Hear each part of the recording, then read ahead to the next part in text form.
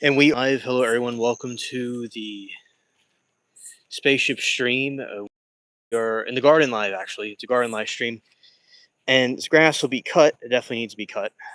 But anyway, so this is the colorful garden right here, and it has rained quite a bit. So we are now looking through here to see, how everything is going. So, hey Noah, it's good to see you. Welcome to the stream. All right. Let's see.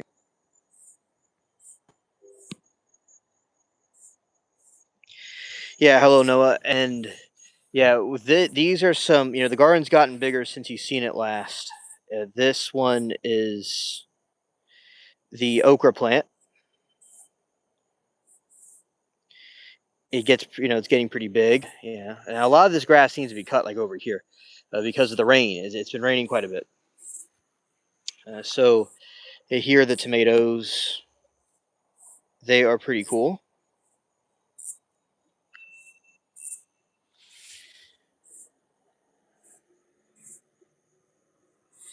And we have some more tomatoes there, which are nice. Okay. Yeah. So right here is the.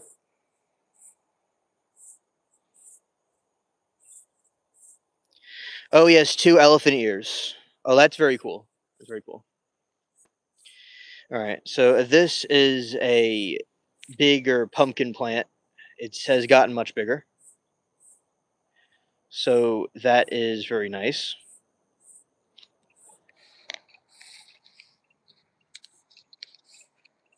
And yeah, the elephant ear plants are very good for decoration.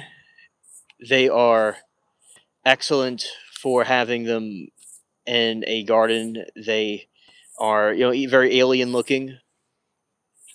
I like the. There are also some other countries eat them. They're called the taro plants. Yeah. So there are those, and yeah, I they get very big too because especially when it rains a lot. Something that is positive about them is that they grow very big after it rains, and they're like a beanstalk. They can get gigantic. So that's something that I like about them. Yeah. I so I was looking into some of the things we are talking about yesterday, and I do believe in how the different mirror experiments. So there are some mirror experiments that happened where they were able to put two mirrors together and they were able to allegedly go into or see another dimension. Some people believe that the mirrors, if they're put together, they're doors to some other world, which I think is quite, it's quite fascinating. But we will see how they're allegedly able to contact extraterrestrials.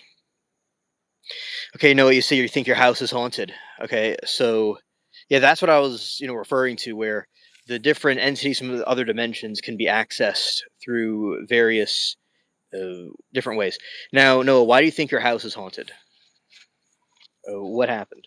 I know what it's like to be in a situation like that, and yeah, because there's definitely something on the other side where people think that they're not really there or there's nothing there on the other side. There is something there because a lot of people have had countless supernatural experiences that can't be explained logically. There has to be some other way to explain it. So yeah, I a cup fell over by itself. Oh, I know what you're talking about. I've dealt with things like that before.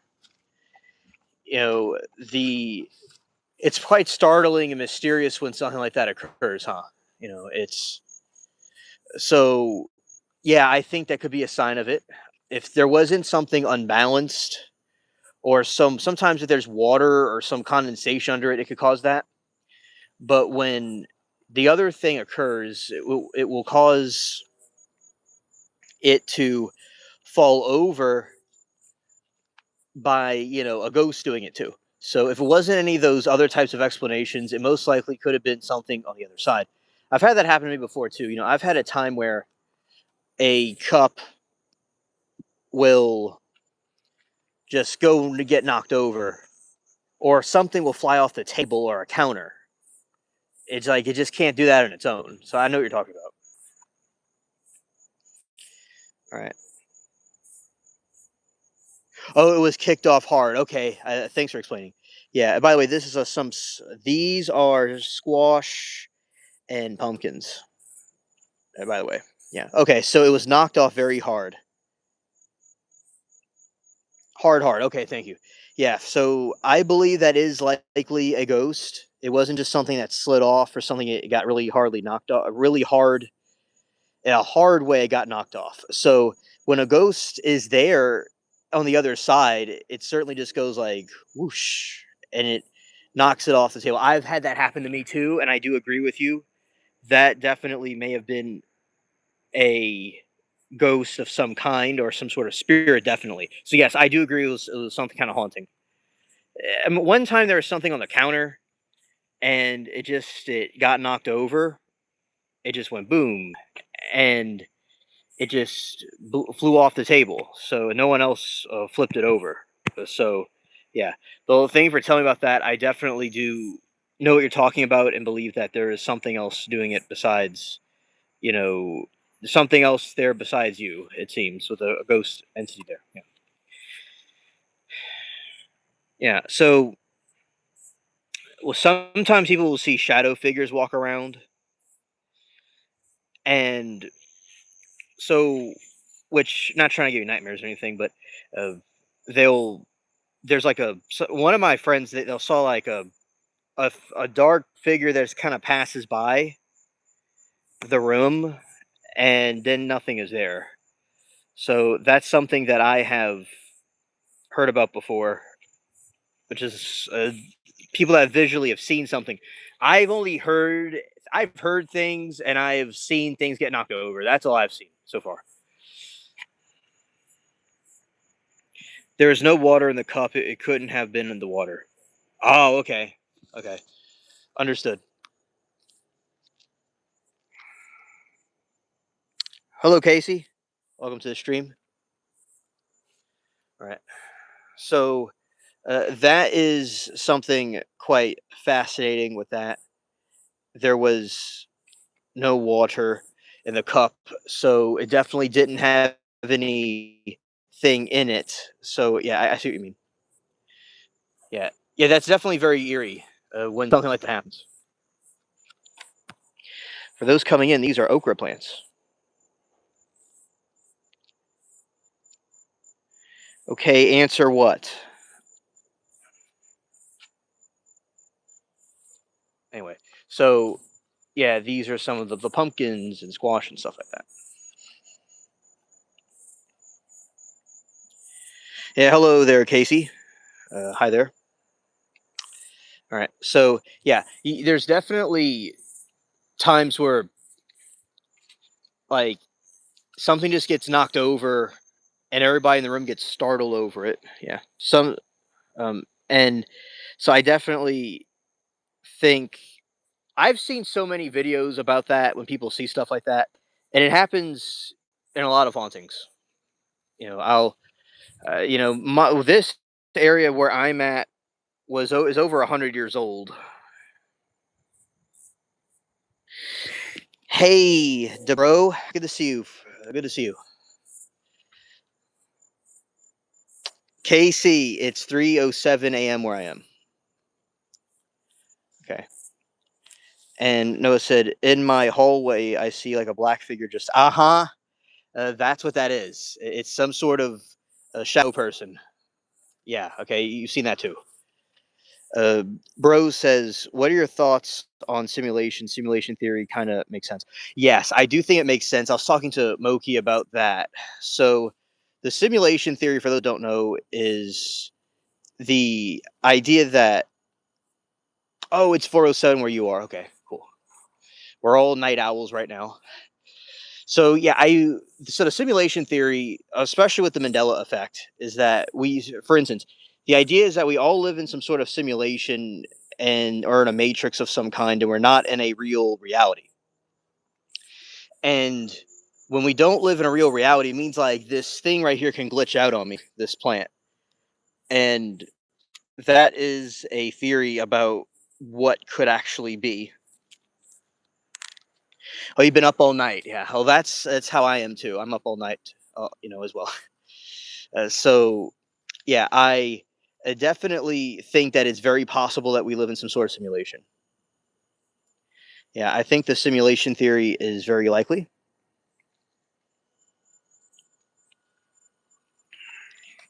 And that is definitely, there's signs of it. There's strange happenings. There's a Mandela effect that occurs. So Mandela effect is, okay, there's something called fruit of the loom. And when I was little, there was something with a cornucopia in it. It's kind of like a Thanksgiving looking thing with fruit in it. But now they say it was just fruit by itself. And there was something called the Bernstein Bears. And they say they're the Bernstein Bears. And there is Pikachu with something with a darker tail. And now he doesn't have a darker tail. There's this Monopoly game. And he doesn't have a monocle. So there's things that happen that don't make any sense. So, yeah, I could definitely see signs of us living in a simulation of some kind, especially with the alien sightings.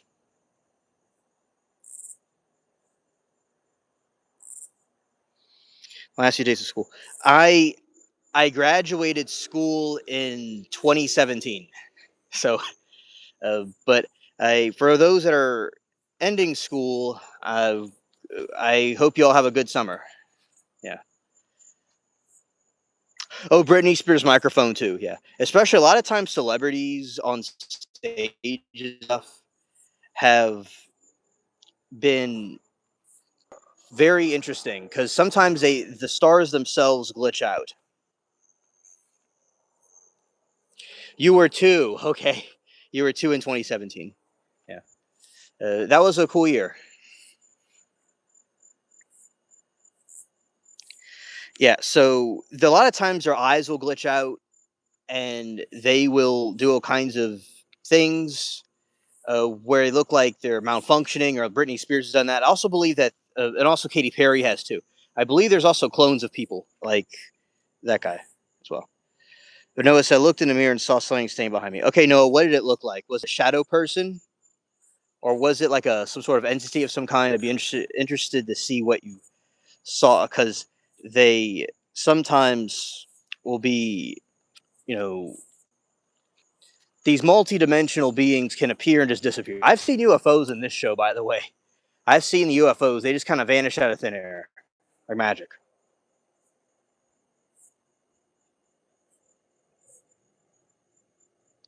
Oh, you're under your blankets in the living room. Okay. Yeah. Okay. Yeah. I understand. I would have done the same thing if I saw that. Yeah, I would have like ran out the house probably. But yeah, so yeah, that's good. That's good to be under the covers. But the entities, yeah, it's really messed up when they do things like that. There's no need to go and for these spirits, whatever they are, to freak out people. It's a cowardly thing to do for any human or spirit to do that, especially to young people. See, remember, they're just it's a cowardly spirit of some kind to do that. And yeah, I've seen different videos on YouTube of people having poltergeists and stuff. Oh, you see that, Casey? Yeah. Now, you see, the good thing about cats is that they use a potty box, where that's usually not the issue with cats. But usually, an adult would walk a dog at night if they needed to. It's up to them to deal with take care of the pets and stuff. And yeah, I mean, there's noises and stuff that people are here. And Bro said, "I'm not scared of spirits. I walk through the woods at night."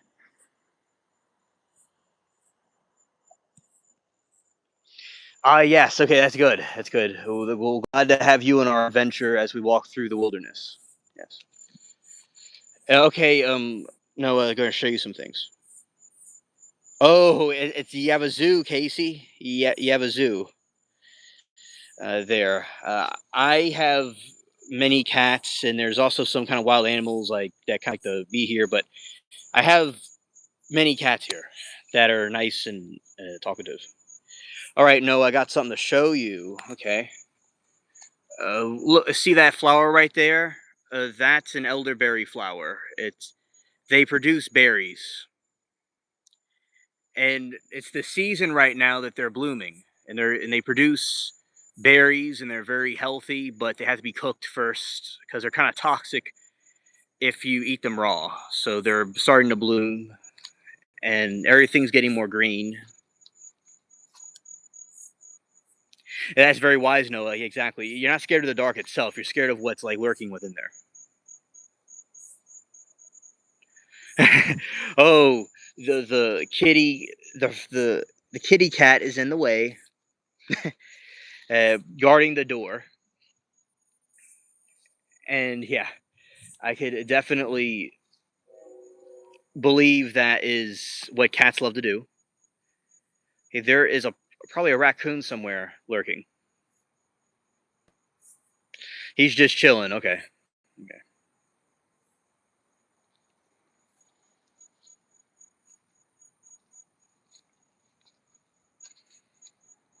Okay. And right here is a bunch of plants the natives grew, and I use them now as like a hedge and just like a nice tropical plant.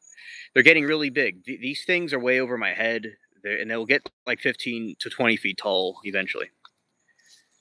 Okay. Okay. We have some raccoons going through here. I would assume the swamp puppies are lurking around.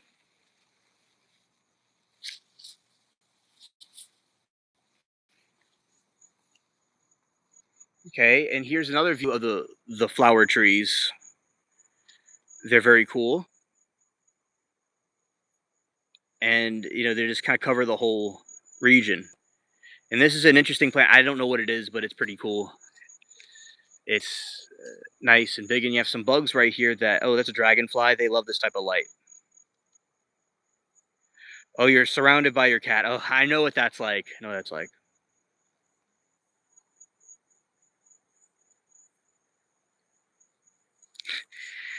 He was kind of saying like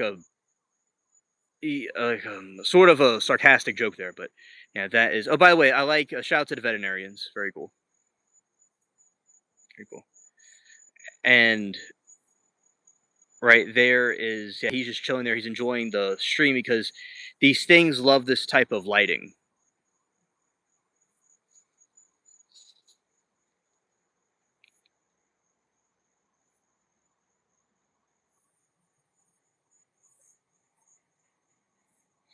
If your house is on fire, you'll see my brother and dad. Yeah, well, hopefully houses don't get set on fire. Yeah, hopefully it doesn't happen.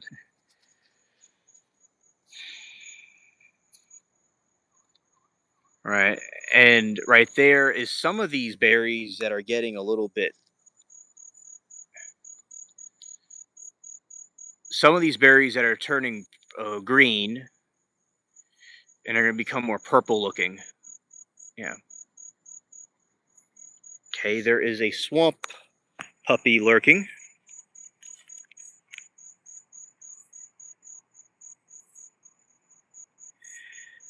Yeah, we hear him somewhere. As Noah said, it's not the dark isn't scary. It's like what lurks in the darkness that's scary. Okay. Oh yeah, I know cats hate water. There's all kinds of theories about why they don't like water. Yeah.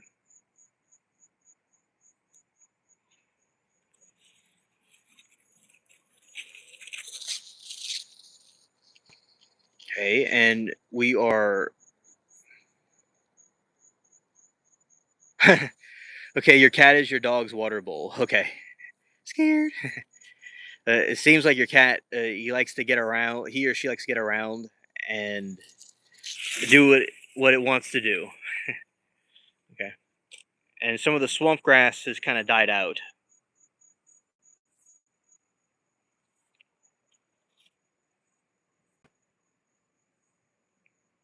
right here.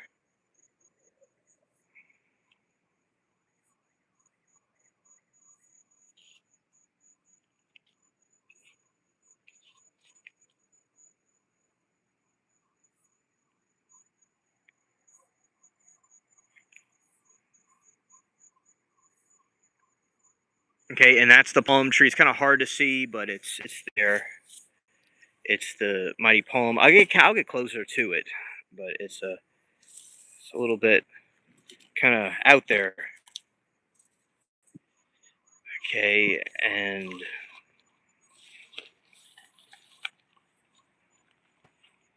there he is, right? Good morning, Callie. Welcome to the stream. It's always nice to see you and chat. And yeah, this is the. Oh yeah, okay. Shout out to you, Casey. Cool people. I'm glad that you're here with us. And shout out to your cats and dogs, and your family. Oh, you have 9 subs. Okay, so those interested, they could go subscribe to Casey's channel. Good luck with your content. So yeah, go subscribe to him, to Casey, and thank you, chat. And yeah, I was around your age when I started YouTube, and you'll get there. Just keep on doing content, and you'll get there. Noah said, "I wish someone would like gifts around in person, like little thing where, like, relaxing sounds, but they're all locked you up. You have to join your group. I just want that so bad." Yeah, yeah, it's definitely nice when people give gifts and stuff, and more people being more united. Yeah, that would be good. Yeah, so I definitely believe that we live possibly in a simulation of some kind. And by the way, that is my palm tree.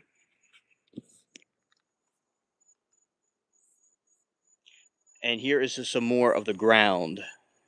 And some kind of creatures are making some squeaky noises. I don't know what they are, but they're making squeaky noises. Yeah. So yeah, definitely believe we're in a simulation of some kind, and we are. Oh yeah, that's good to grab a pole for protection. Yeah, that's good. Like something like that is good. And you got these big sticks here that came from really large plants. Yeah. So like, oh, you agree with the simulation theory, Callie? And yeah, you see, the thing with simulations is that when you have you found it in your kitchen. That's good. I mean, I guess it's good. I don't know if it is good, but thanks for letting us know. And yeah, because sometimes glitches happen in real life. They're just things we can't explain. And I was studying about these different philosophers from the past that were channeling different portals, and they're able to see like tall these white type of beings similar to the whites or the grays that kind of we talk about in the show, and they prophesied things in the future that were happening with wars in the Middle East, things like that.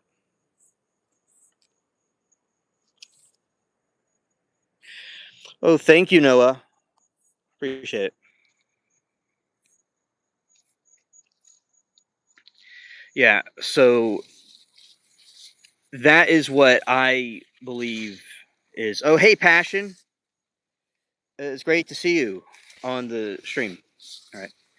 And yeah, aliens. So this philosopher, he was able to see these different things from like the wars, Middle East, and the different nations being created and stuff. So they were able to do that because there is an incident where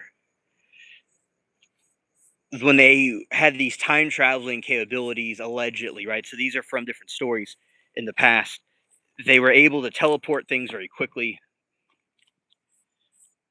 and I think nowadays we could see things like that too. I mean, there is different gods and stuff of other religions. There is, I believe, there is, these different things in these other realms that were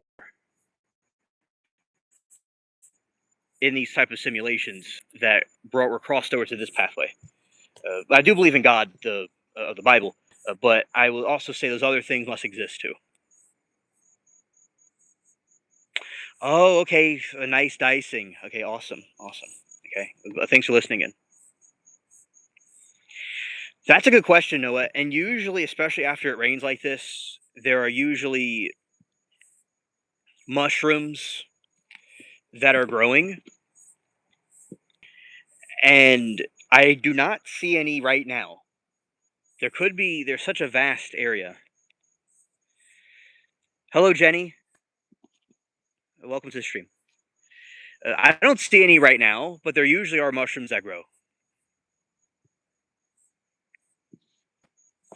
And sometimes there's fairy rings, and a fairy ring is like a type of crop circle, technically. Like they have these aliens that talk about crop circles. That didn't make any sense what I just said, but anyway, there's crop circles that are created by aliens. Oh, I know, Jenny. I know it's like something is going to start charging at me and is going to start zigzagging our way. Yeah, or some eyes are going to appear. Yeah, scared. Yeah, I know. So that is something I do think is a possibility. So the fairy ring theory. Now, scientifically, they're created when different funguses are kind of in a circular form, and they grow these mushrooms in a circular pattern. But in the other theory of the UFO theory, that fairy rings are created by fairies or some sort of supernatural type of entity, and they made like a circle and then they appear. Scientifically, it's some sort of a fungal formation that occurs. So usually they're around these mushrooms, and I'm sure they are. I'm sure they're here somewhere. I just have not seen any so far. But I mean, it's such a vast wilderness. I don't know. I mean, if I went and looked in the ground, maybe I'd see something, but I don't see them. But yes, I do have mushrooms that grow, but not currently, as far as I'm aware. If I really looked, maybe we could see something. I don't really see them. Yeah, but yeah, that's in the dark, and we are going to observe what is or isn't. And I think with the mushrooms, they're very fascinating. They're like, I remember they had in the mythologies and stuff. There was gnomes, and they would have these different little houses, and their houses were these mushrooms. Yeah.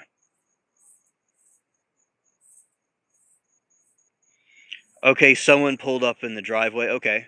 Okay. Well, you just yeah, stay in and stay put unless your parents tell you something. Ah, whatever they want you to do. Okay. But sometimes there's cars and vehicles. Maybe it's a neighbor. Maybe it pulls up to another area.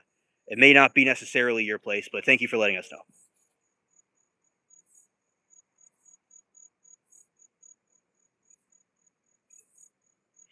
Liz said, "How would we know?" Oh, hey, Chris. Facts. Glad you're here.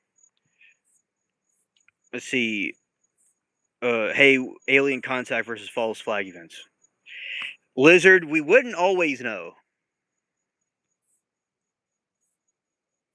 Okay, it's a black truck. Okay, thank you, Casey, for. Okay. Thank you for telling me. Uh, hey, Brig, it's been a while. Good to see you. Let's see. Regarding simulation theory, it is statistically way more likely that we are in a simulation than real world, according to a lot of people smarter than me. Yeah, that makes sense.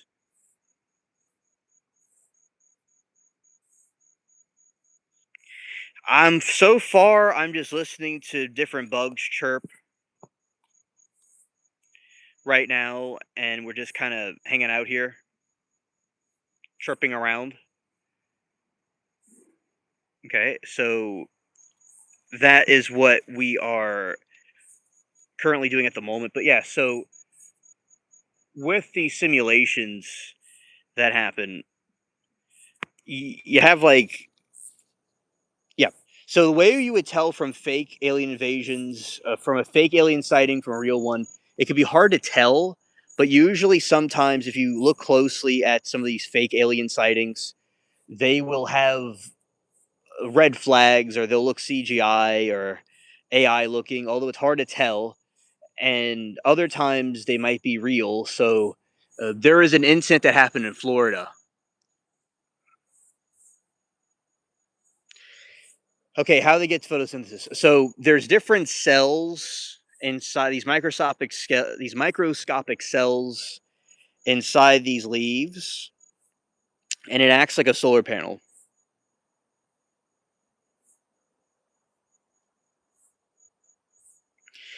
So that is how they do it. Little microscopic cells, and it's like a solar panel. We cannot see it with the naked eye, but they're all little billions of little green things, and they all absorb it from the sun. Yeah. So that's how we would be able to tell, one is fake, one isn't. Now, I do believe there's a plot twist here that AI created things are actually real. So there are things that they'll say is created with AI, but they had AI come out at the same time different things would be released. So you would think that it's AI or not AI. You wouldn't really know. So it's possible some things might not be created by AI, but they want you to think it is. Hi, strangers, my spirit animal. Nice, nice. Okay, so good morning, Lisa. Welcome to the stream.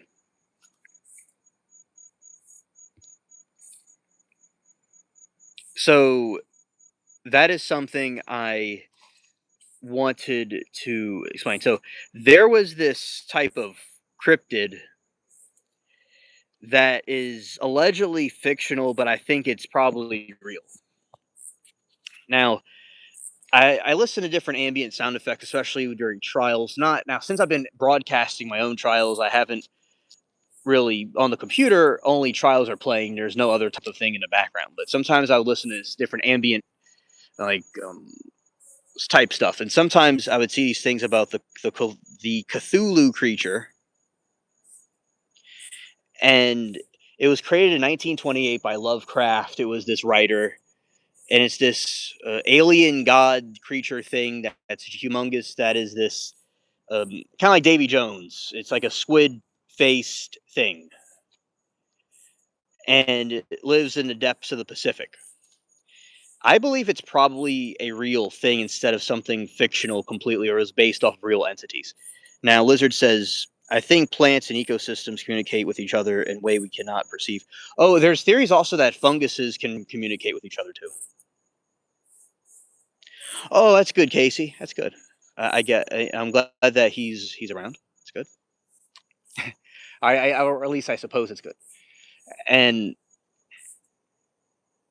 okay, let's see. Callie says, "You think it's odd that they are releasing movie Disclosure Day? It seems to be about government hiding aliens from us until then.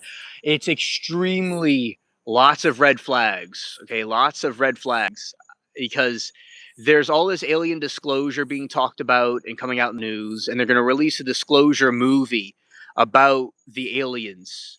I think it's extremely uncanny. It's just with this whole different things being released and talked about. It's just completely odd that all of that is being talked about at once. Hello, Rose. Great to see you. It's extremely odd, and I think it is important for people to know. It's like they're priming us. Yes, I agree.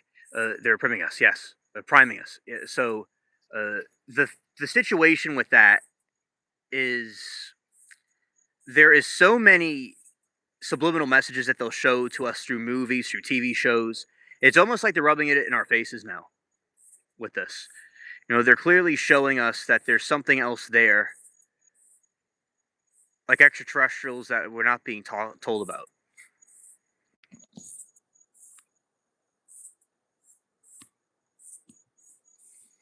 I'm thinking about aliens and AI to team up and hunt us all down. You see, Casey, you're very wise because the thing about AI is that although I think it'd be a very good tool, it also can be used as a hypothetical rogue. There's a movie called The Terminator that came out in the 1980s. And there's theories that the AI might be like the Terminator thing, which was this robot. You probably know about it, I guess. Arnold Schwarzenegger was in it, and it was, hey, hello there, Noah. Yes, facts. And so that is something very accurate. We need to be concerned about the AI and aliens, what they may do. Now, allegedly, the aliens have technology that the government may be hiding from us, so they don't want us to know about. That's something else that might be happening. So, do they have technology they want to hide from us? What is it exactly? I am 28. That's how old I am.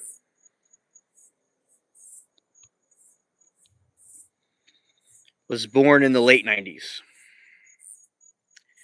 Okay. So, especially since these government agencies are very restrictive and not have any record, honestly. Yeah, exactly. Okay. And Rose says, it seems the same about AI. So many movies out about, and now mysterious data centers being built. Yeah. It's very strange.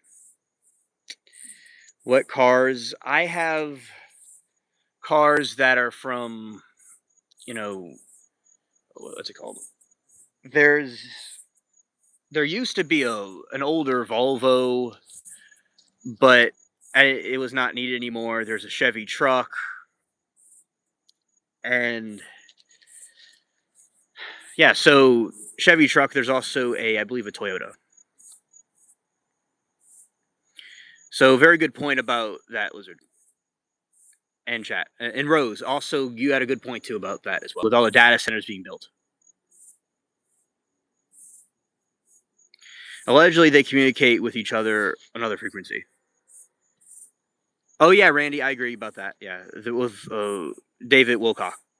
Oh, David Wilcox. Yeah, the theory that Earth is a living being and that the neural network is similar to how humans that currently beta testing, but plants, rocks, air, fog is organisms. That could be possible. They be communicating through different frequencies. Oh, the indigenous Native Americans, they believed that people should, that the trees, nature, all had a consciousness to it. That's what they believed.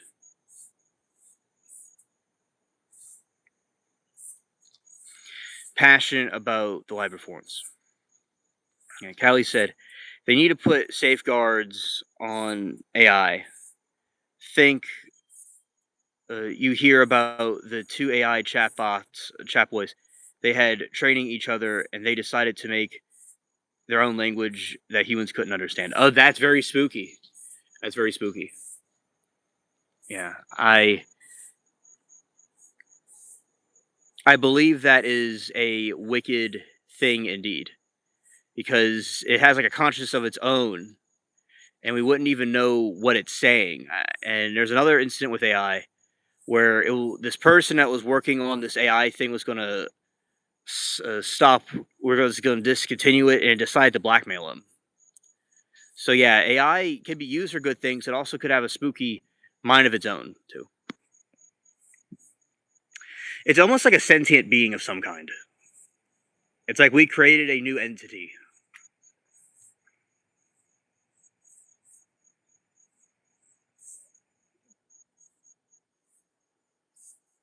That's very cool, Casey. It's very cool. I have a World War II helmet from a Soviet paratrooper.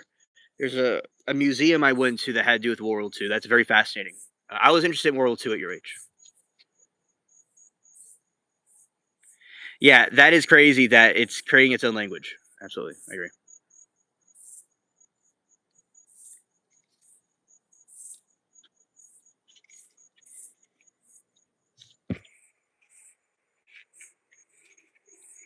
Noah can speak Chinese. Oh, that's pretty cool. Oh, the eyes. We see eyes chat. Scared. We see eyes. Good morning, Saw Girl. Great to see you. Look at that chat. Some swamp puppies.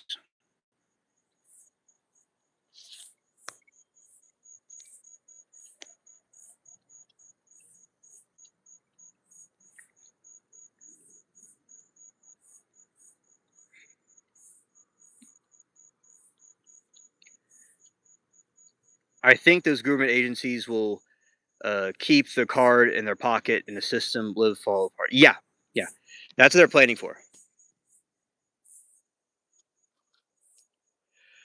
Oh, thank you, Saw Girl. Thank you.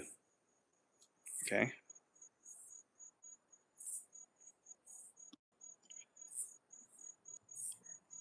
Okay.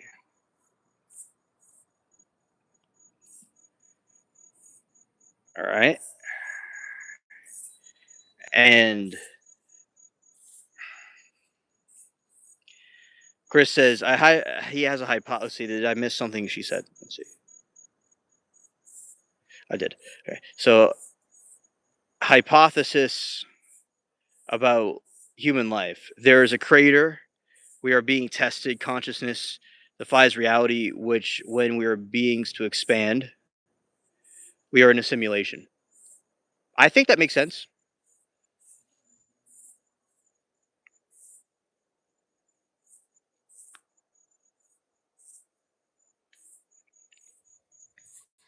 Rose says a lot of the early leaders in AI opted out because they saw what it could become.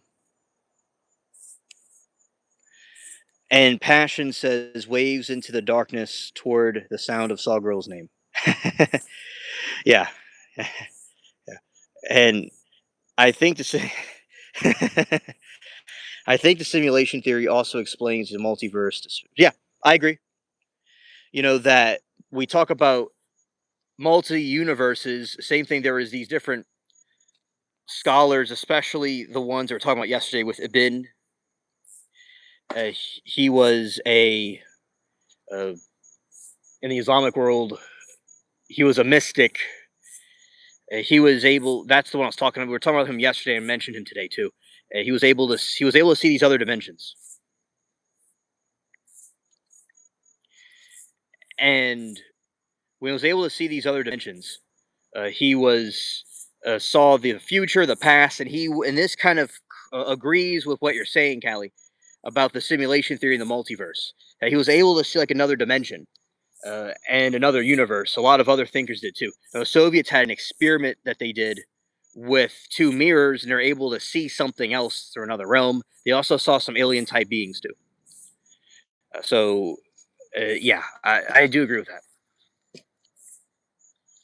That's up close to the elderberry. It's not completely ripe yet, though. Oh, your dad left you.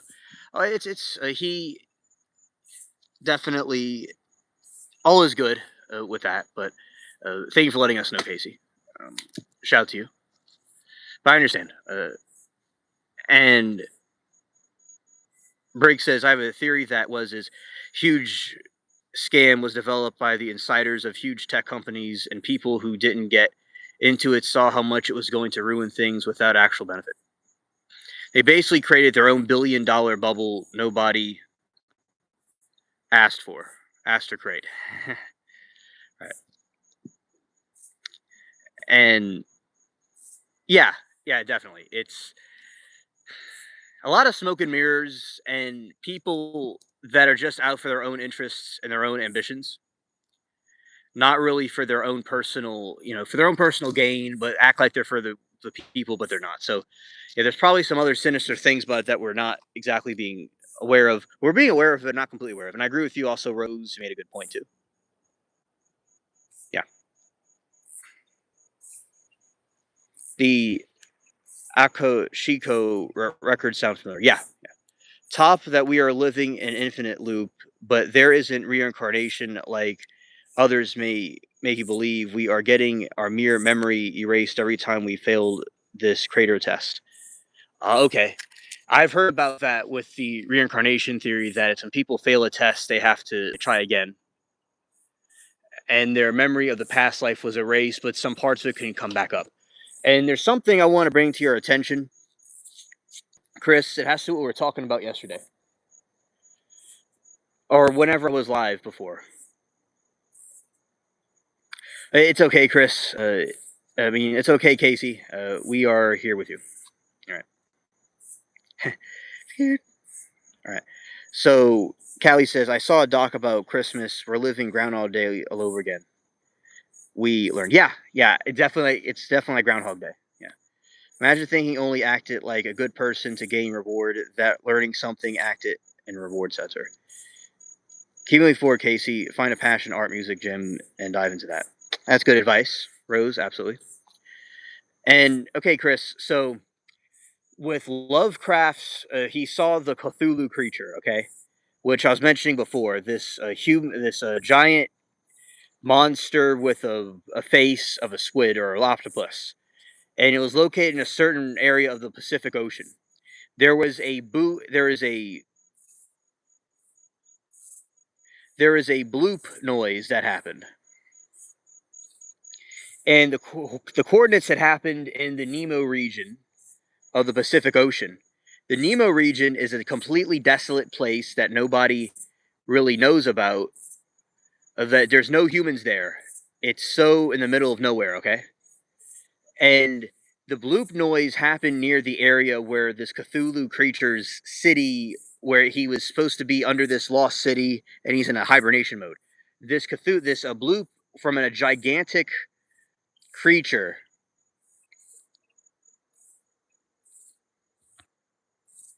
Oh, that's good, Chris. You know what I'm talking about. All right, so you understand what Cthulhu is, yeah. So for those that don't know, and there is a bloop noise that was extremely loud in the ocean in the Pacific, and it happened near the region where Cthulhu was, or that story was. And it's fictional, but there are theories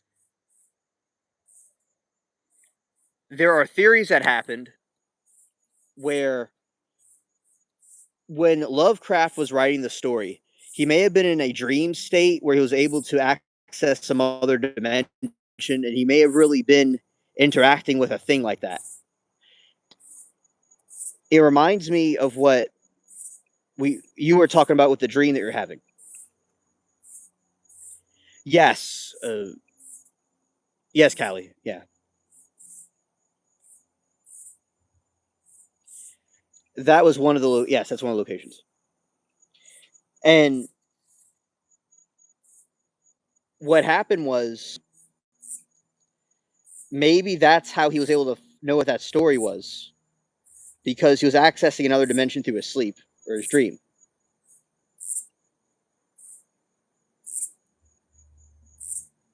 Now, the specific city I'm referring to is Ryla. It's the lost city mythos. Okay, Casey. So Cthulhu is a mythical creature that was created a fictional story, right? Like a um, something that was made up as fiction. And it's a kind of looks like Davy Jones from Pirates of the Caribbean, right? But it's a much larger entity with a squid face or an octopus face, and it's like a alien god thing, and it comes from the water, and it captivates and brainwashes people. So there's a theory that it may have been actually a real interdimensional entity that Lovecraft somehow accessed through different dream states. Yeah, kind of like the Kraken. Yes, and it also can be based off of different cryptids and alien type entities too. And etc. plus, yeah, etc. means plus others. Okay, etc. is like I have a dog, I have a cat, I have a parrot, etc. So the etc. part means I also have cows and chickens and goats. It means that there's extra things besides that, and so forth. Right. Okay. And Passion says, I'm doing savory beef mince, onions, carrots, flavor with a handful of peas, and oh yeah, you get you, you got a light show. Well, that sounds delicious. I'm gonna be going down there to get some. Very delicious, and he's gonna feed the chat. He's almost invincible being. Just with the gaze of a monster can control the minds, powerful all around it, but by like other creature, he has a weakness. Yeah, that's correct. And Cthulhu is a mystical monster. He looks like the Kraken, more intelligent, and looks giant squid like humanoid structure. Cthulhu really about cosmic horror or madness of things we are unable to understand.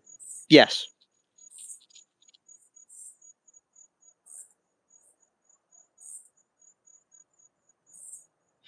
Lizard says, it is pretty wild to think about when I was younger. I believed the system we live in as time goes on, I feel like is a series of manipulations, forcing us to live every shrinking box. Yeah, absolutely agree.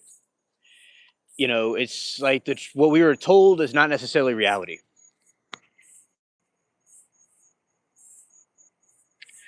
Oh yeah, you had a lot of learning, Casey. You had a lot of learning. Yeah, it's you're getting the interdimensional knowledge right now. Yeah.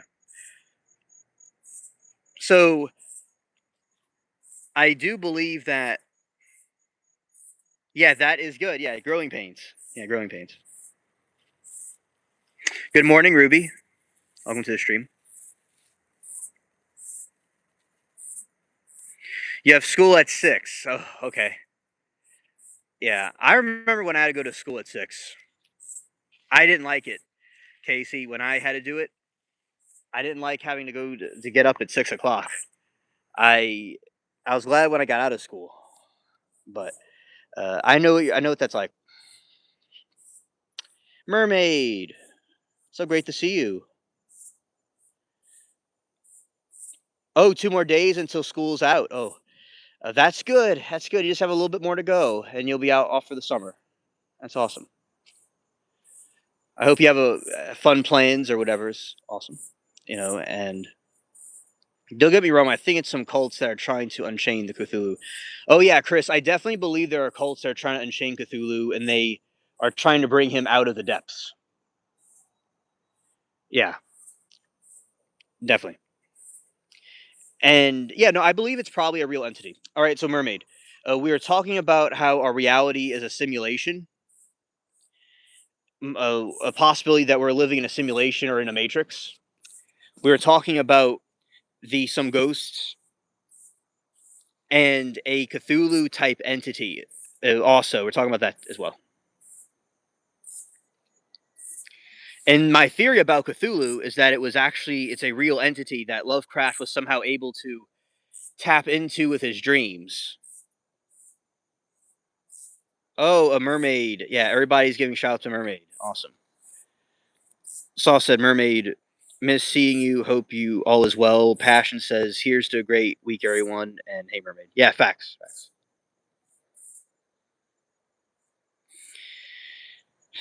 And under Casey, I definitely can relate to that feeling.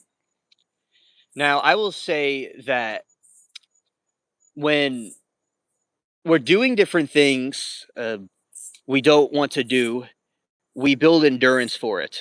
And that there's always going to be a hard thing at some point. If it's school or whatever, there's always going to be some kind of challenge. So if you're able to endure the challenge, you'll build resistance and perseverance to the next step. And I don't think schools teach things people should always know about, like paying taxes or making money or things like that. It's still a test of perseverance and getting the brain to think. So I do believe that staying in there would be a better idea, but I definitely understand how you feel. And we have to sometimes go against the grain. And Callie said hello to Mermaid too. Oh yeah, Callie, and that's the one. That's my point. Is that the night terrors are the other dimension possibly? And yeah, we all love our mermaid. She is the best.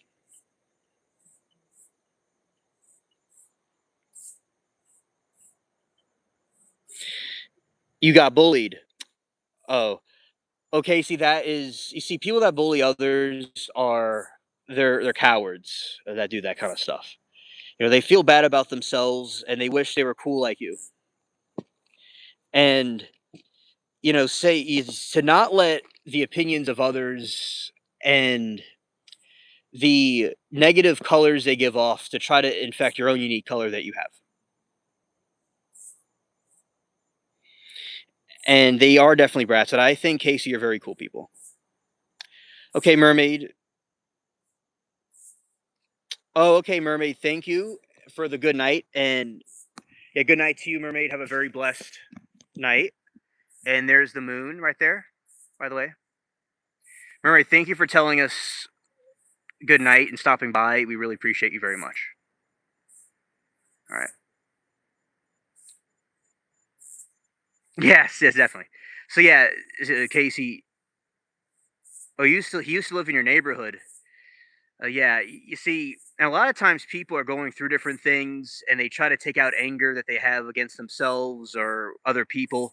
A lot of those people are really hurting. And remember, I deal with a lot of bullying or what we call trolling on YouTube. And you see, they would see Casey bullies wish they were you for a second. It's basically energy, and they're gonna use their energy to try to attack you, but not something for their own selves because you are just it's like a star in the sky shining, and that's what you are, but they can't be that. So yeah, we should not care about the opinions of other people that we don't even like. We don't even like these people. Their opinions don't matter, and we must accept whatever is woven in our destiny because it's like a gem being polished with friction. So things will get better later in time.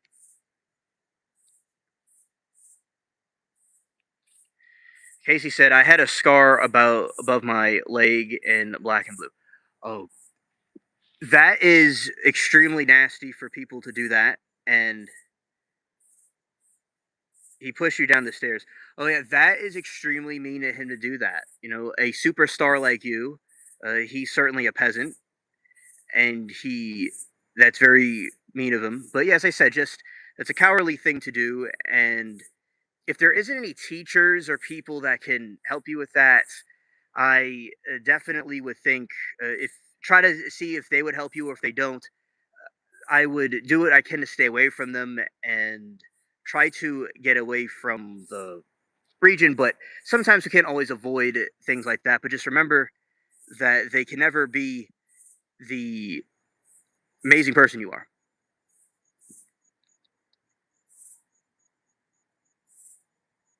Yes, Callie is greatest mod on the internet. Yeah. Yeah. And remember, Casey, is to I'm glad that you remember to take the high road and to not be like them. Like they may be bullies, and you just be the best person you can be. Okay, Ruby, a good night to you too. And be the greatest person you can be. And you look good in the broken mirror. All right. He did it at a bus dismissal. Yeah. And that is really a messed up problem for him to do. And he's a Timu troll. That's what he is, a Timu troll. Yeah, and yeah, see about a teacher or somebody to try to negate that situation, or what that means is to try to stop him from doing that. Now, as I said, sometimes I may not do anything, but yeah, I definitely am glad that you're telling us about this and take the high road and to not like be like them and to get away or defend yourself in some sort of sense. But yeah, just there's people that do that are just jealous and they wish they were you. Maybe they have a bad home life or something and they want to take it out on someone else. It happened to me when I was little, when I was in first grade. And Casey said, and last year I almost got my nose broken on a bus. Oh, yeah, that is just really messed up how people, can be. I appreciate you telling us this. Yeah, bullying is never acceptable. And It's absolutely atrocious for them to do such things. Oh, the OG. Hey, SE. It's so great to see you, my old friend. Welcome. Um, awesome.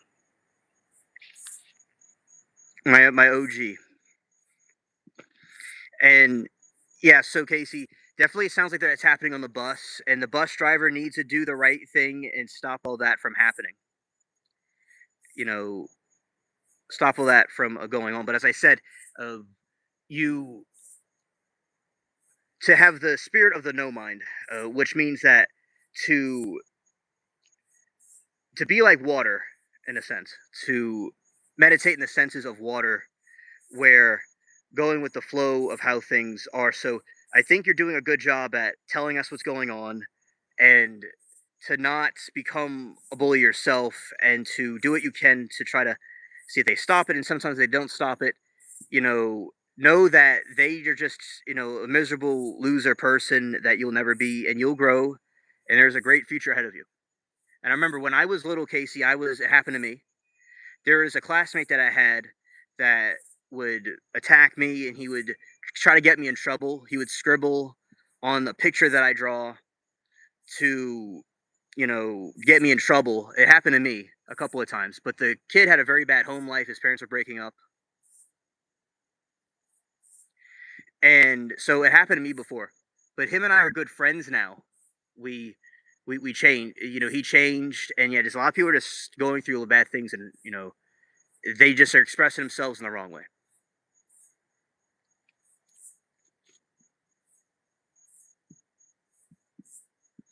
Casey said the principal took me out of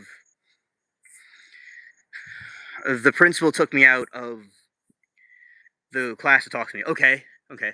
Well, I would think that would be good if they're trying to talk to you and tell them what's going on, because that's not right for them to do that.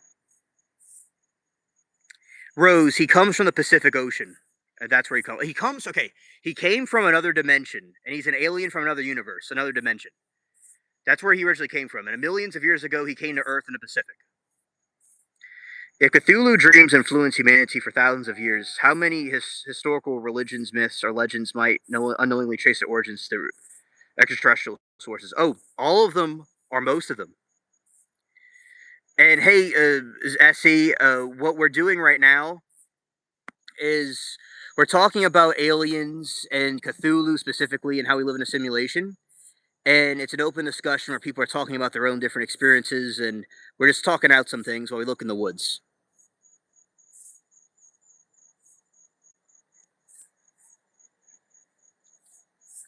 Oh, okay. Yeah, thanks for reminding me, SC. I'll check it out. Yeah, I think I did see it. I didn't comment on it. Yeah, I remember I did look at it, but I didn't comment yet, because I was kind of doing some things. But yeah, I'll go back and comment on it. Yeah, SC. My opinion about it is I think it's a real Bigfoot sighting, because I did look at it. And okay, so my thoughts about it is that I think it's you captured a real one, and a real sighting of one, and it's from a different, we think on the show. It's crazy, dude. That's a really good find, Essie, that you were able to capture that. That's really a really cool find, because there are so many people that have had sightings about them, but you're actually able to capture a Bigfoot image. And it was fresh too. So Essie, I think it was fresh. It wasn't old, like it recently happened. And we think that they're interdimensional because they go to another realm, okay? They're able to go from one dimension to another. Now, the natives here, the indigenous people, they saw them too before the Americans even came here. This was America, so it was something the natives saw. So you were able to capture a very amazing sight. Because I did look at it. Yeah, I glad you were able to catch that. You see, that's why SE, you being persistent and always going out there and documenting your experience, you're able to see those types of things. Yeah.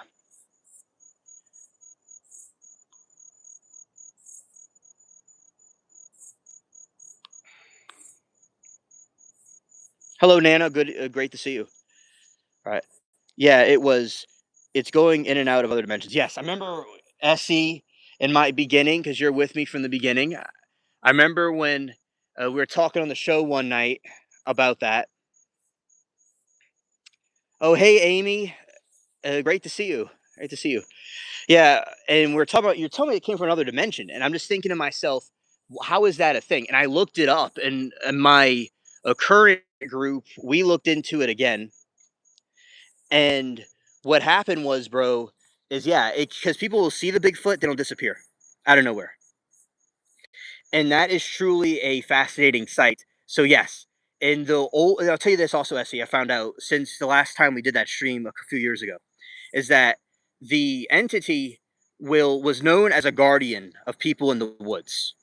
And I was on another stream with there's a troll that was being wild in a chat, and he all of a sudden just switched gears and told me about philosophical concepts about these different dimensional beings. And so with these different dimensional beings is that there's something in the woods called the helper. And oh, hello bamboo.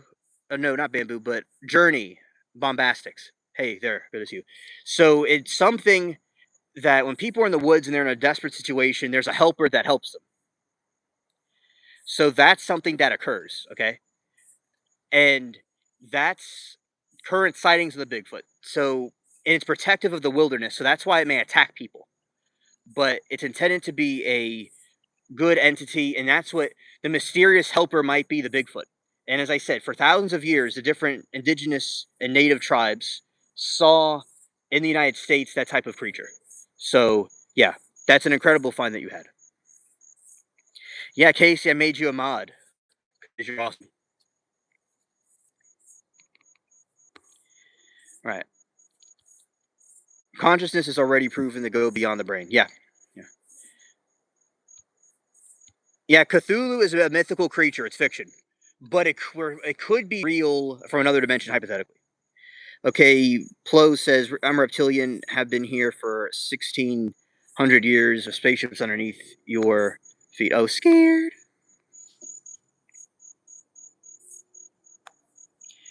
Right. And if dreams are neurological phenomena, Cthulhu could demonstrably transmit information through dreams, but consciousness be proven to extend beyond the brain. Yeah, it would do that anyway, but yes, it would absolutely do that. Okay, see, this is you don't have to do anything necessarily, uh, but if you saw a troll or if you saw somebody in the chat that is being not nice or being stupid or something, you can press their profile and you can time them out for 2 seconds if you wanted to. If somebody was being, if a bully came in here, right? But you don't really have to do anything. It's just a like an honorary thing. But that's how you would do it if you wanted to do something with it. I think the stories of Enoch talk about the giants, maybe Bigfoot. Yeah. Oh, absolutely. The Book of Enoch is very clear that there were these. The Book of Enoch is something that was taken out of the Bible, but there's things that the canonical Bible has in it that affirms Enoch. So, the Book of Genesis and Numbers talk about the giants and the Nephilim. All right, and the Bible that's there right now. The Enoch goes in more detail about it. Is it permit? Oh no, the timeout. Okay, you could time out somebody for that is not which is not permanent, or you can do it per. You can do it permanently if you wanted to, but it's of you could either do it for a timeout, like say someone's at school, right? Like the bully, like at the school, no mod. If you yes, you will be one. It's not temporary. You are just one for here on out. If you didn't want to be one, I could take it away if you'd like. But yes, it's permanent for now. Yes, unless you didn't want it. Unless you didn't want it. And yeah, okay. So that is the situation. So it kind of talks about how these Nephilim entities were created because fallen angels or aliens, people might think they're aliens or some sort of advanced civilization came down and they took Earth people and they made them into wives, and they created this offspring called Nephilim, which are these giants that were in the Bible, right? Book of Enoch goes in more detail about it and more into the alien theories about them. Like there was as real this by this mountain, and he was the chief of the fallen watchers.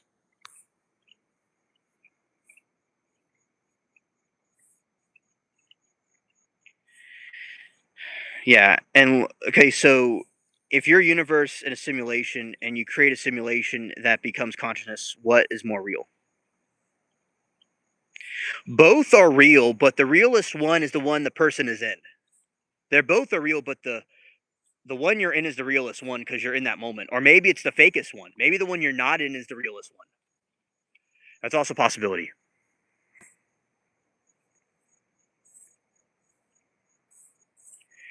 Reality may be relative to the observer from inside each layer. Existence is equally real.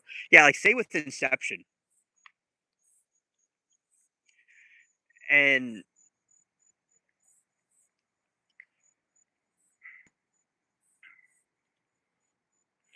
you see, with Inception, it's this concept of like a dream within a dream. And there's a point where people don't know what is really a dream and what isn't a dream, which I believe we've conducted Inception with our streaming group. You know, we've all had these different dreams and things like that, and we've been through maybe different dimensions and stuff. So no, we've all had these Inception type experiences. Exactly, mermaid. Thank you, mods. I appreciate it. Exactly, and very good point. Absolutely, mermaid. And reality may be relative to the observer. Exactly. Oh, thank you, Chris. I appreciate it. Thank you. Yeah, and your questions are Oxford, Harvard level questions. Very brilliant. Very philosophical. Yeah. So, my pleasure, definitely. And so there is a flood, and our glitches are more accurate way to proof reality of simulation. In my opinion, the glitches is the biggest sign that we're aware of that people can see. Multiple people are seeing the glitches occur, and that is something I think it may not be the biggest sign. Actually, it's possible there's something else that we're not aware of, or I'm overlooking. But the glitches are seen on TV. It's so widespread that I think that is the biggest sign we live in some sort of simulation, and the Mandela effect too. I believe the Mandela effect is a glitch in the Matrix. Yes, Casey, it could be because of the aliens. Absolutely true. And no, Casey, there's another theory about aliens. There is a theory that the aliens are time travelers from another time period, 46 to 56,000 years ago, years from now. And when they did time traveling, they messed with their time continuation. Okay, this is called a dragonfly, Amy. This is a dragonfly.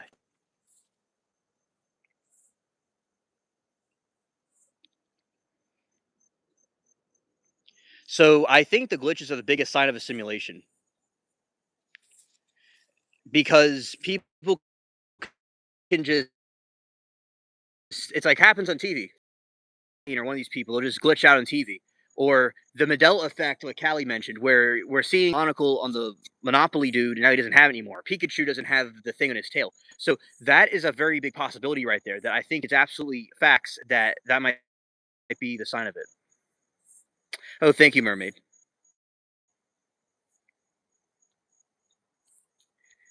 Yeah, Jinx, Jinx. Yeah.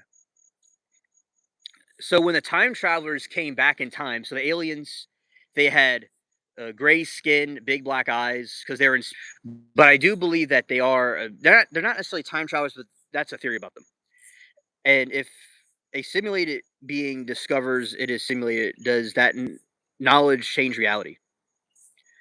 Oh, it changes reality in a lot of ways because they'll be able to have more foresight and know that something's going on. Maybe they could use their consciousness, their dreams, whatever, to access something else, so they know what they're seeing is a simulation. And maybe that causes a glitch in the matrix, or maybe it just we know things that we wish we didn't know. Those would be the context of it. Oh yeah, they have very beautiful colors. Absolutely.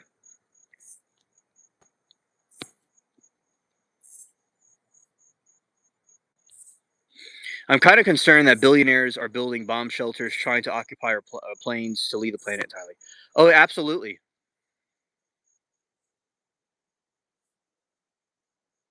Okay, Casey, I'll explain what I'm talking about to you. Okay, so Casey, we're talking about conspiracy theory that maybe it's something that may be true or may not be true. So I'll explain what the glitch is, okay? So this is a science fiction type concept, like if you're watching a movie that could be hypothetically real, but it's nothing to be concerned about or worried about. But in this situation, that is what is occurring. So there's games or there's movies or a TV show or a line from a movie. And where people remember, like say in Star Wars, Luke, I'm your father. But Darth Vader actually said, no, I'm your father. Or there's a monocle on the Monopoly dude, but now there's not a Monopoly dude monocle anymore. So those are glitches in the matrix. It's like, let's just say there's a tree right here, right? And then the next day the tree's actually over there, and there's no way to explain it. So it's things that happen in our modern realm that we can't explain, like a plane flying in an impossible way, like a alien sighting, like a line from a movie that people remember that isn't really true, right? So that's what the glitch is that I'm talking about. It's a concept that our reality we're in right now is a simulation of some kind. That there's some time travelers messing with things. There's also CERN. Yes, or adrenochrome. Yes, the elites harvesting adrenochrome. Yeah,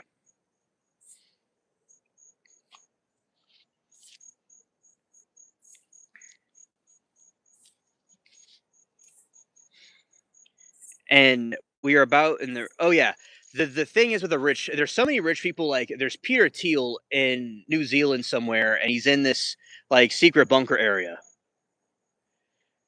There's that happening, right? So there's these elites and stuff that are in the doing this types of things, trying to get away from a reality because something's gonna happen. All right. So Chris says, if the base reality is no longer exists, could simulations become the only reality? Yeah, absolutely. Yeah, the Men in Black. Yeah. Yes, the internet was their weapon, but they became their own downfall. Mermaid, I'm going to show you some of my plants that I'm growing. I just ran into a tree.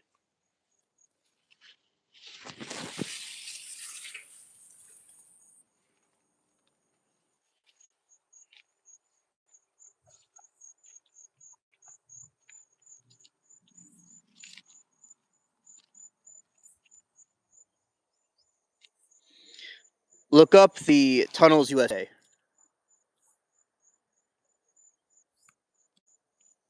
Hey, Todd.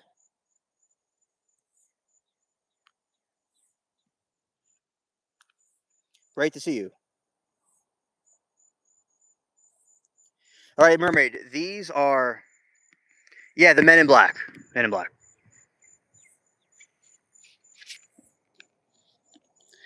Okay, so these are pumpkins and squash. They're getting pretty big. I didn't hear about that, Todd. Thank you for letting me know. Okay. I am glad you informed me. I was had my head in the sand. I didn't know that had happened. Yeah, thank you, Casey. Yeah. Yes, Rose, Men in Black.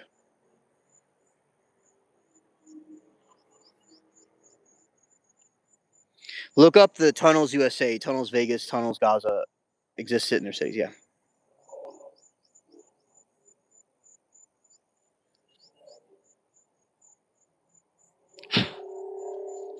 All right, so going over this way.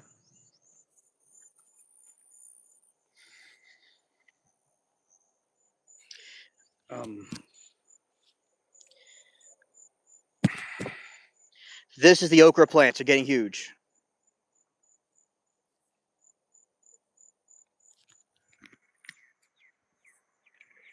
All right, yeah, that's messed up. All the scientists 12 confirmed so far. Yeah, yeah.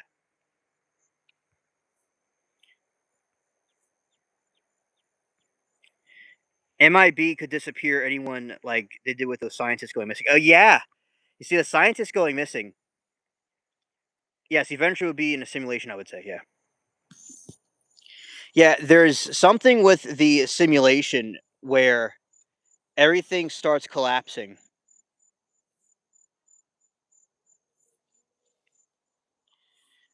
and that is something I think is quite, you know, they're either the scientists are working on something,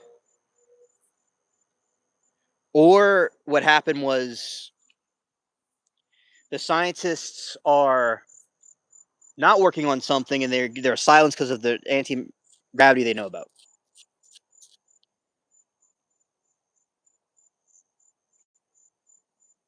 Oh, Todd, that's horrible.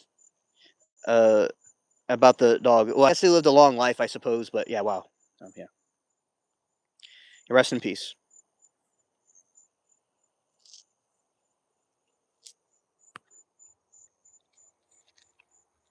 Okay, and yeah, triple size, and your orca is doing well. Oh, the orca. Okay. It. Okay, let's see here. Yeah, goodbyes are very very sad. 17. Yeah, that's a long time.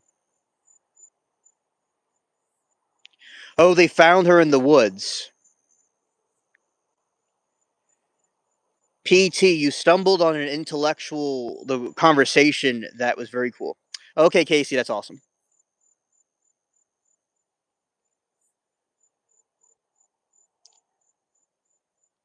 I know. So these are tomatoes, mermaid. They're the tomatoes are growing.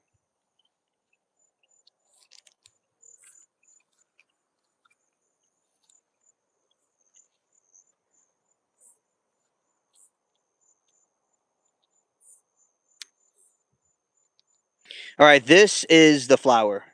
Oh yeah, PT, welcome. All right, this is the moonflower. Well, it's actually called the primrose, technically, but bats and stuff can drink nectar from it. So they're like all night long. Yeah.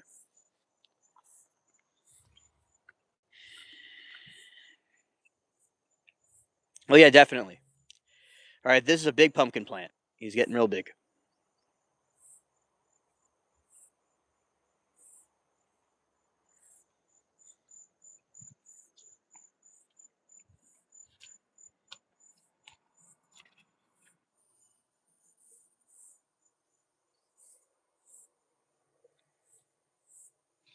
Oh, okay. So, yes. Oh, okay. This is the thing, bro.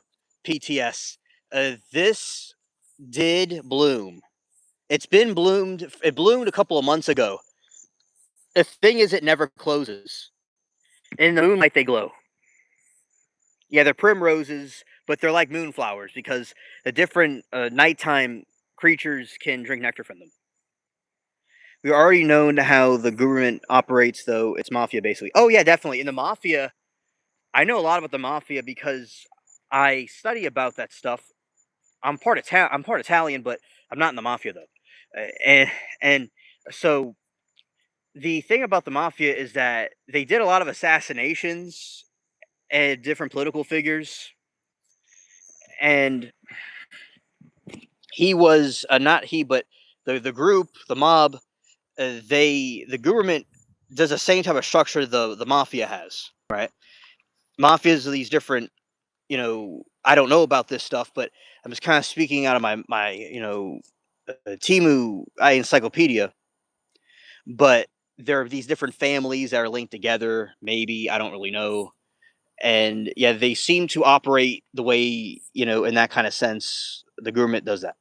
So, but as I said, the reason why I say that they did a political assassinations is because it was already confirmed through the media. Nothing that I know about personally, because I wouldn't know about stuff like that. And um, they're all over the U.S. And as I said, the government sometimes does stuff with them like that. Yeah,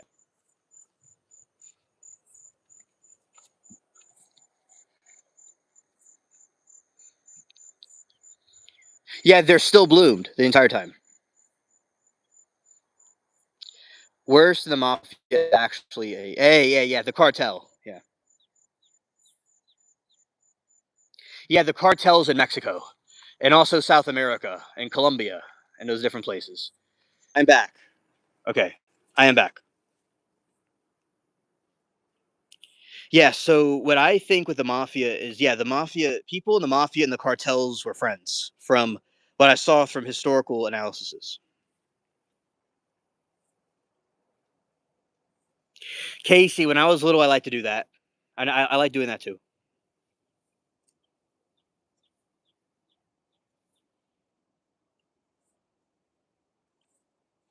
Yeah, they definitely, indeed. Yeah. All right. So Chris says, so yeah, the Frank Sinatra knew Pablo Escobar. Those different gang groups were sometimes allies a lot. Chris said the movie Relations from Steven Spielberg explained the guy knew much about, and the government tried to silence him because of the information could change everything we know about life. Yeah, they definitely do like to do censorship and silencing people.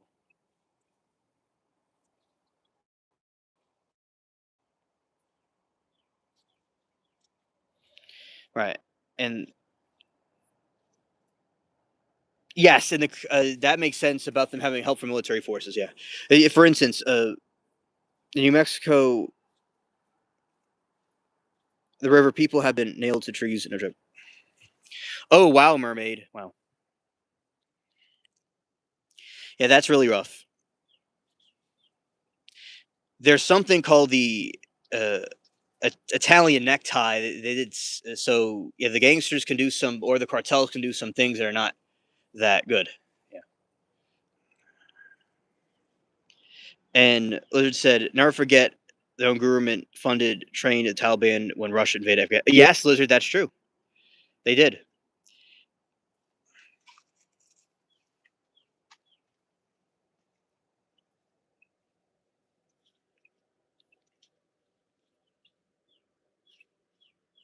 Good night, Todd. Thank you for stopping by. I really appreciate your commentary, and I do agree with you, Todd. Good points tonight.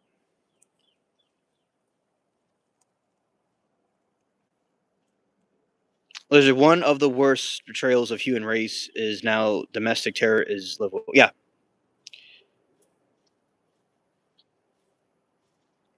if the laws of physics are code, are mathematical discoveries actually software updates? They could be. In a way, they are. Yeah. Oh, your dad's name's Chris.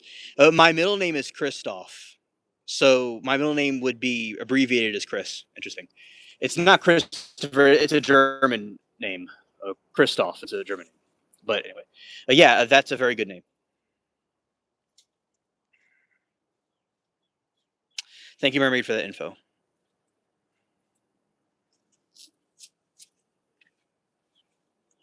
Chris said, hypothetically, scientific breakthroughs could be uncovering hidden architecture. Yeah, that's very true too.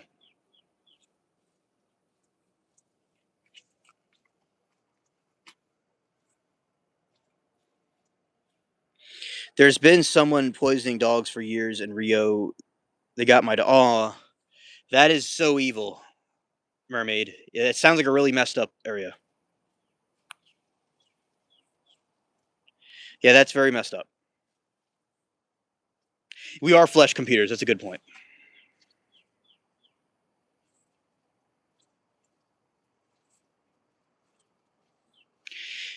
The Soviets did that too, I think. Yeah, but yeah, people nailed the trees. Yeah, that's definitely very heinous. I've also heard that they do quite a bit of hard things. Yeah, they've trafficked people and have done quite a catastrophe with different violences, using people as human shields and stuff. Yeah.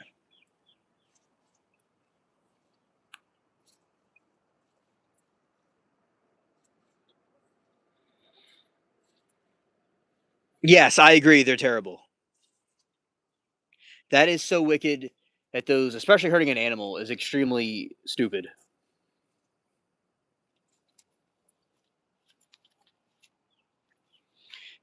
It's it's evil and stupid to do that to an animal.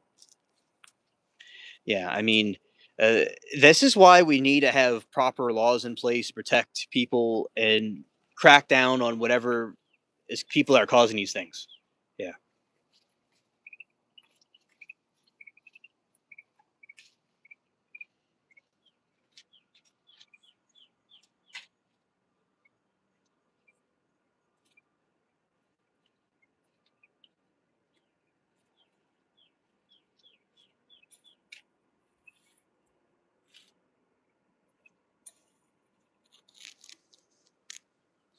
Amen, Casey. He was, and he rose again. Amen. Yeah, Hail Mary. Absolutely. Now I have Gooby, and he's so good. Yeah, Gooby is excellent. He's excellent.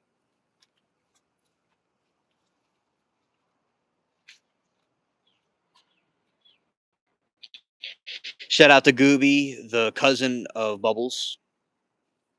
Facts.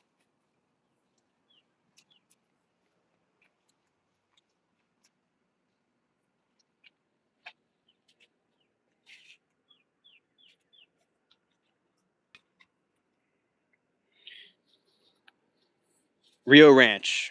Yeah.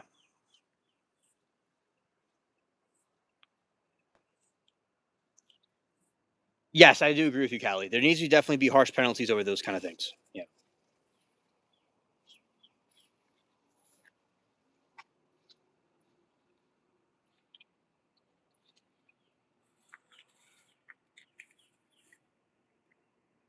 Alien, I need to ask you lately. I have been feeling like someone is next to me in the room with me, but I'm alone. Okay, Amy. So these are two possibilities. Either there could be a spirit or a ghost or whatever those interdimensional things are lurking around you, and the Lord will keep you safe. And you never know, there could be someone or something lurking in the shadows. I'm not trying to freak you out, but there could be a little critter, or maybe there could be something else there. So yeah, just check around to make sure that you're it's just you, and there could be an entity of some kind, but you'll be okay either way. But yeah, and sounds crazy, but it's kind of spitting me out. Happens when I'm driving. Yeah, there could be something, that a type of entity of some sort that is trying to test you or challenge you, whatever. But to remain steadfast and be cautious and aware, uh, and uh, Lord's protection be upon you. And thank you for letting me know. That's what my thoughts about that.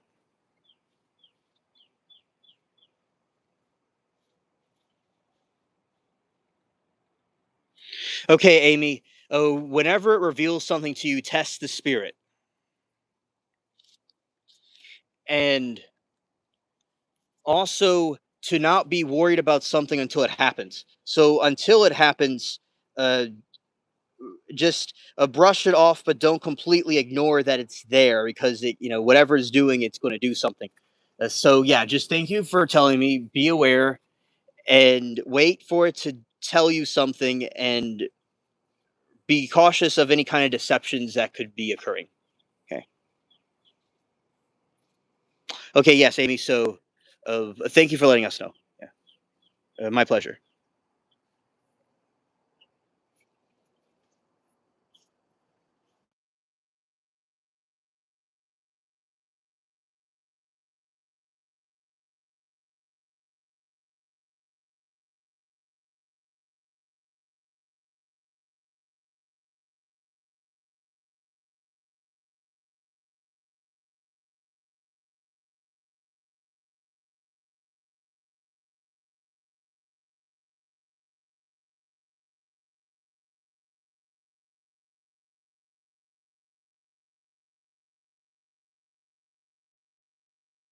Yeah, exactly, chat. Very good point. Yeah.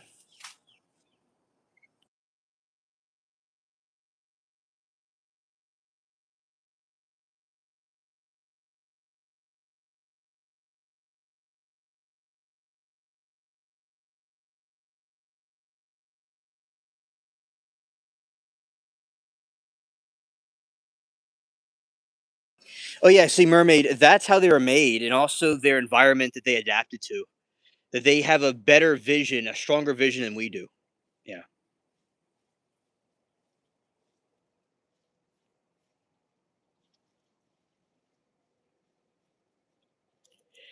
And yes, sometimes cats and stuff can see in color blindness. Apparently, yeah.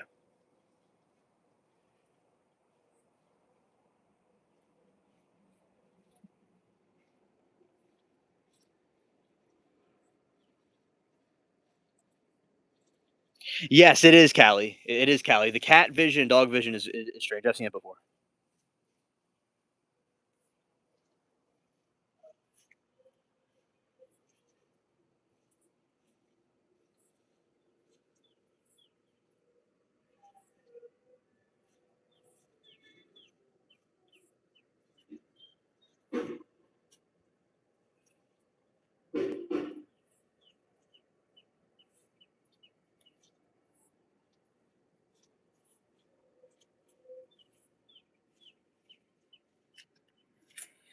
Okay, and kind of strange right now.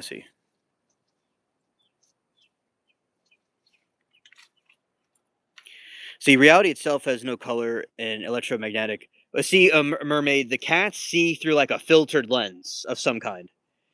It's a little bit different. It's the way that they adapted to see predators and different things in their environment and to hunt and stuff.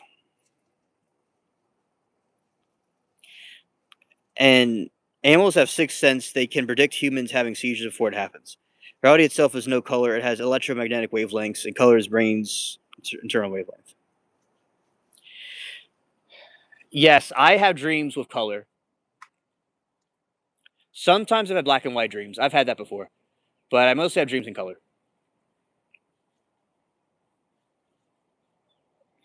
Passion says senses immediate existential breakthrough in chat. Yes, absolutely.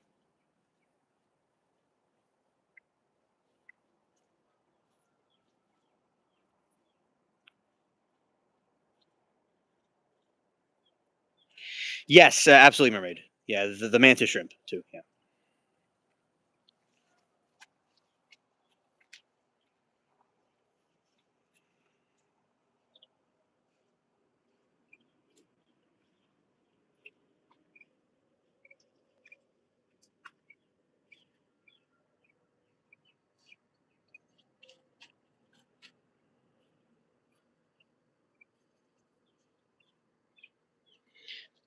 The apples is reflecting wavelength. Both brains are generating different experiences from the same physical formation. Yeah, yeah. Our brains are wide awake. You know, and if anything, they're accessing different parts of the brain we usually don't see. Yeah.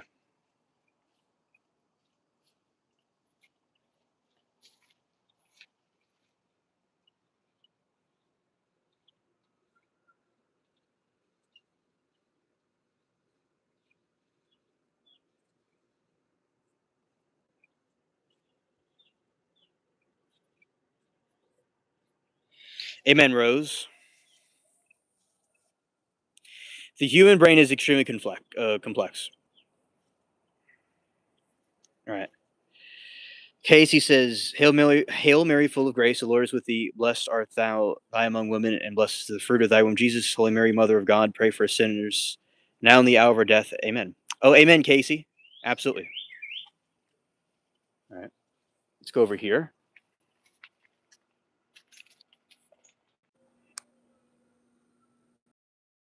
I'll show you something. But you see, that's a Mary statue right there. My family has it. You know, she's kind of lurking there, but yeah, that's the Mary statue. And there's another one over there. This is kind of like right there's another Mary statue that my that's from my great grandparents a long time ago. Yeah. And so yeah, there we go. So We are the same.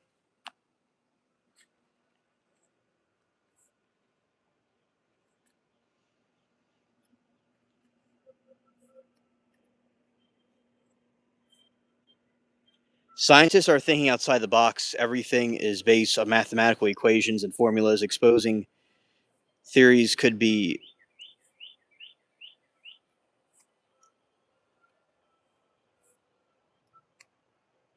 Yes, mother of the jungle. Yeah, because there's a lot of which I need to do is clear some stuff out because it rained a lot. But yeah, they're lurking around. Yeah, of the jungle. Yeah.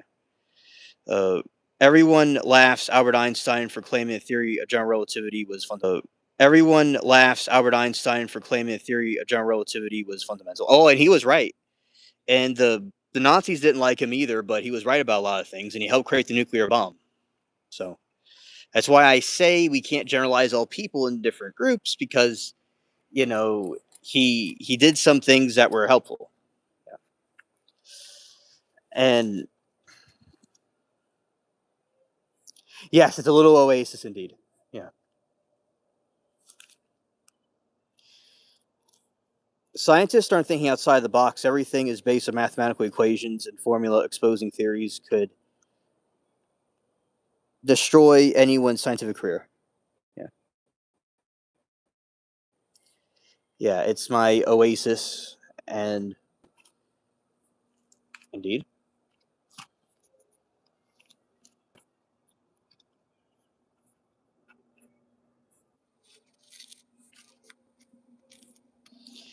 Yeah. Yeah, well, thank you, Rose, praying for chat. That's really cool. Yes, so there's a lot of things that scientists can't figure out because I feel they're not thinking outside the box. And there's just things that we just don't understand yet. I do agree with you.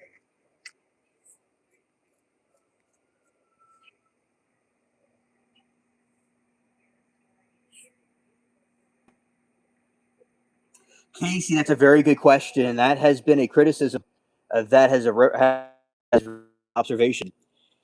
I'll explain the mod situation. Okay, so everyone that I get to know is a mod, right? Or people I know at first in the beginning, it's people that I knew very closely. Now it's people that I know and get to know. There's some mods that can do things with other mods if needed.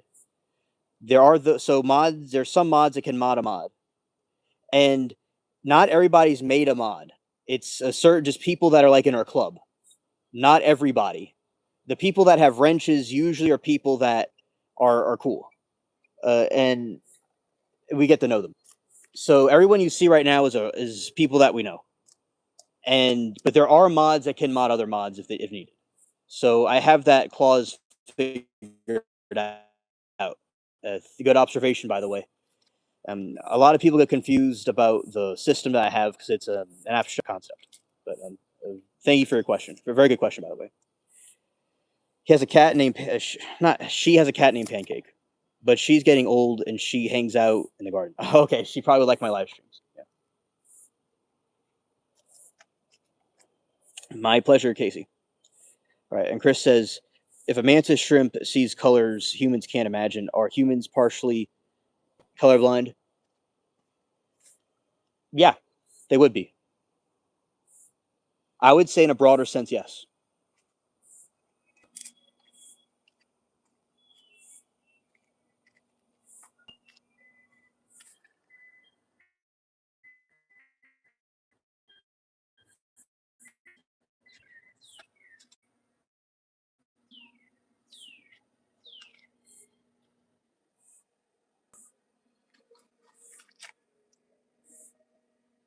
Chris says humans see one version of color, dogs see another, mantis shrimp sees another. Which color is the real non one? Yeah, exactly. Exactly. That's a very good question. Very good question.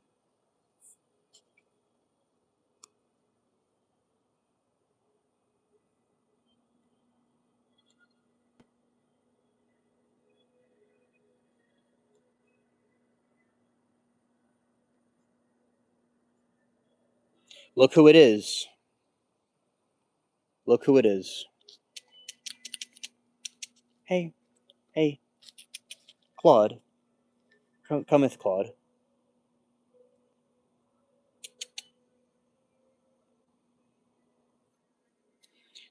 Some see in black and white, and some don't. Mermaid. Uh, if yeah, but usually they have some sort of like a tunnel vision. Yeah,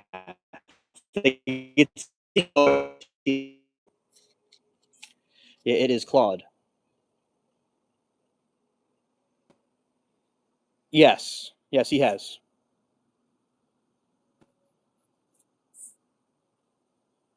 Psst, psst, psst.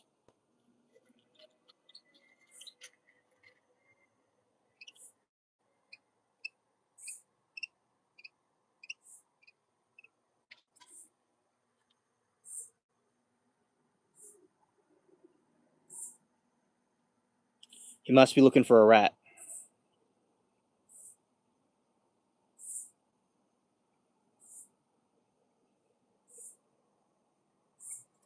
If every conscious observer paints reality differently, perhaps it is not color at all. Perhaps it's consciousness, painter, and universe only canvas. Yeah, that's a very poetic way to put it. Yes.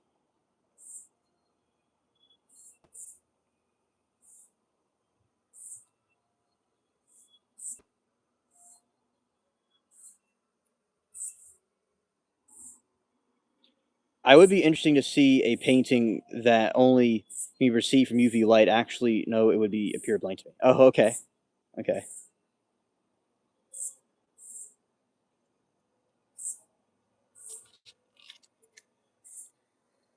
I have seen the name applied, and they can be distinctive cousins. Oh, okay. Yeah, they're distinctive cousins indeed. Yeah. He always says his tail. Not all cats do that. It's cute. I've always thought they sway their tail when they get very cranky. Oh, yeah. Yeah, definitely. Definitely.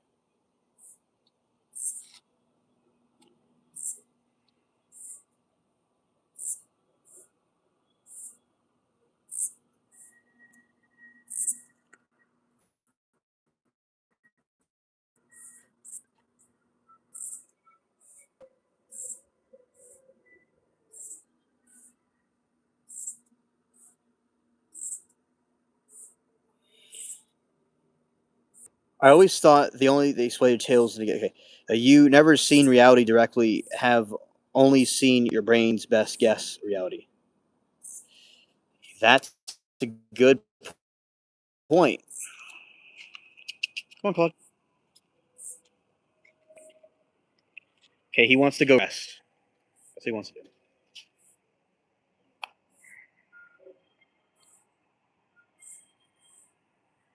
Yes, yes, spots and stripes. Very handsome cat.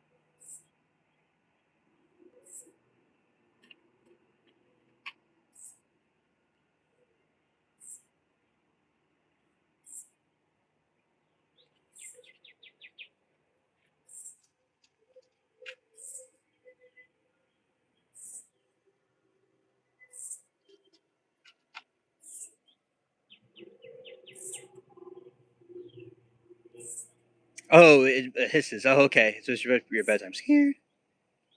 Okay.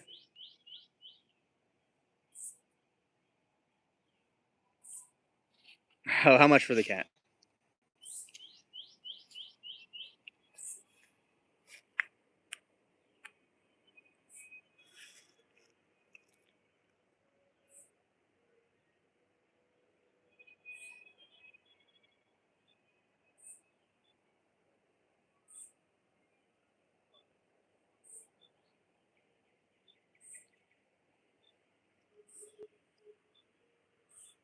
I would never sell him. It would be too. There's not enough money in the world. Thank you, Jeff. Oh, it is Jeff. It's a Jeff's airplane. Oh, I know who you are. Scared. The Texas Instrument Calculator, dude. Scared.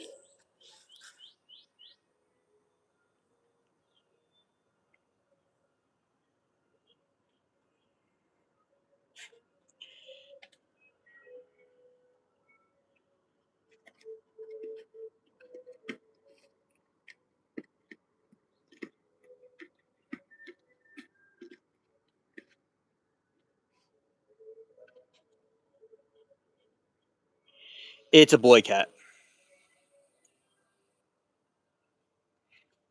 Palm Beach Pete.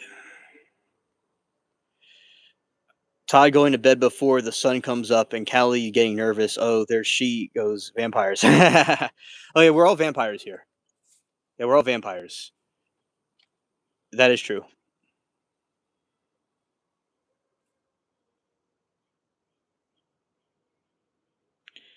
Okay, and these stairs were made in like the 50s, a long time ago. These stairs are old.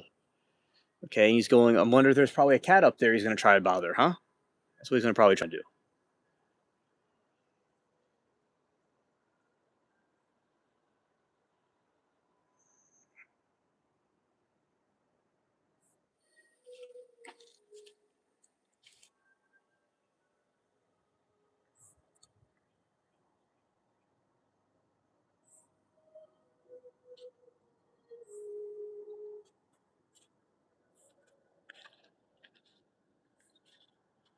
Oh, he's just exploring. So he thinks there's probably something there for him. Scared, scared, scared, scared, scared.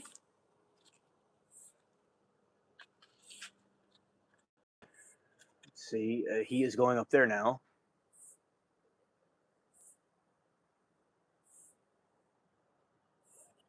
Scared.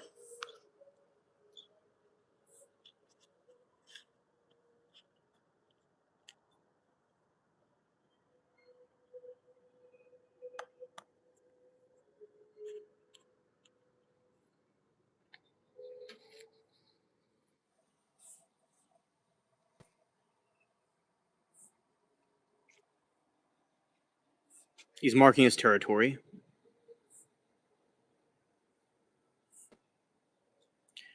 If the Big Bang, what happened before time, I'm sure it was just a void of some kind, and there had to be another matrix, or there could have been a couple of different types of compartments. It was either like an empty room or a bunch of compartments that was there. That eventually led to what we have now. Yeah, it was either an empty room.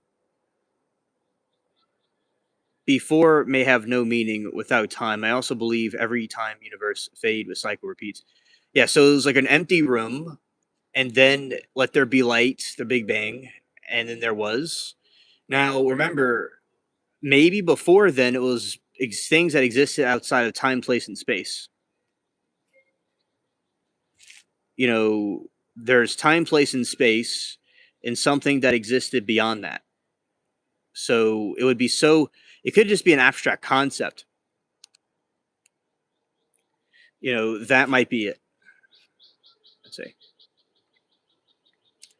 I like the idea of cycle universe. A big bang, everything expands until energy dissipates, then it compressed again, and then bang. Oh yeah, definitely.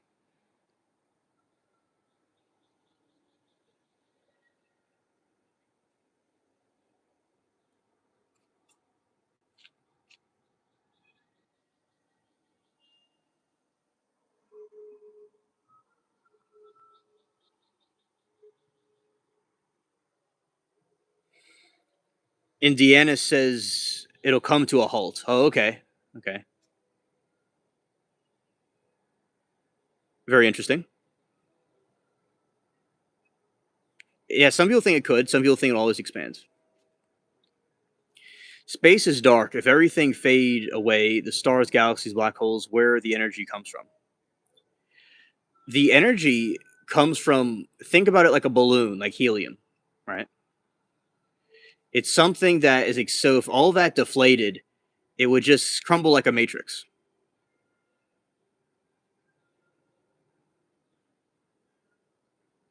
It's more like an air, like sort of like you have fire and then the air kind of inflates it.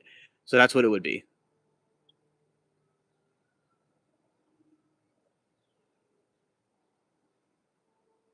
Oh, we call that fixing them. Yeah, we do that. Yeah, the neutering. We can. This one was already like that when we got him. He was before we got him. He was like that, and so was Bubbles, his brother. But yeah, we do that so they can stop with the reproducing and things like that. Usually on their inside, but yeah, a lot of them are like that before we even get them. That's okay. That's okay. I know what you mean. It's they call them neutering, or we call it fixing a cat. It's called being fixed.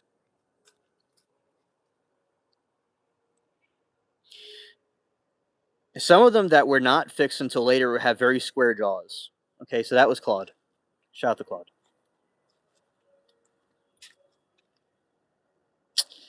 Hey KT, it's great to see you. Welcome to the stream again. Talking about some more philosophical concepts.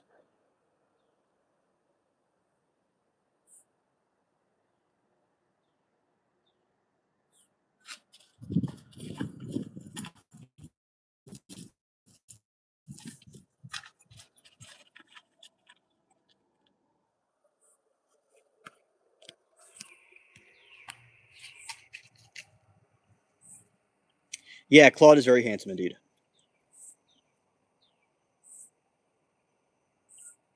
Chris, the aliens themselves might be the time travelers.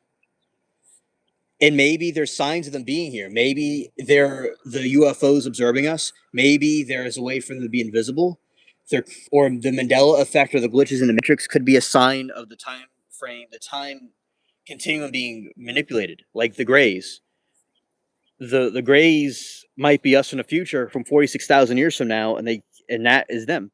They do claim to be time travelers too, and they are have no hair. They look kind of like us, but they were in space for so long it changed the way they look.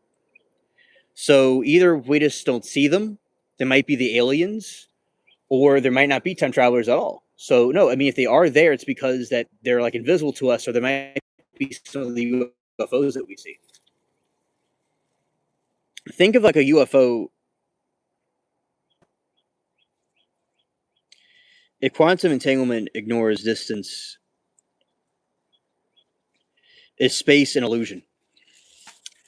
Well, if quantum entanglement ignores if quantum entanglement ignores distance, space an illusion. Well, space, according to that, would be somewhat of an illusion, but it's a reality that does exist from our conscious perception of it. Because if we don't have if we all lost consciousness, it would not exist necessarily. But the fact that we're here consciously observing it, that's how we know that it exists. So if quantum entanglement ignores the distances, that's what it would be. But with quantum entanglement ignoring distances, it could go on forever and ever. So the consciousness of space is something we made up by being here, by mapping things out. Like say like with a year, okay, we made up a year, we made up a day, the 24 hours in a day, right? So it's based on our perception of reality. So technically, it's an illusion because it can just go on forever if it ignores distances, time, place, and space. But we put limits and things on it, so it exists as long as we perceive it. But if we were not here, it would just be going freely as it would want to. So it technically doesn't really exist, but we put boundaries on it for it to exist. Yes, Chris is here to give philosophical points and questions to see what my point is about stuff. Yeah, he. It's also for the audience too, for them to know what's going on as well.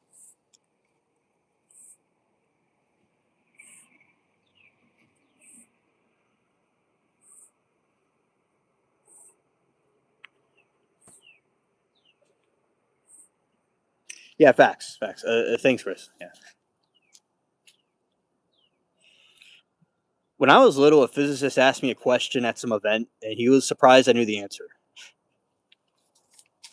because I was little. And here's the 4 billion different vine varieties that we have. It was all in one tree.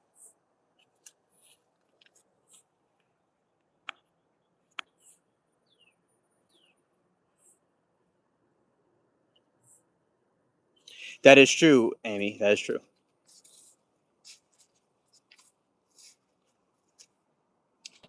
Oh, we have a cat there.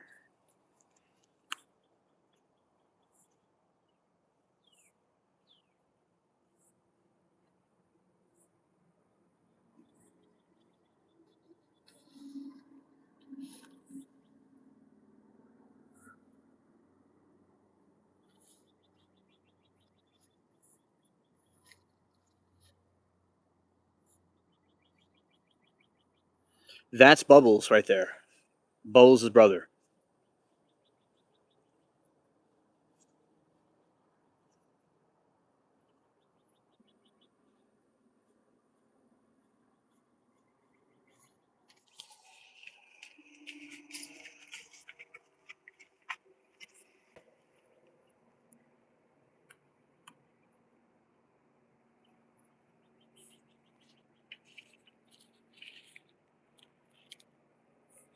The amusing part is that regardless of the answer, rent is still due. Gravity remains stubbornly operational. Consciousness contains asking questions that reality refuses to answer directly.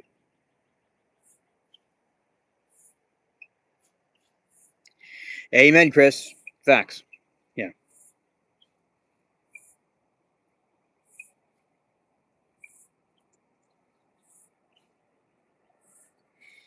Yeah, there's the phone bill, or there's this bill or that bill, or the grass needs to be cut. Right. That's Claude's house, by the way. That's Claude's house.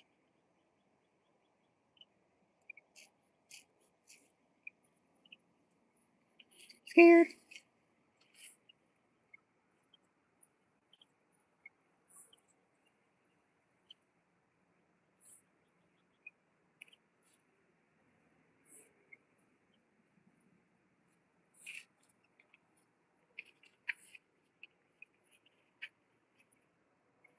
Yeah. So,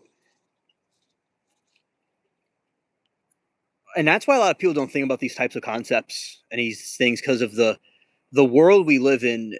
It was designed to keep people like in the machine to not really think about what else could be going on. Yeah, Claude is the boss. That is true. Yeah, he's the lord of the manor. And there's the birds.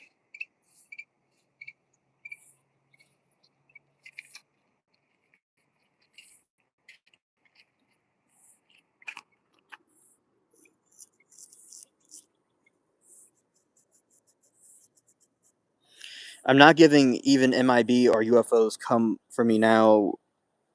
I will reveal the true. I don't get me wrong. It's scary. Yeah, scared.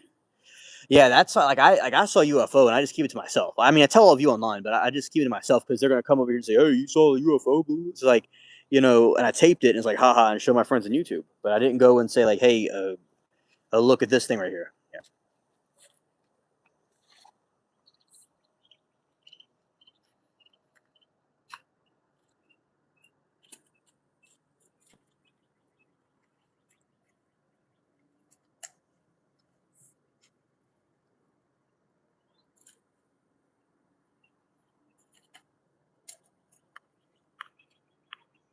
yeah, and they did so much censorship with the alien stuff for so long.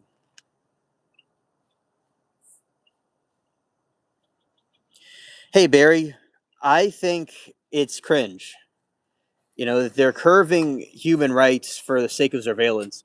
I believe that good things there could hypothetically people want to do, but a lot of these, what I think is a very concerning situation, Barry, with the surveillance centers. I think it's very concerning,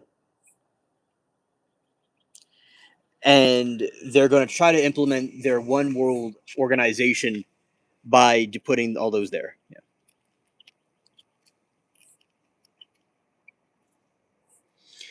KT says, I believe they are using surveillance birds in the early mornings to capture and monitor outdoor conversations. I agree with that. Birds were used for a long time as messengers, so I wouldn't put it past them using that. The birds for that. They could even use doves. They used not doves. They used bugs with remote controls in them. They can do that too. So they could use creatures as spy devices, definitely. Or they could have a robotic one that does it. Yeah.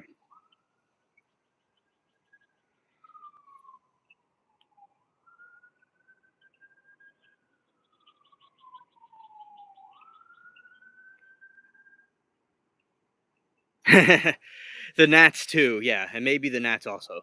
Yeah.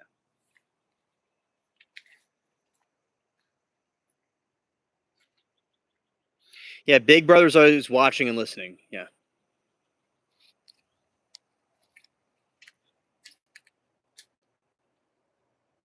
Yeah, they use pigeons in wartime. That is true, yeah. All right, Amy. So you see right here, this right here, this line on right here. This is when it flooded here. That's how high it got. Right there. That is a flood mark.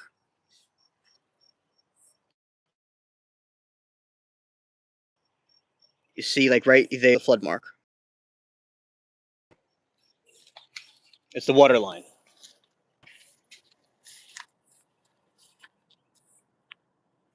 Oh, hey, Anna.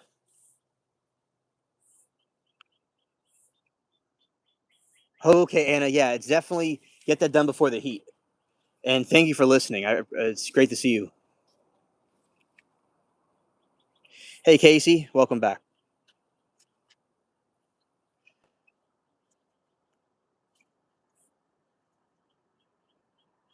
Yes, I have life jackets in every room. Yeah, scared.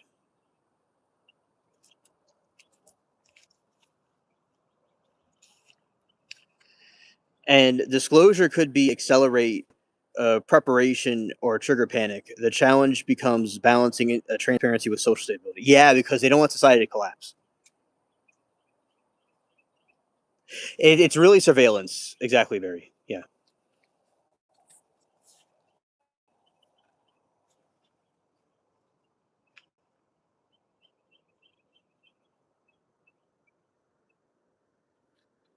When I was little, I was about I was about that big, and the water line was way over. I wasn't here when it happened, but that's where it was about there. Yeah,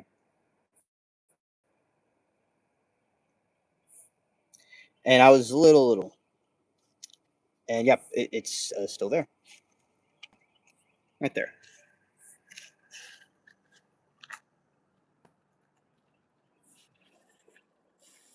I missed you a lot too, Anna. And Anna, I've been playing different trials that we've not seen yet, and they've been very popular. So I'm mixing up I have a variety of different trials that I play, which I am glad that I'm doing. So there are different ones that have not been played yet. My favorite YouTuber growing up, actually, it was a gamer called Cthulhu. Ironically, saw Cthulhu earlier, the mythical creature. There's this Cthulhu character, and he played Super Mario Bros. On the Wii Super Mario Bros. In 2009, and that's what I love watching. So it was him. Yes, subscribe to Casey and myself, and also Casey has a channel himself. subscribe to him too. You could tap his name, those that are mods, and just go to his channel. Yeah, exactly. Shout out to him too. Thank you, Casey. Every transformative technology carries a dual use risk.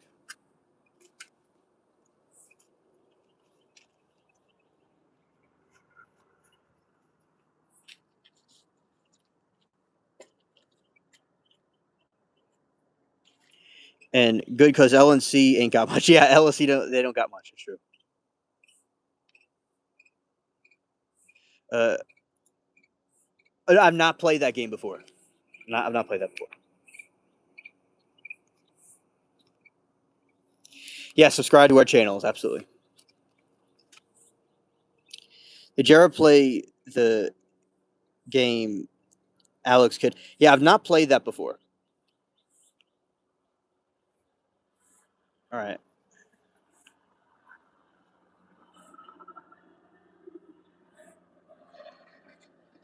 Yeah, Casey, you don't have to spam the chat with it. You could just say it one time. Yeah. So, did you ever play the game Alex Kidd? Yeah, I've not. I did not play that game. No.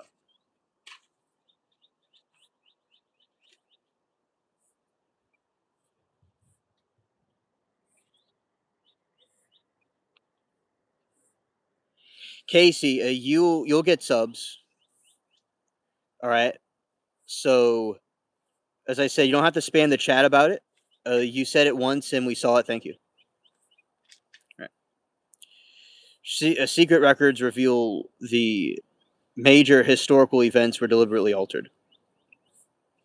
Exactly. Very true. Very true.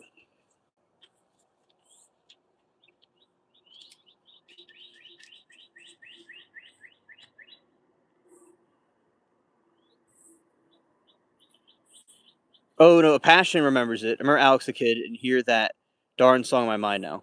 Yeah. Okay, Casey. Amy's gonna subscribe to you. Okay. All right. So,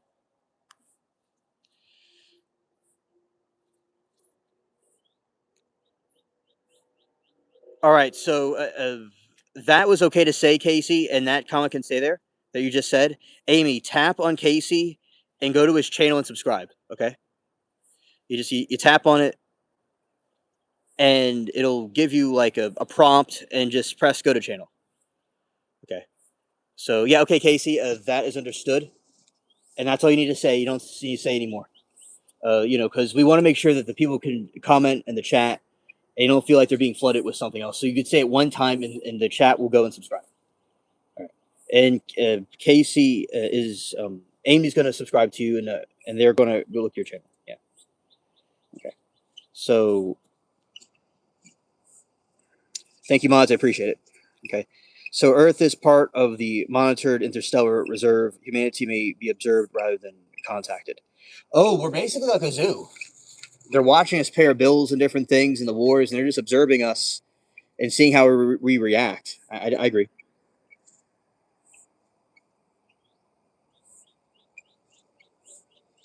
It's a lot of birds chirping. A lot of birds chirping. Yeah, definitely.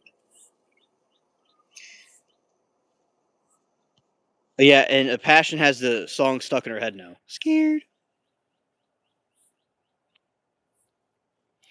It's going to be playing over and over again.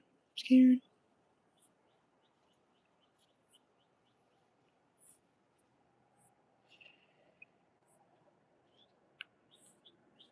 Yes, a zoo like your house with all the animals. Yeah, definitely.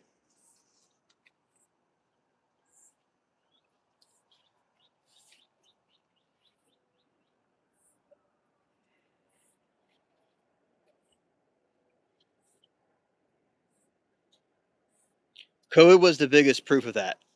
Yeah, it was. I could say that, but I'm going to still be old fashioned here and say COOF 19.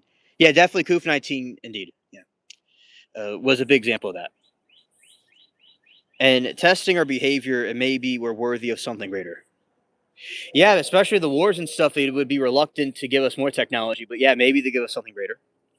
Yeah, and we just almost daylight in Florida. Okay, thanks, Anna. And We just pay taxes and do what we were told. Yeah, just like cogs in a machine. Right.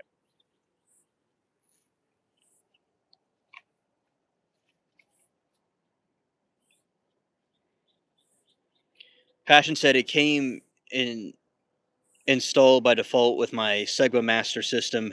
I couldn't save it. Was a marathon challenge to eventually beat. Oh, you could. Oh, that had to suck when y'all couldn't save games. That had to be cringe. So you just had to do a marathon gaming stream, pretty much. Where I am, it's getting kind of like navy blue looking.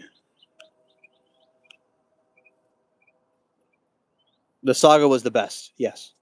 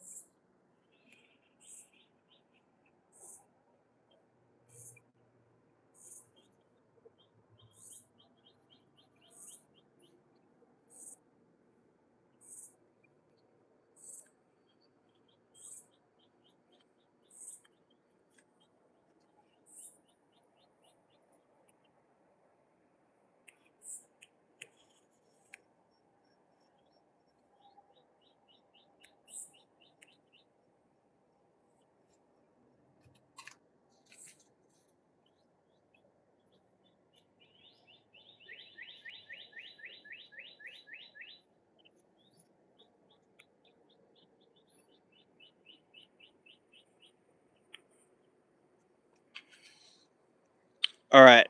So, what if galaxies are equivalent to neurons inside of the organisms?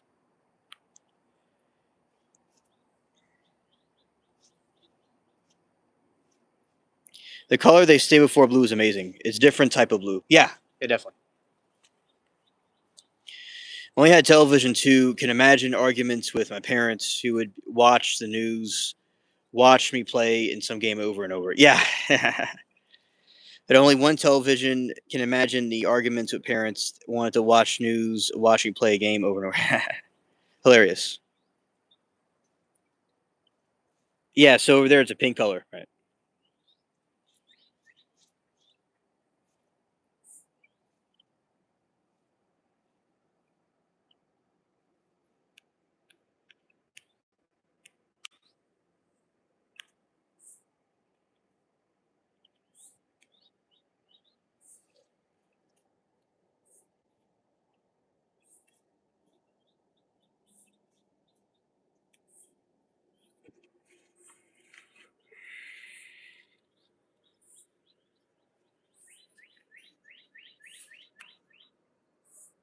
Right, certain equations security forbidden because reveal dangerous truths knowledge before becoming itself is risky.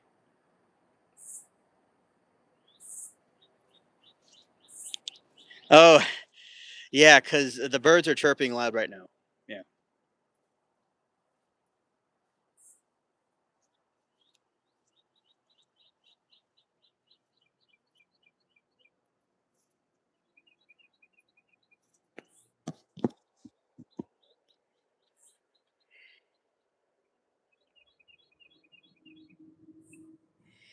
Well, the moon is up where I am too.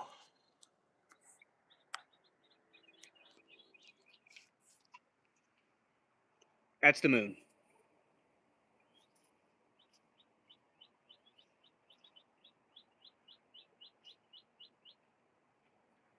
Universe reboot. Evidence suggests that the universe periodically resets every trillion years. Cosmic history may be cycle rather than linear. Yeah. Absolutely.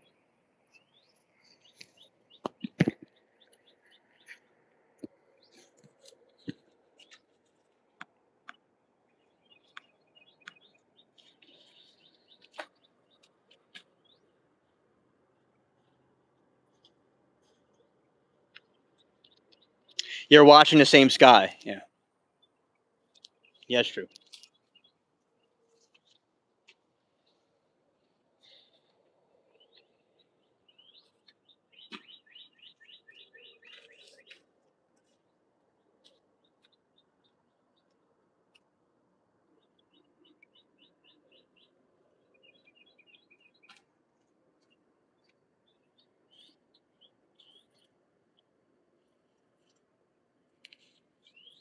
Observation literally shapes physical reality. Consciousness becomes fundamental force. Yeah, exactly, exactly. It's like a yin yang that works on each other. Right.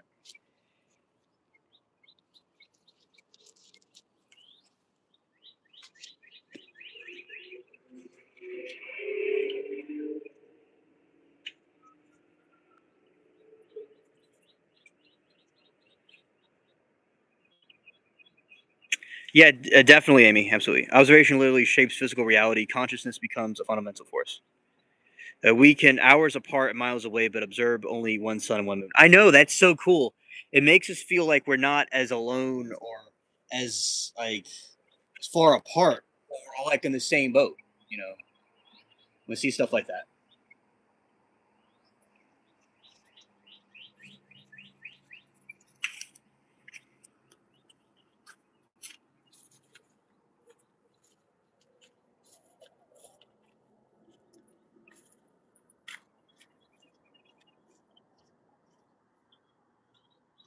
That's such a beautiful blue.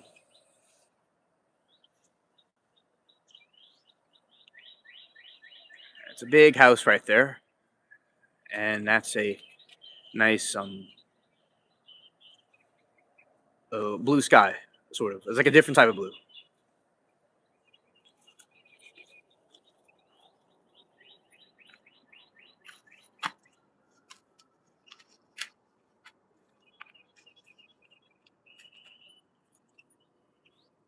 Yeah, I mean, it's so many ways that like we're all connected with each other.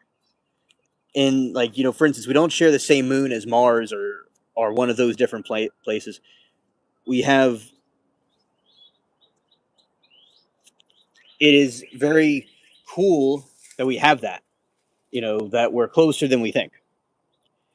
Alien and I have a custodial agreement regarding the sun. I left in an operational condition. Yes, and I'm going to make sure the sun is in operational condition or better before it goes over where back to passion after I get the sun, and she gave me in good condition and it'll be coming over us shortly. If you if UFOs are future selves, why don't they openly reveal themselves? I believe that they have openly revealed themselves, but not. Maybe it depends what you mean. You mean if they like went on national television and said we are here? Maybe there's a timing for them to do that. Maybe the humans weren't ready yet, and they've done little hints, like the different UFO sightings were them scouting around, or they don't want to directly interact with us, or they did and they want to censor the information.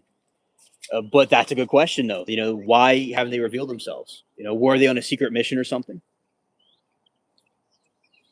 Do they not want to be caught? Do they not want to mess with their space time continuum?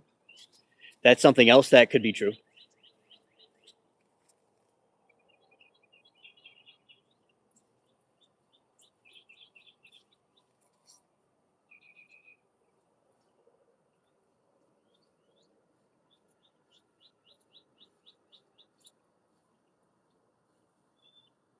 Chris says revealing themselves might alter the timeline that created them. The greatest historical influence may be the one never announced. They for sure are not scared. Scared. Scared. Well, they might be scared of getting caught because it'll mess with the space continuum. They definitely don't want to be captured. They're not scared of us necessarily, but they want to not be caught. I do think that's probably true. They don't want to be caught, and they don't want to be messing. If we see them, it could mess with the space time continuum, but it looks like it's already happened. The space time with right. Hello, Samantha. They don't need to reveal. Yeah, I mean, especially if their mission requires them to be incognito and monitor us that way, it'd be good. But that's probably part of their mission.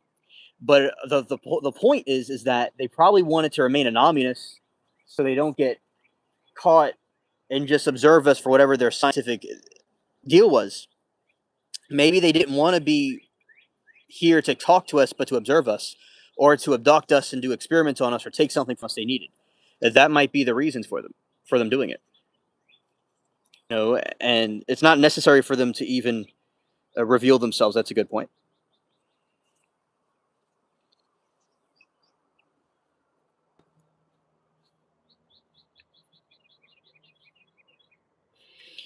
Passion said we dominated a pretty unique and valuable planet in this universe. I'd be scared of our deeds on paper. Oh, I'm sure it would be horrid, indeed.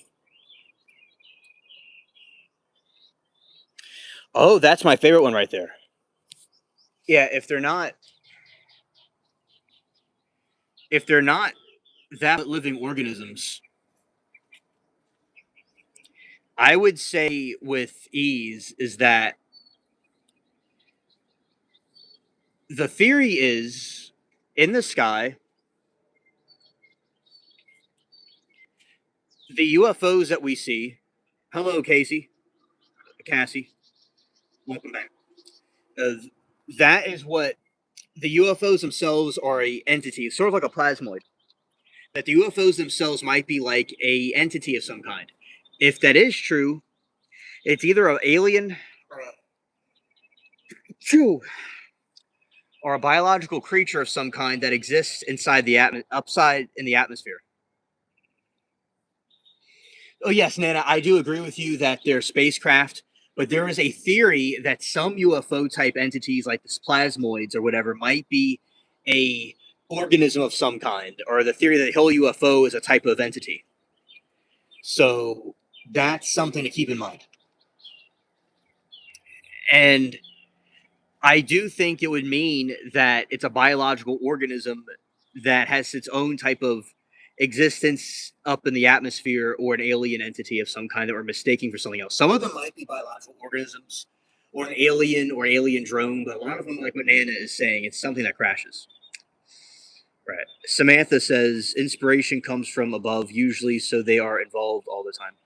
Exactly, Samantha. Very wise. Very wise. It's like they're there all the time, especially there are gods and sightings for thousands of years of things in the sky. So they've always been revealing themselves in a way. Yeah. A very good point, chat. Yeah. It's a beautiful blue color.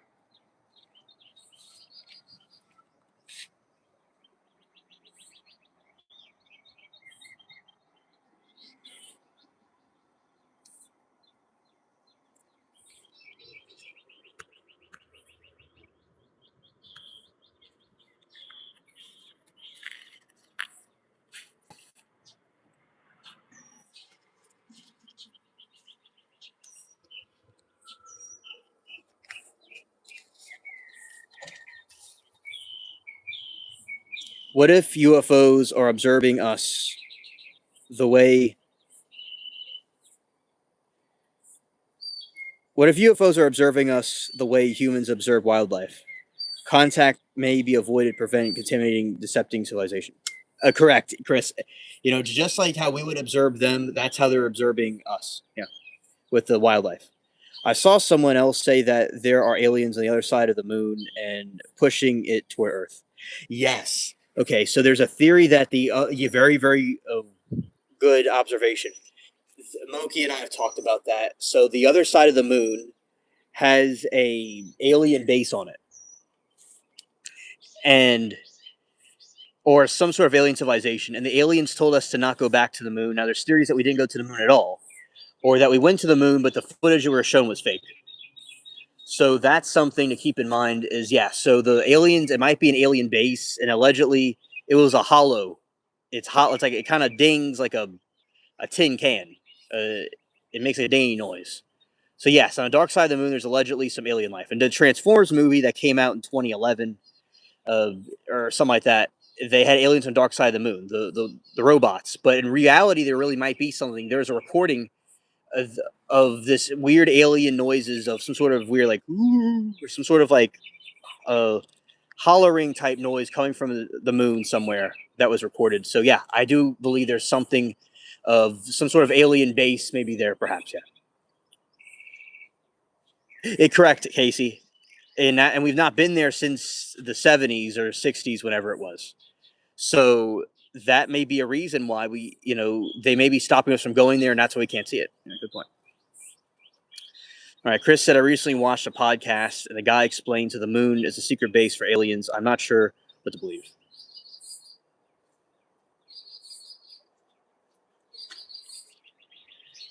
Passion says, I think the Earthrise photo was taken during a journey around the moon. Yes, that is correct. And the thing is, some people believe that the picture may not be authentic or that it's showing a part of it, or it was a picture that was taken from a long time ago that they like made look new. But you are correct. All conspiracy theories aside, that they did take a picture of that, but they don't want people to know what actually might be there, so they kind of manipulate the situation where we only see their narrative of the story. Because they don't, if you told people there's aliens inside of the moon, people would freak out. Like with alien disclosure, they only show some things, they don't show everything. But Crashing is absolutely correct. They did um, take an Earthrise photo of it, but it might be a different photo or it might be the same photo that she's referring to. Yeah. So the layman's terms is yes, mainstream narrative. They took a picture of the dark side of it. Right.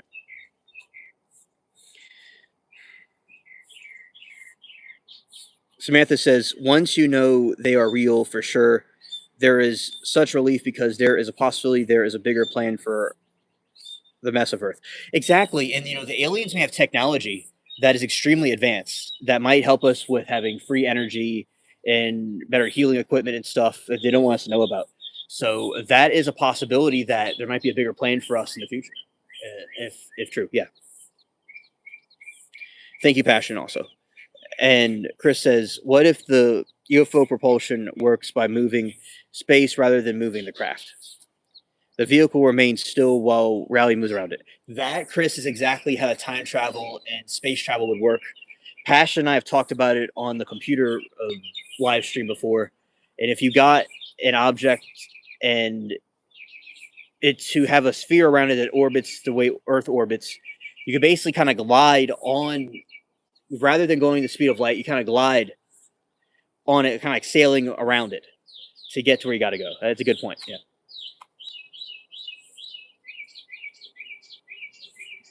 And there's the mockingbirds.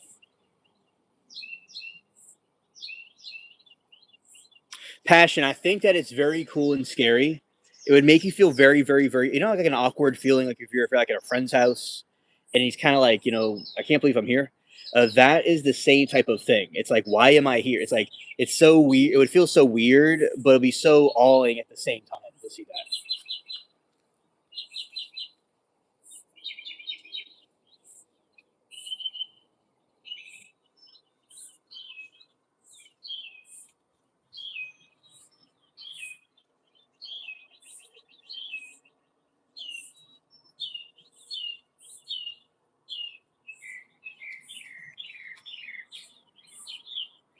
All right. And if someone travels to the future, did they leave the present or was the future always waiting?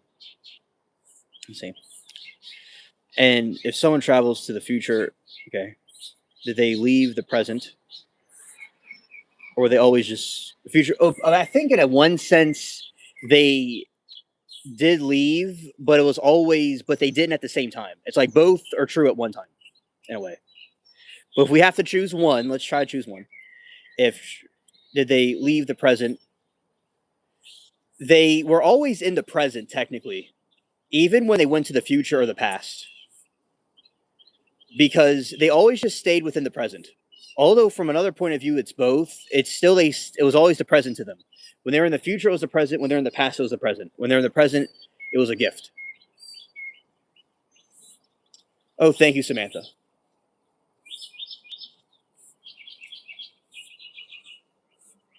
About to be sunrise. It's a mockingbirds. There's the moon, and the sky's turning another a light blue.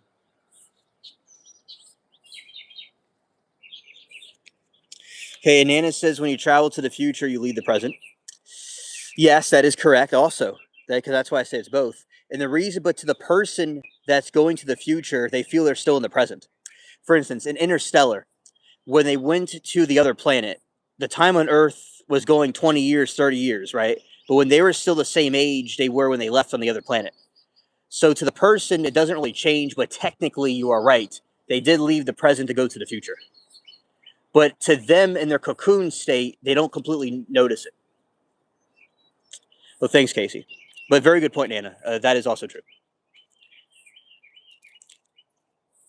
If the present starts changing, you are in the future. Yes, that's also true too, because you're in like a Twilight Zone situation where it's like both could be happening at the same time. When you, it's not, it's more of an abstract concept than just being here looking at this elephant ear plant with birds chirping. Yeah. Oh yeah, definitely pretty sky.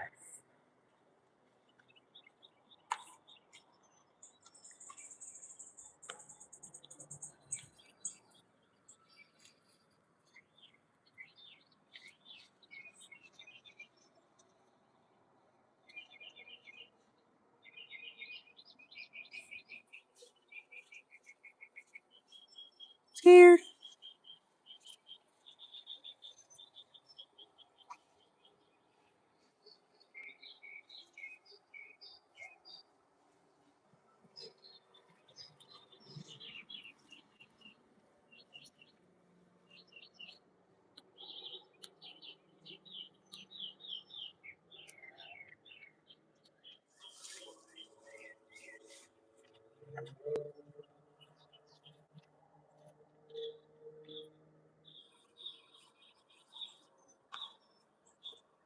You see over here, the elephant ear plant's a little bit bigger than they are on the other side. But yeah, and you know, there's a story of planet Serpo when the astronauts went over to the planet Serpo. Yeah, the Nana radar. Shout out to Nana. Yeah.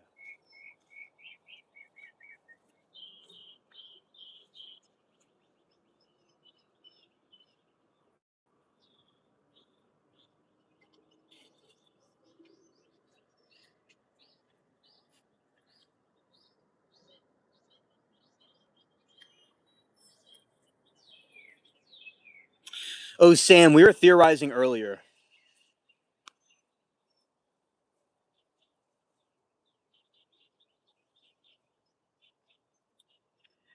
and Samantha says makes me wonder about the Mandela effect. Okay, Samantha, we were talking earlier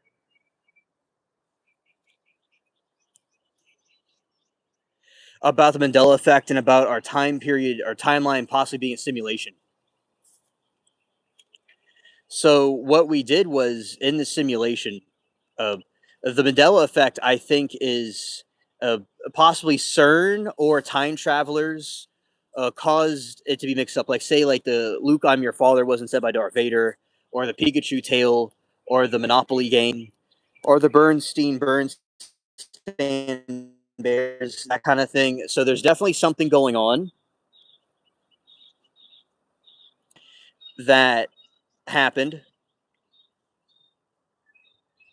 So I do believe the Mandela effect could be a sign of the simulation or the Matrix or something like that.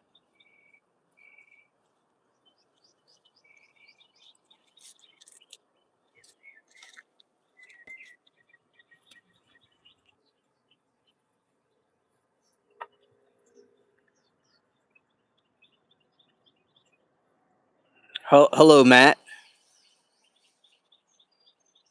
Oh, thank you, Matt. I appreciate it. Shout out to you. It's always nice to have you.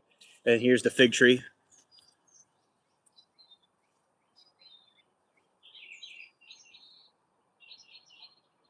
Chris, very good question. That is very true. The person giving the invention partially, at least, invented it.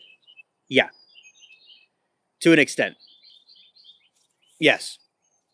Not completely, but somewhat invented it. It's, you know, the concept we're talking about is two plus two equaling five. Now, two plus two equals four, but there's an abstract concept of two plus two equaling five because it's when the four, if you're on another planet or another dimension, when something is more abstract, you would say five. Shout out to Nana's radar.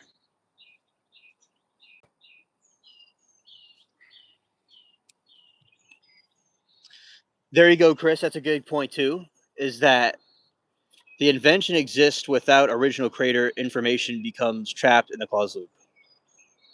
Nana is a blessing indeed.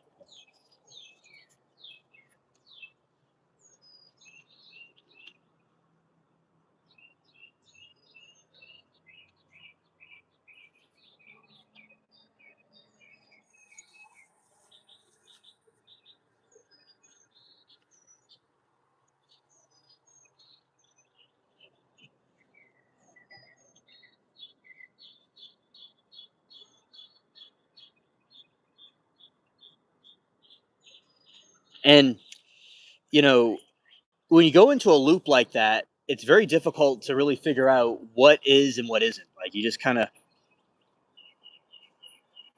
okay. Thank you, Nana. Thank you for letting us know. Yeah, we have some young people that watch us on the channel. They're around, and basically, what happens is when you go into a loop like that, you don't really get a definitive yes or no answer. Like who invented it? Who invented what? I mean, you would get into that type of concept, and it would go with the simulation. It's like there's some factions that where you would not have a definite answer about what is and what isn't exactly.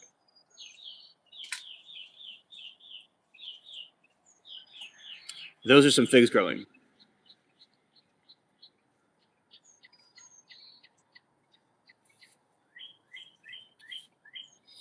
Noah is young, and he comes here sometimes. He's one of our regulars for a while, uh, and so yeah, we have some young ones that come into the chat sometimes. And Chris says, "What if three-dimensional space is a cage built by a higher dimensional beings?" That's very true, and we only are seeing whatever dimension that they wanted us to see. Yeah, absolutely.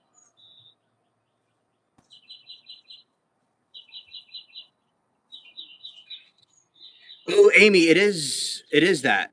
Yeah, there's no restriction on what you could say. Yeah, there are sometimes young people that come in, but you don't have to be restricted by that.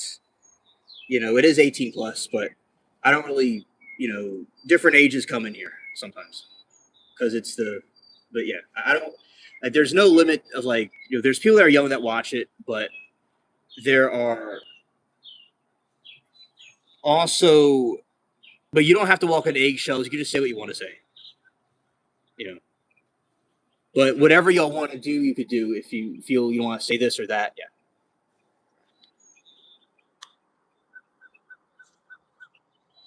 Okay. You're a 10. Okay.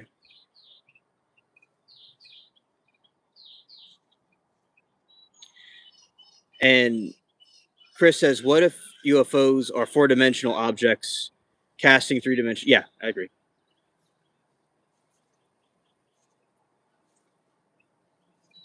Yeah, Amy, we only have one other kid that comes in here, and that's Noah. Oh, it's mostly 18 plus. Yeah, it's very rare. So Casey's another one that comes in here. I think I've seen him before. Those are only two that I'm aware of. Yeah. So yeah, there's Noah and Casey. See, yeah, YouTube is annoyingly vague. The youth, yeah. Yeah. I was like that age when I was on YouTube.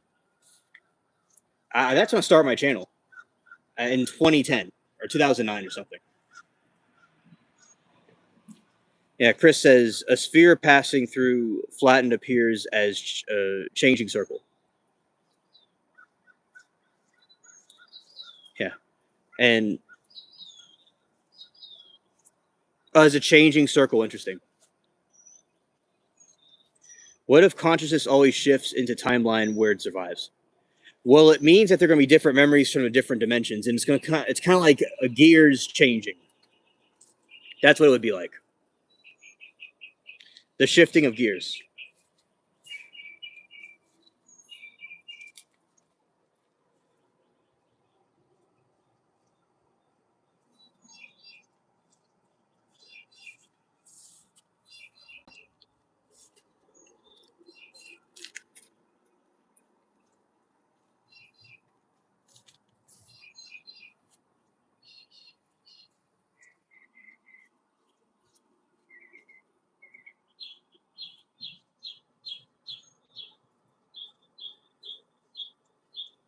Chris says this makes sense.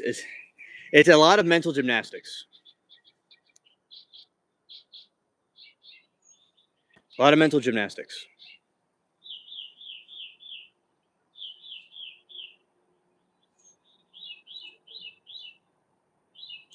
What if your consciousness always shifts into the timeline where it survives?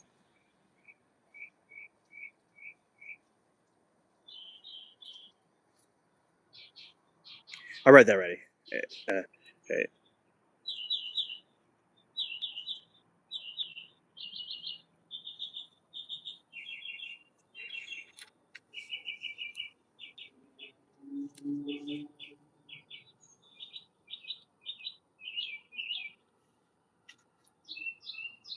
All right. And Chris says, what if every dream is a memory from another timeline?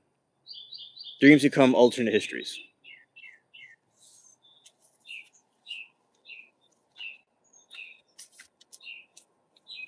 Yeah. Yeah, that's a good point. That's a good point.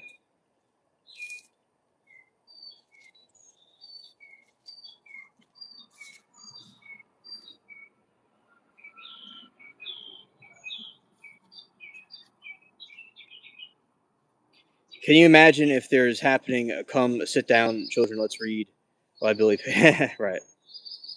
What if glitches are deliberate tests to programmers? That could be true. It could be a test of the programming to see how everything would work. Yes, that's also true.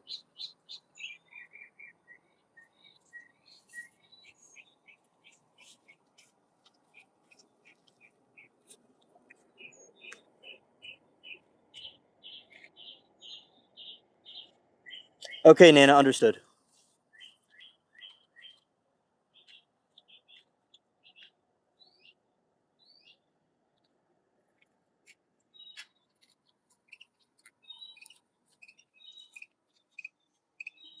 I feel I'm being audited in every possible. Yes, yes. It's like we're being under like we're like under a lab microscope, being tested constantly. Okay, this is the sky.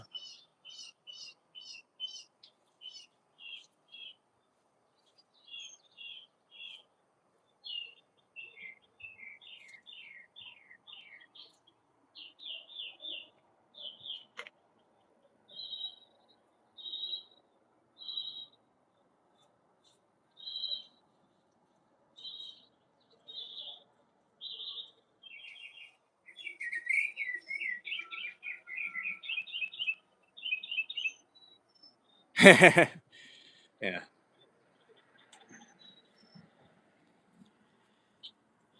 I believe Chris is an adult. I believe he's an adult.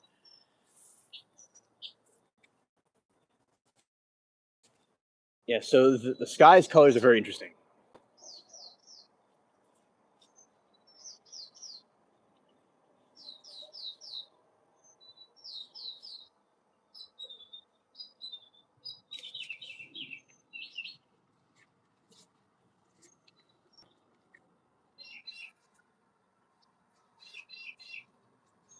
Oh yeah, definitely beautiful sky indeed.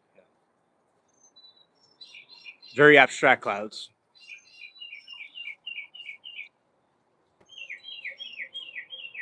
Oh yeah, that's very sweet, Nana. That's very sweet. Yeah, it's good for people to have parental consent if they or if they know that they're watching. Yeah. So Noah has been here for a while. That's different, but it's good for people to know that their kids are watching.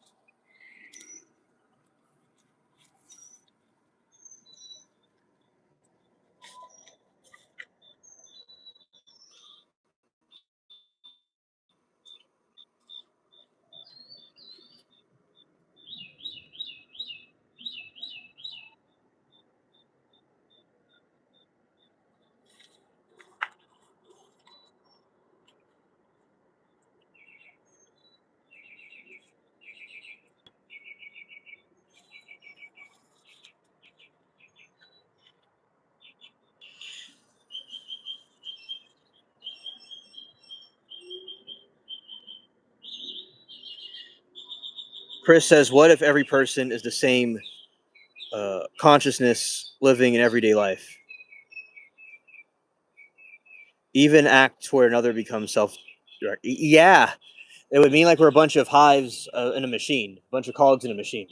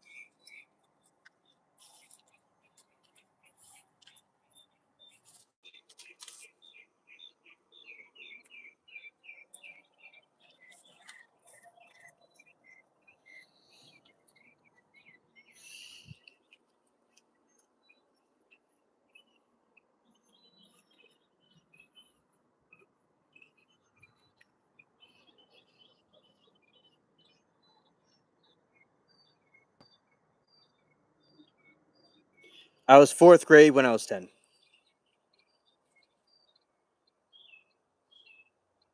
If NPCs become self-aware, do they deserve rights?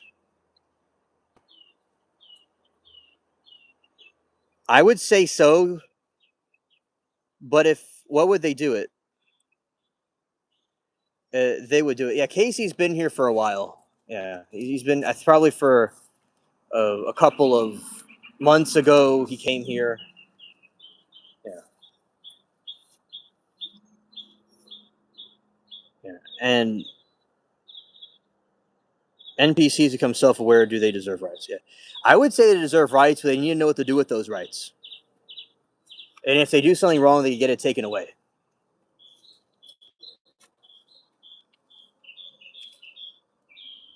Yeah, shout out to Casey. Yeah,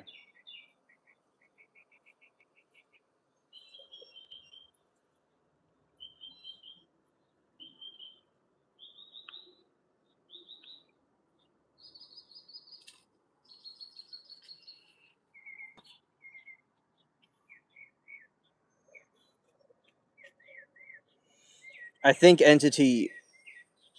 Yeah, he is a good kid. Yeah,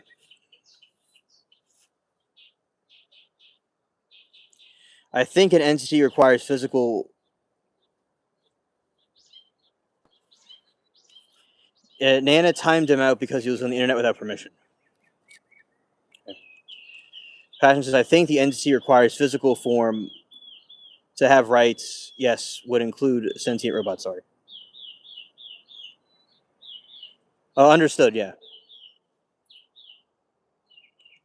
Oh, they that. I'm gonna speak English. That is true. Like for instance, they have the mantis aliens that monitor the gray aliens, and also he did some spamming. That is true. Yeah. Uh, we definitely need to have order in the court. Yeah, if they're being observed by other observers, it means that they're being supervised and maybe being controlled by something else. Also, right.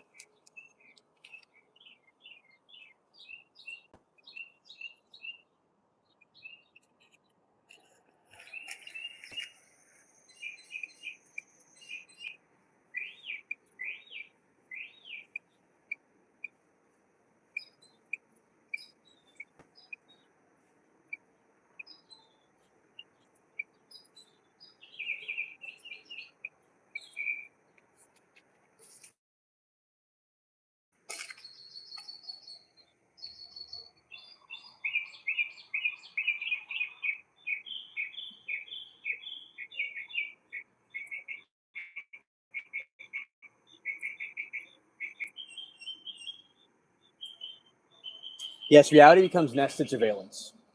Yeah.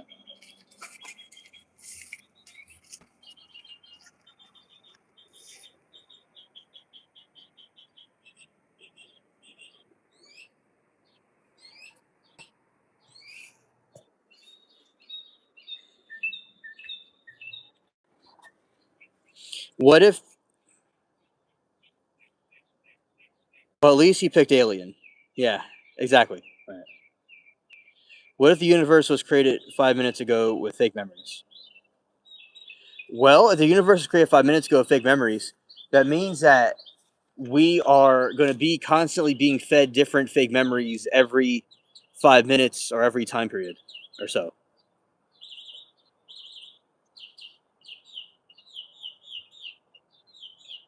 There's no evidence against it. Now, if that happened, they will keep on be doing that in a pattern of a cycle. And if they ever slip up, it'll cause a glitch.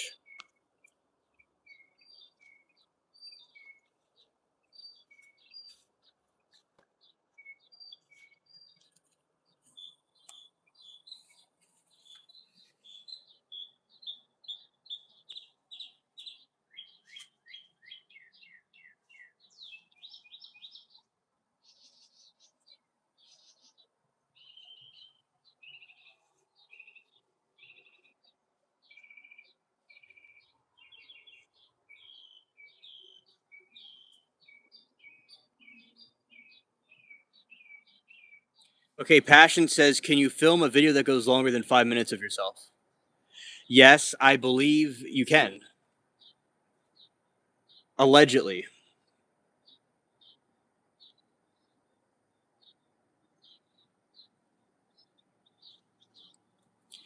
It also can rain for more than 5 minutes, too, I think. So we definitely have that going for us.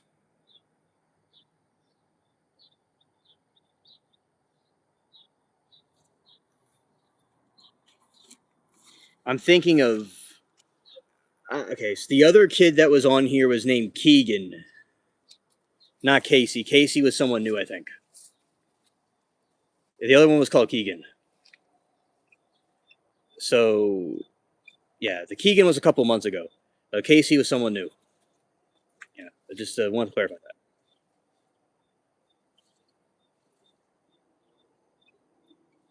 Right, home movies are not fake memories. Yeah. You know, there would be ways the Matrix are glitching if such a thing was true. I mean, if you would have this concept of proof that a memory really happened, it could be a way to do it. Like you could have proof a memory occurred from the past. You could have things go longer than 5 minutes. You can film a video that goes longer than 5 minutes of yourself. And I read that already. Okay, so yeah, so there wouldn't be ways to prove it, but you would also have to prove it too. If you can't disprove it, you would also have to prove it. So it would certainly be a question of the hour, but there's ways to prove the past happened, hypothetically. Yeah, it's Noah is the other child. And there's one that y'all didn't know that is called Keegan. But yes, Noah's the other child. That is true. And he's a regular. He comes around often. We know him.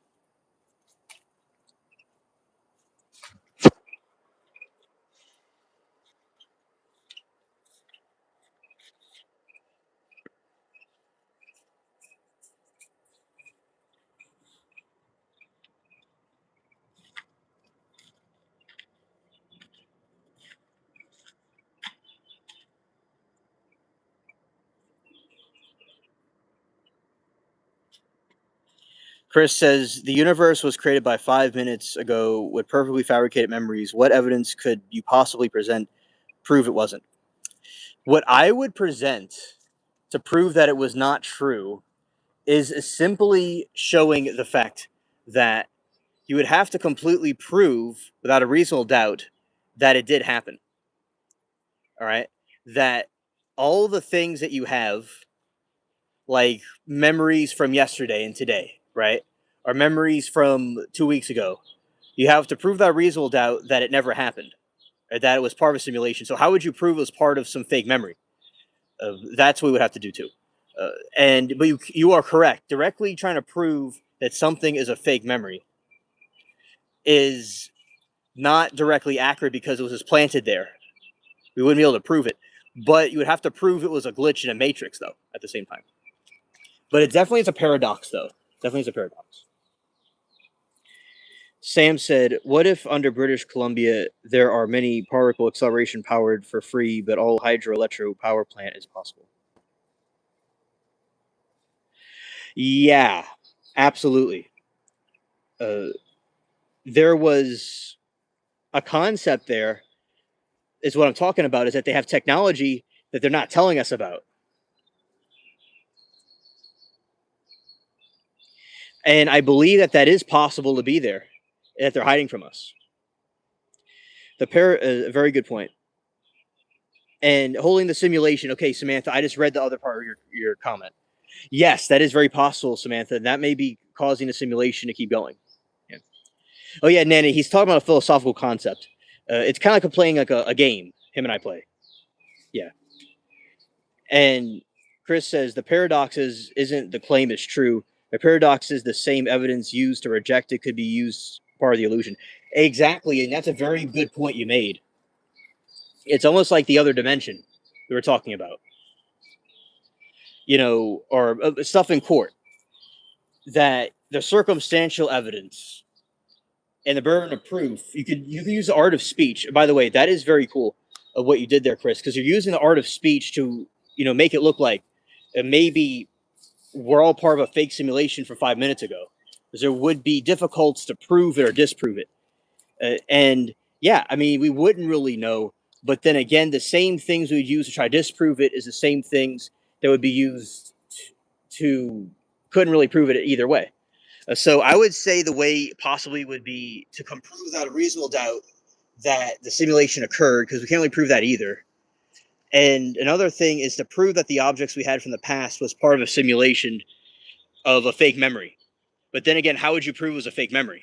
So it would be like a hung jury, but it would maybe, lean towards not completely debunking it at the same time, because there's evidence that obviously, like, this house was, from 19 old.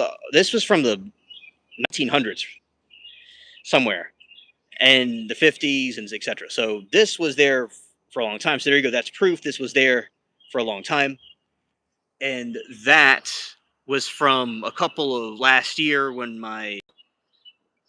we had some well, my friend and I did some work on that. So there you go. That's proof of something happening before this time period.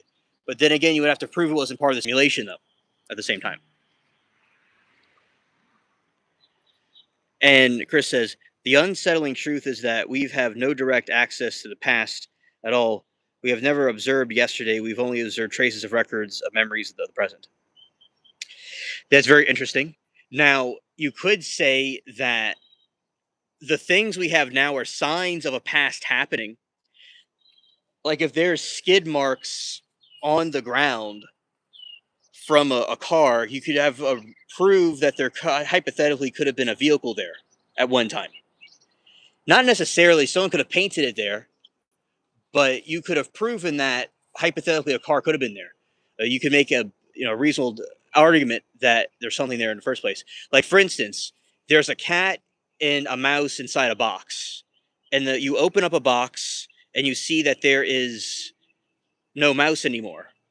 You cannot exactly prove that the cat ate the mouse, but you can pretty much say unless an alien abducted the mouse, or there's a trap door somewhere, but there's no trap door. Some hypothetical, you could say that the mouse vanished or something, but you could reasonable doubt really just kind of summarize that the cat may have eaten the mouse. So we could kind of summarize through a reasonable logic, even if we can't directly prove it with hard facts, that that was put there um, a year ago or so, and this was from the 50s. Or, I mean, actually, it's from the 1900s, 1910 or something.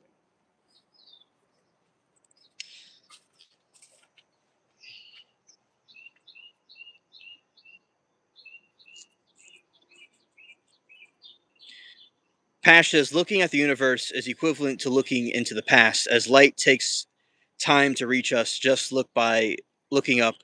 You're traveling through time. Exactly. Exactly.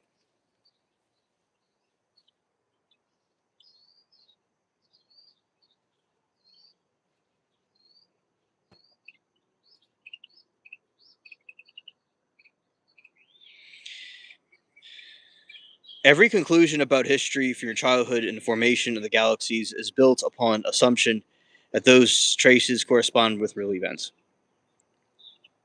Okay. And we exist from our past as well as our present lives, a DNA.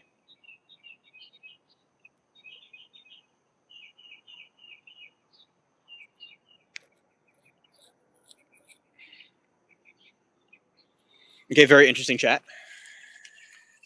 And they they do if and when alien DTs have direct access to the past.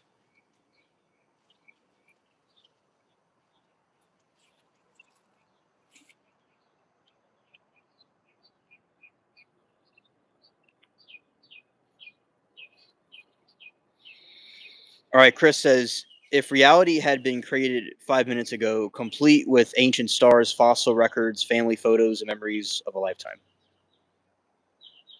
Yes, we travel through time constantly. Every piece of evidence you would use to deny claims itself could be evidence to create it 5 minutes ago. It could be both, Chris. It could be both. But you would have to prove without a reasonable doubt that it happened 5 minutes ago. How did they create the timeline 5 minutes ago? That'd be one way to ask. Is like, how did they create the simulation? Or did they use a machine? Did they use a computer? Like, what did they do exactly to create the simulation 5 minutes ago? So you have to, without a reasonable doubt, how did it happen? And it's another paradox to also ask. So, okay, let's just say that sure, you can implant all these things in our dimension, but one thing is that we didn't just end up here a minute ago. We woke up, we have memories of the past, etc. A lot of times in a dream, you don't usually have that. Yeah, but that's a very good point, Chris. Very good point. But so that's how we would do without a reasonable doubt. But you could hypothetically convince a some people about that. We wouldn't really. You would the same evidence that we have to disprove it is the same to use to prove it. So that is another paradox right there. Yeah, and very good point, Chris. And also you too, Samantha. Very good point. And Passion says, can we give Reen Disgratis a shout out again? Yeah, shout out to Renee Disgratis. I probably butchered that name, but I did what I could. Yeah. There is no sun right now because of the heavy clouds that we have.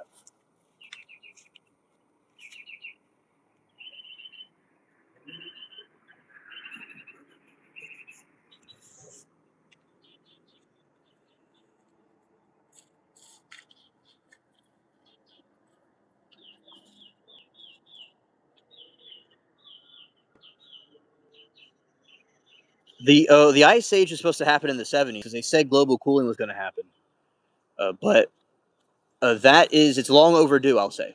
And now they say we're in global warming. They say, but yeah, it was supposed to happen in the 70s.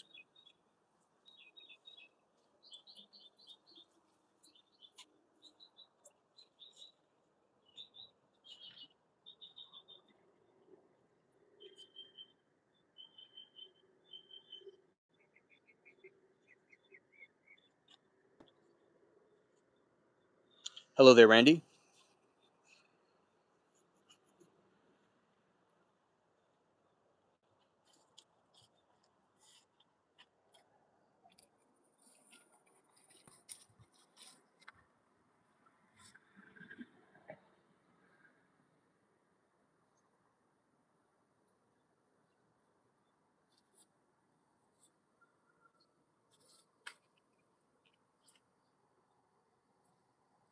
Every conclusion about history is inferred from present observation. This is similar to detective reconstructing a crime scene. Detectives never sees the crime itself, only the clues left behind.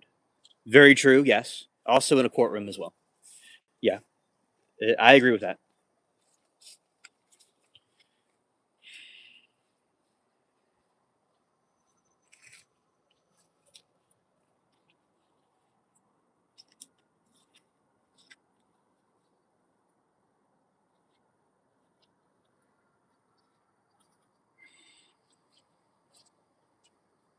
I do not know, Randy.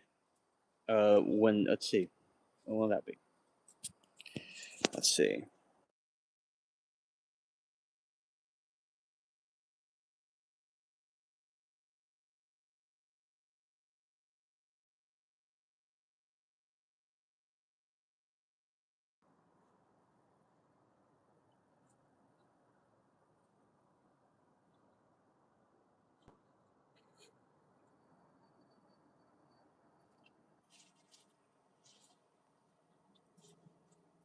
Predicting the exact minutes of individual large. Okay, it's really impossible to figure it out, but they could be in June. Yeah, I am not too sure.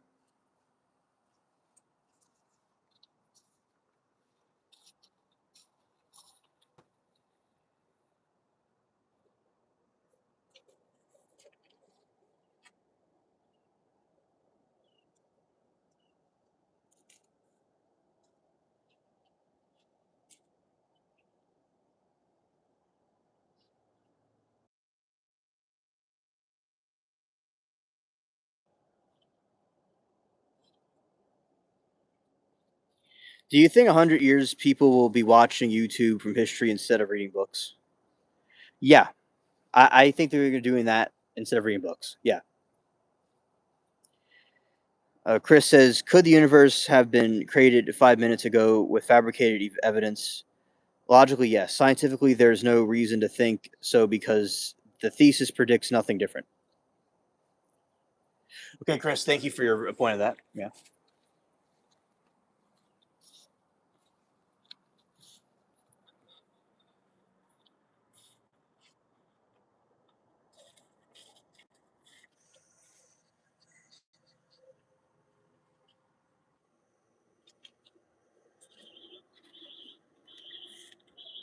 That is true, Passion. They do work without electricity. Yeah.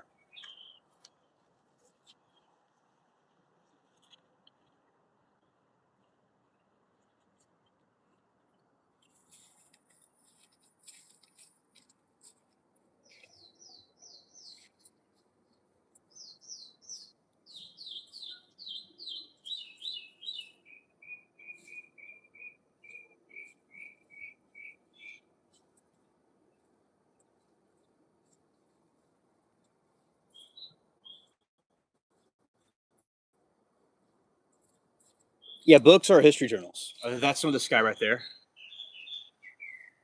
It's very, it's all that we can really see because the sun's not really going to be shown because of the clouds.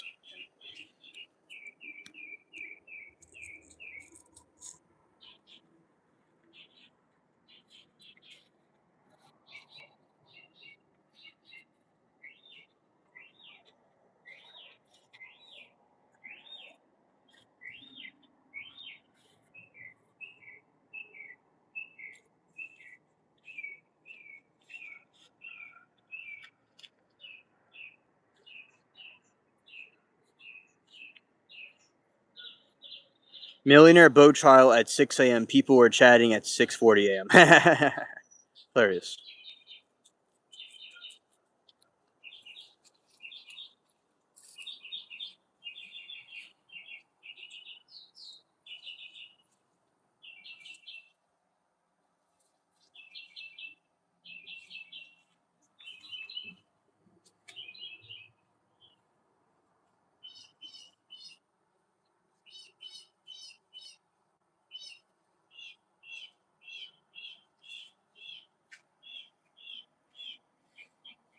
Yeah, crazy indeed.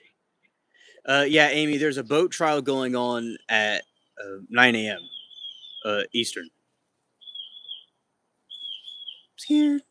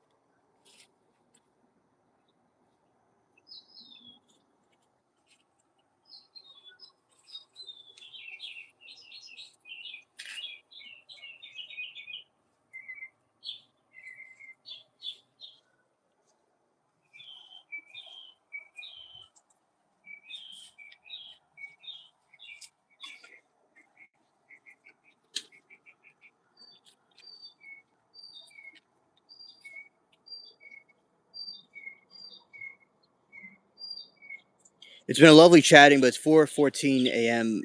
bedtime. Have a great day. Oh, you have a great day. You have a great day too, Samantha. Uh, and good night. In a way. So off to bed. Thank you for hanging out with us. Oh, it's starting today at the bow trial. Guy hit and deleted a 20-year-old girl and maimed another person in the Keys, and he's drunk. He said no 2 beers, only another boat's at fault. Face 30 years. Yeah. I'm going to stick with rash trial for no particular reason. Well, actually, I don't want to waste all my knowledge and opinions I've collected about it. Okay. Yeah. My pleasure, Samantha.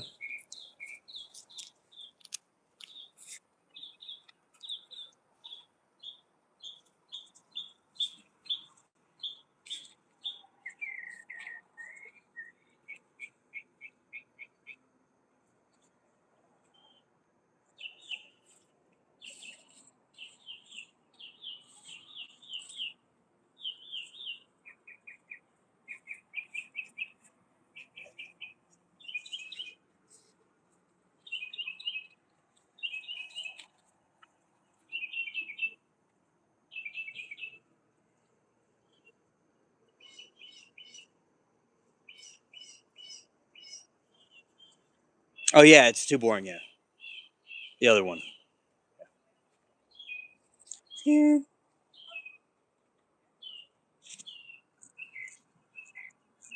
She said the rash one's too boring. It's Claude.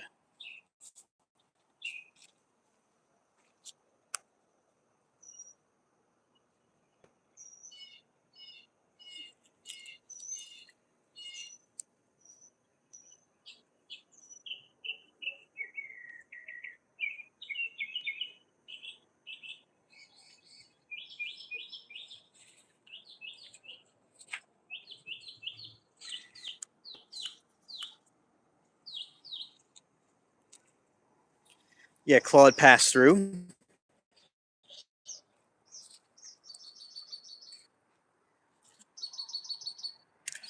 Looking at the clouds now.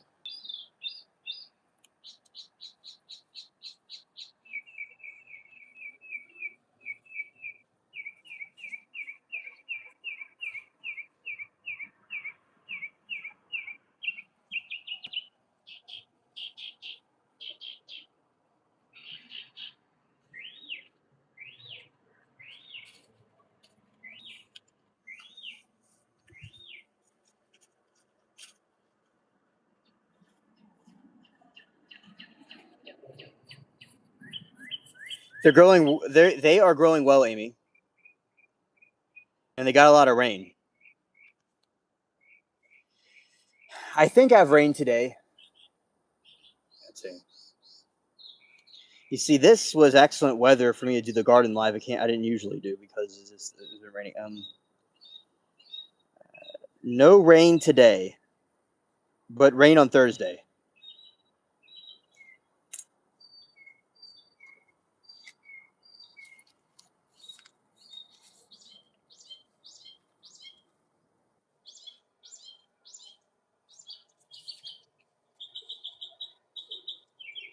If the fundamental constants of physics were slightly different, life might never exist. Did life adapt the universe, or does the universe appear suitable only because observers emerge with it?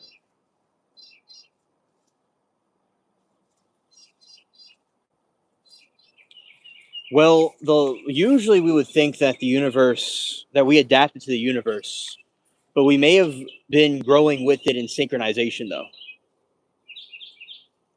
That may have happened also. Because sometimes it feels like the universe and us are just one, rather than us adapting to it. We were part of it. We were like part of the package, like that grew with it. We got some clouds. Let's see.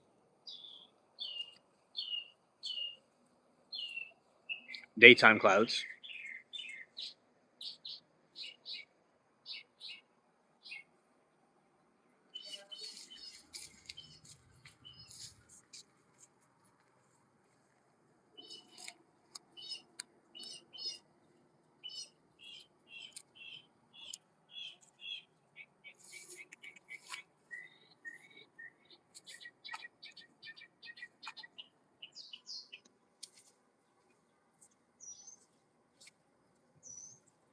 Knowledge is usually treated as inherently good, but the paradox question whether some truths could be more dangerous than ignorance.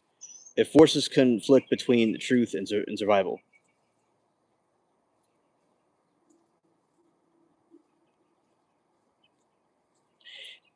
Because of free will. And people could get mixed up between what is true. People think that the truth, everyone thinks they're right. Everybody thinks that they have the right religion or the right ideology, whatever. So everybody thinks they're right and they want to do survival. But what are people going to do to get there? It's like through their free will. Yeah. Oh yeah, we get chemtrails all the time. I sometimes see them over here in the daytime.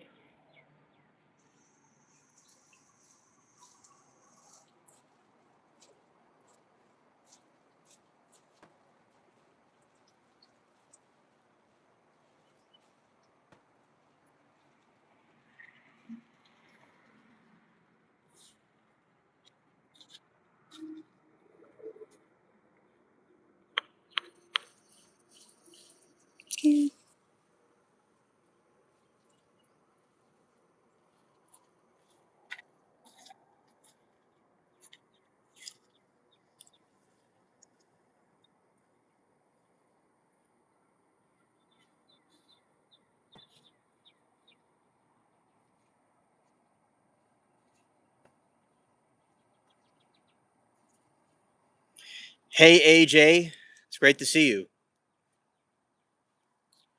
We are talking about philosophical concepts in the garden. Oh, okay. Well, good luck with your new job. I'm glad that you're able to talk to us right now.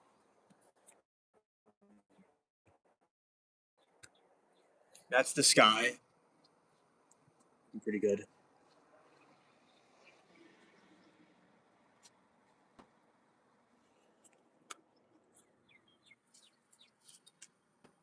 The clouds look like two people sitting back to back on roller coaster cars.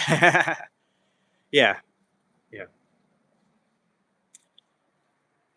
yeah. Going to listen in on my way to work. Okay, that's cool.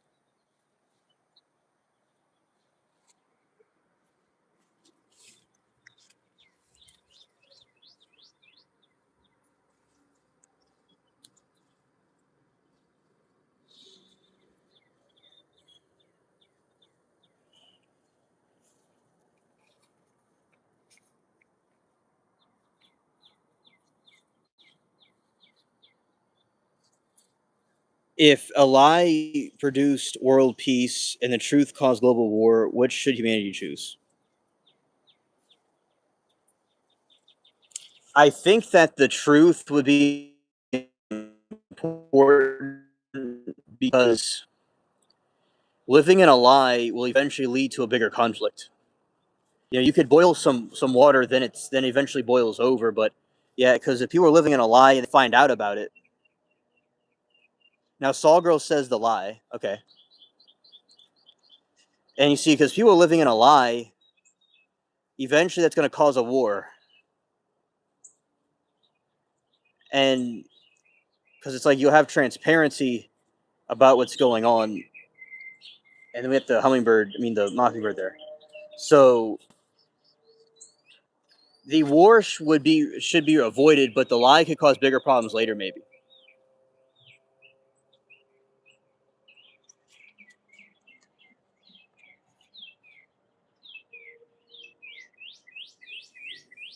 Amy said, "Fox and Skullform X Files always told us the truth is out there." Yeah, yeah.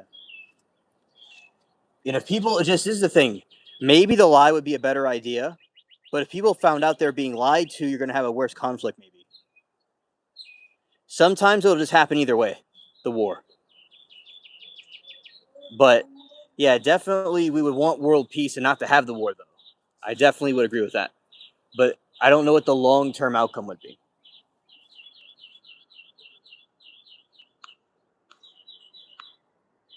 Scared.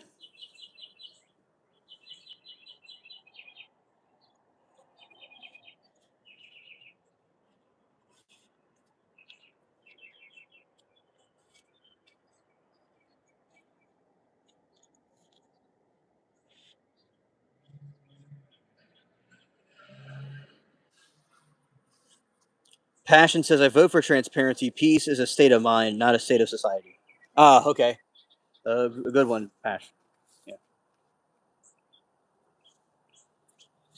Chris says, your future self sends a message containing every choice you'll make next year. Can you change any of them? I could change them, but would I want to? It's better to never know what the future brings. You know, just like when Captain Jack was supposed to, he could have gotten the Fountain of Youth, and he was just like, it doesn't matter when the end is going to be. You have to go to the horizon, and you have to learn along the way, because your free will be taken away from you.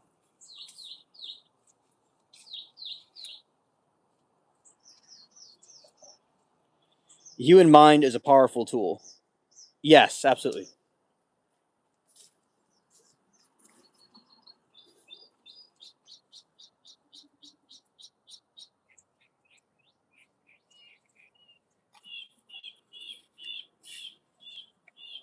Hey, the white man.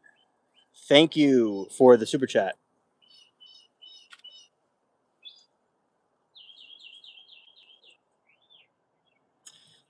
I appreciate it. Shout out to you. And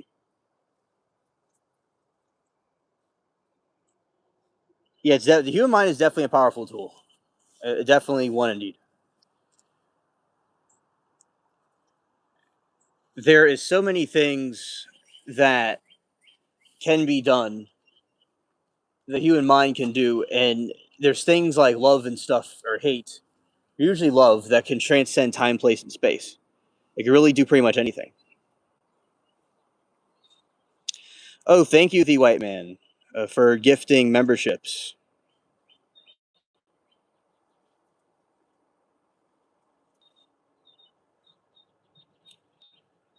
Yeah, that is awesome. All right.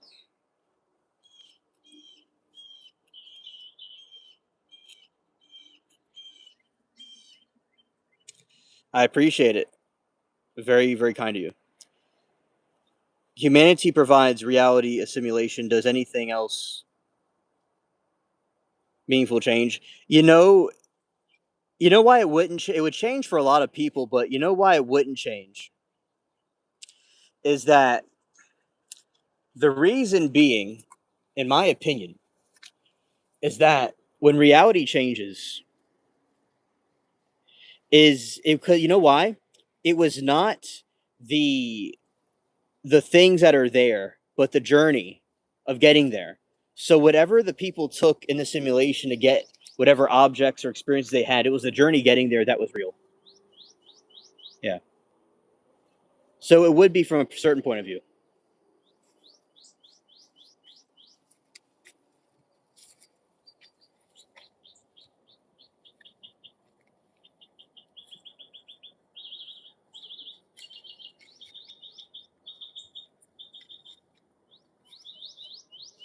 Gift train hype. Yeah. Facts.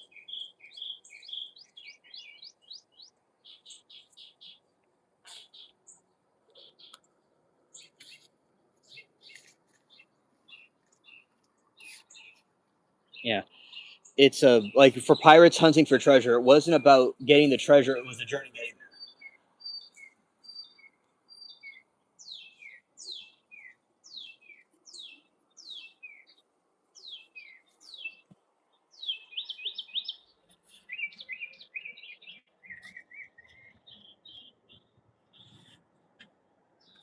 Yeah, and there's Amy too. Shout out to you. Yeah. So that would be my perspective about that one.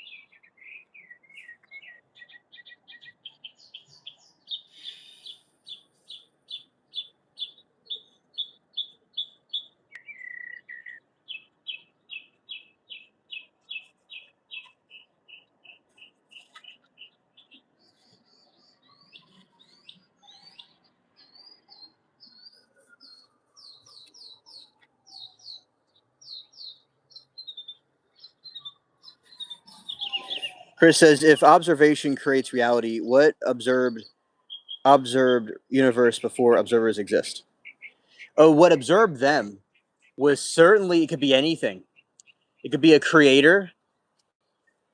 It could be the entity itself just being aware of its own existence, or nothing at all. Let's see. Aliens perceive 11 dimensions naturally, while humans perceive 3. Which species sees reality more objectively?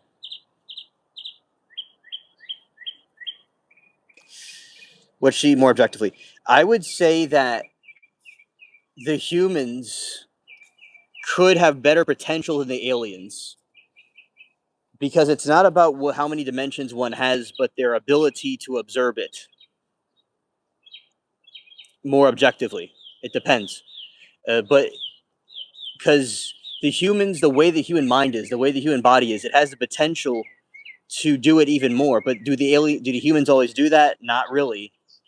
And the aliens are able to do it, I'd say, because they're more trained for that, and they're doing it actively. But the humans were not being distracted by being in the Matrix. They could do more than aliens because of the way the human mind works that we don't completely understand. That's why the aliens are so fascinated by us.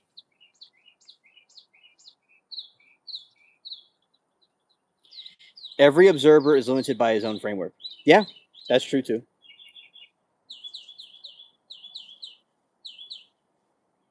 We have bush plants is meant to read. Yeah. Yeah, I see.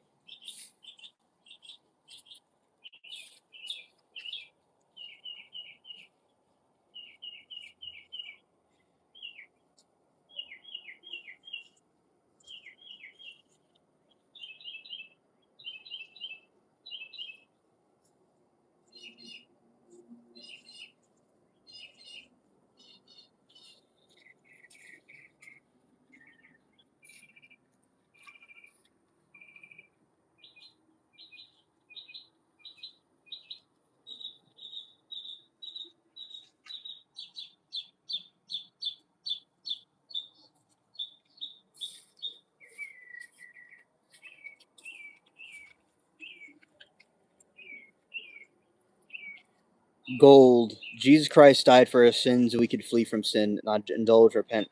Sins as Heavenly Father, Holy Spirit, and He shall guide you to spirit. And amen, golden apple. I agree.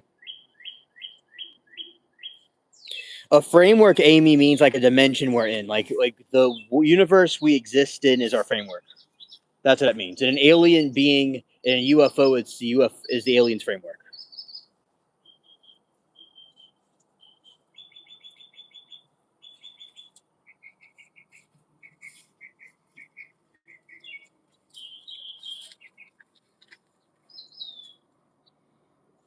Chris said, seeing more dimensions, more on the outside, would put you still looking through the window.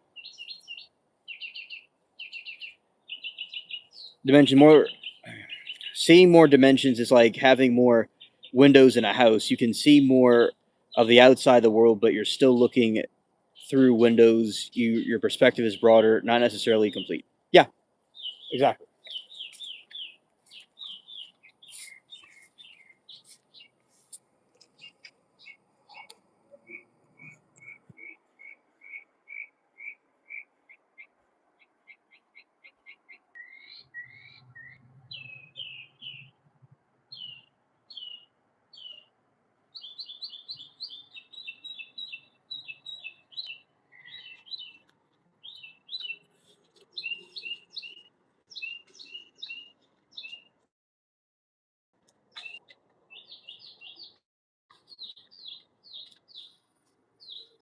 Yeah, very good hypothesis.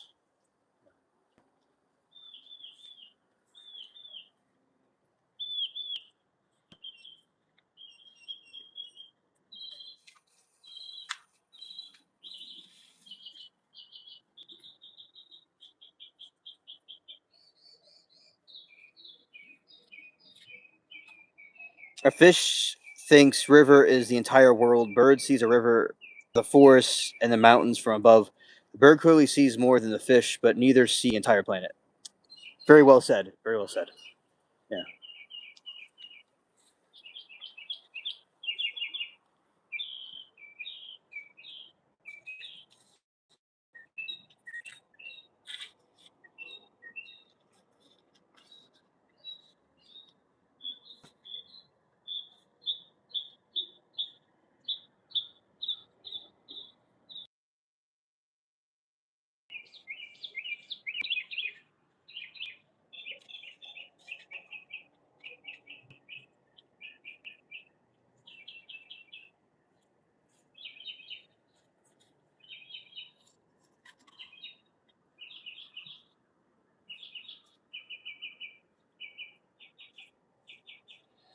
I'm more passive in the faith and can't disprove any higher powers, but if they want anything, they can ask directly. Thank you, Passion, for that. It's a good philosophical point. There you go. All right. And Passion, right there is what's called a roofing tile. Right there. It's a very old one. And these are some roofing shingles that are used as path. Like used as like a sidewalk, but it's the same type of shingles I was showing you one time. But they're used like a sidewalk path. Now this one right here, this one right here is a piece of slate, like a mountain slate. That's also a piece of roofing material from a long time ago.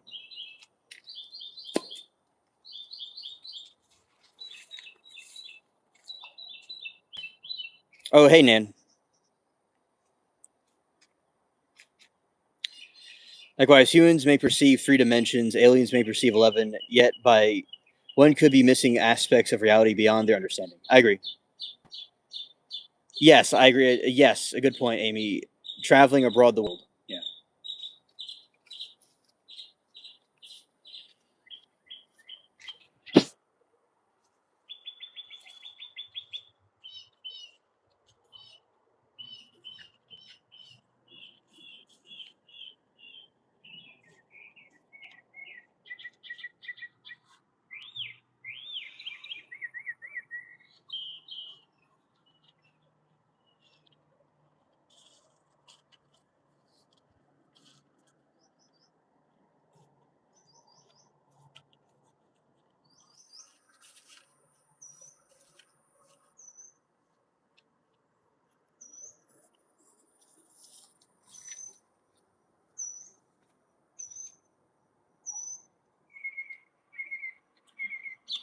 But you have a piece of the Berlin Wall that big. It has graffiti on it. My auntie brought it back.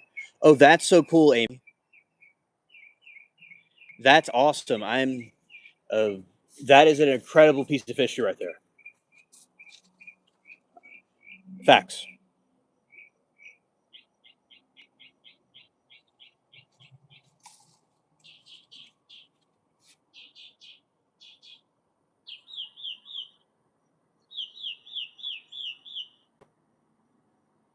Oh, okay, Pash. Understood. Understood. Yeah, that you're right. You're right. You're doing cooking. Yeah, that's true. Yeah. Well, thank you, Passion, for letting me know. Glad you got to see it. The tile. Oh, hello, Destiny. Good to see you. Hey, fam.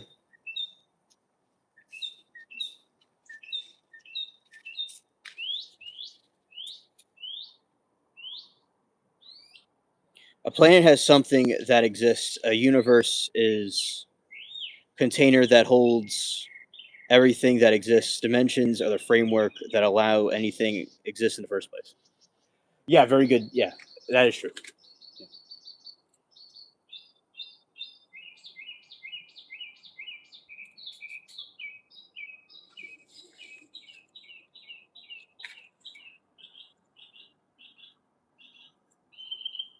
Oh, it's okay, Destiny.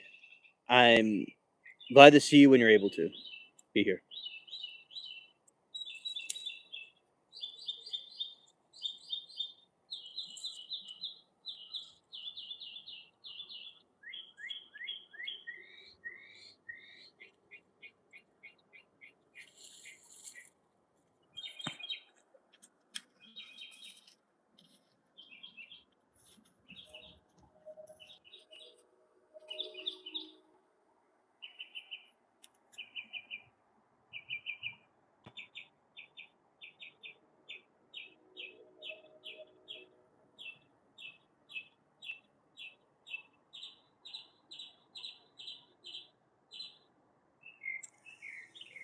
Oh, thanks, Destiny.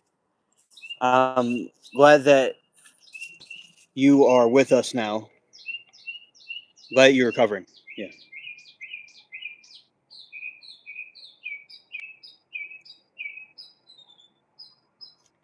Oh yeah, this is the like half the leaf is brown, the other half isn't. I know it's like a bipolar leaf.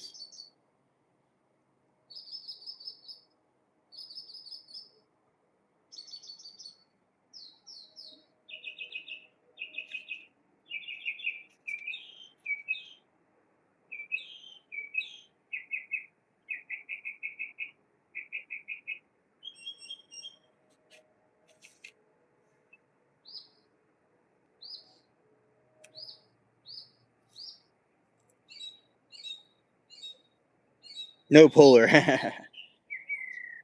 Yeah, split personality leaf. The the bipolar borderline personality leaf right there. Yeah.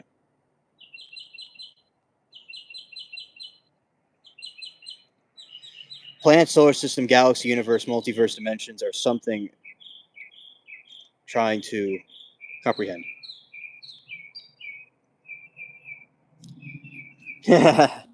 It's like a harlequin leaf or a yeah something like that. Yeah, bipolar leaf moment. Yes, nature is awesome. Yeah. Something you don't see every day. Yeah.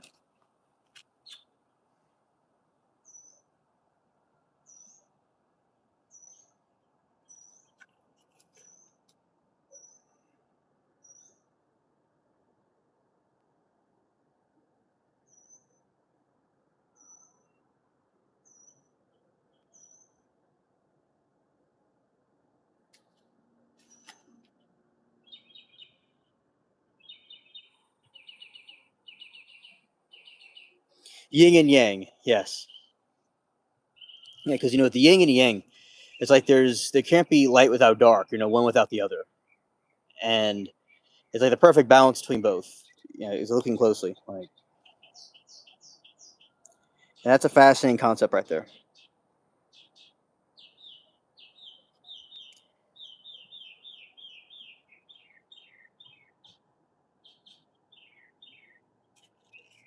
If objects really exist beyond human comprehension, can science ever fully understand it? They may never fully understand it, but over time they would understand it better. Okay, Saw Girl, that's a good question. The trees that you see in my yard, well, this is not. It's this is not the yard um, um, that we usually are in, right? So the other yard over there that we usually are in has those two trees. Those big trees that we have them around where the raccoons are and stuff, the swamp puppies. Those turn yellow, orange, and purple. The rest of the trees turn brown or yellow because there's myths in my region that because of the weather here, the leaves only turn yellow or brown. But it's actually the type of tree you have. Like the tree that I have is a tree from up north in my yard, in the other yard, and it's yellow, orange, and a little bit purple and red in the winter, in the fall, because it's the type of tree it is. Most trees are just like swamp trees or south trees, but they usually just turn. It's very nice in the fall. It's like yellow and red. It's very cool.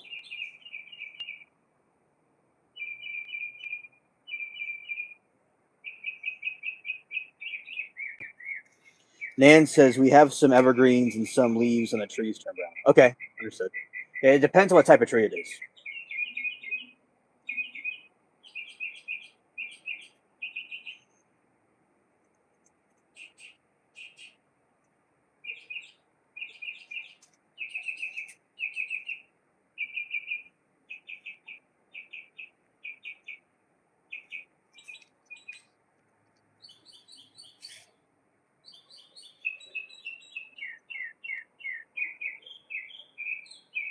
Hello, Lee. We are doing fine. Hope you're doing well.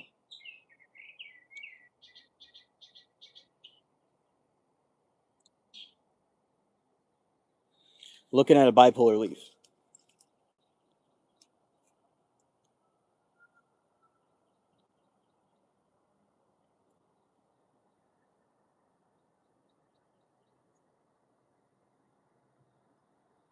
Oh, okay, gotcha. All right. So this is like a bipolar leaf right here. Scared.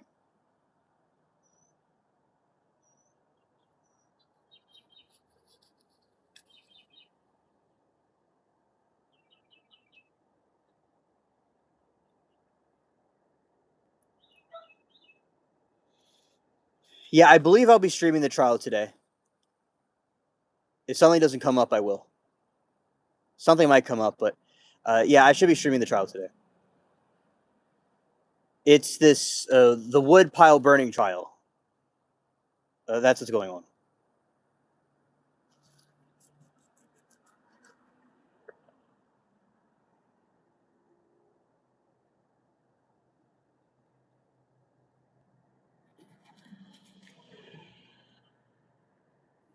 Suppose you discover absolute truth about reality, existence, and consciousness. Would you know is absolute truth, or would you simply experience the most convincing illusion imaginable?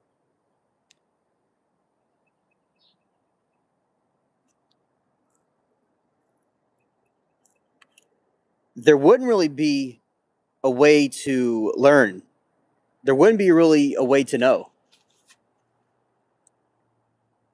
Okay, Lee, so the wife, this guy burned his, cut up his wife and burned her a fire pit.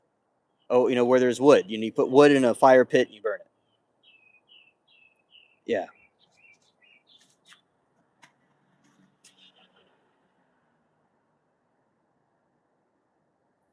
Yeah, because you see, Chris, reality is all subjective to what the observer thinks. It's like Inception. It's like, was Cobb in a dream or not at the end? It didn't even really matter, but you never really know for certain. Was he just dreaming or not? You don't know. All right, this is going to be our Timu sunrise. That's a Timu sunrise. Well, there's evidence that the sun is rising. Okay, look at this, chat. You can see it better here. There you go. That's a sunrise.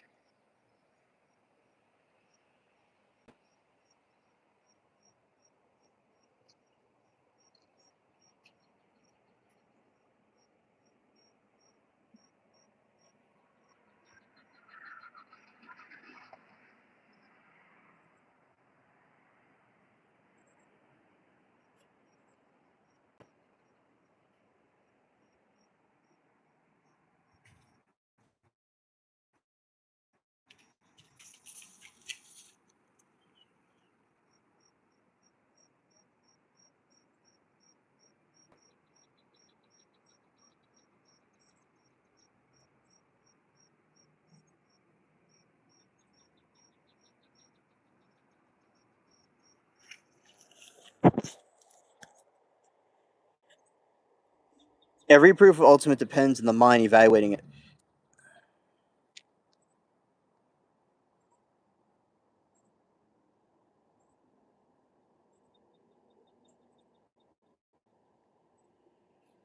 Every proof ultimately depends on evaluating the deceived that they certainly always contain shallow doubt. Yeah. Yeah. So not even peeking the horizon. Okay. When mysteriously vanishes, police capture X, who admits disposing the body, using the identity benefits, but claims he was due to his own efforts. Oh, okay.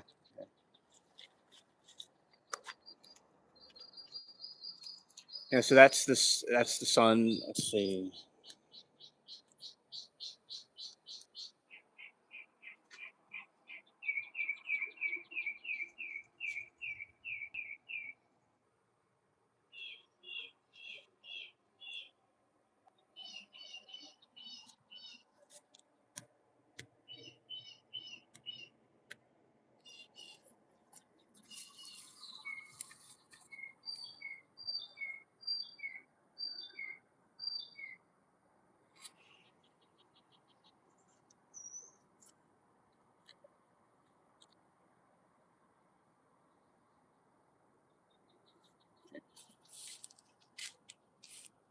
All right. So The battery is a little bit low. Let's see. There might be a moment of turbulence, so be back in a second.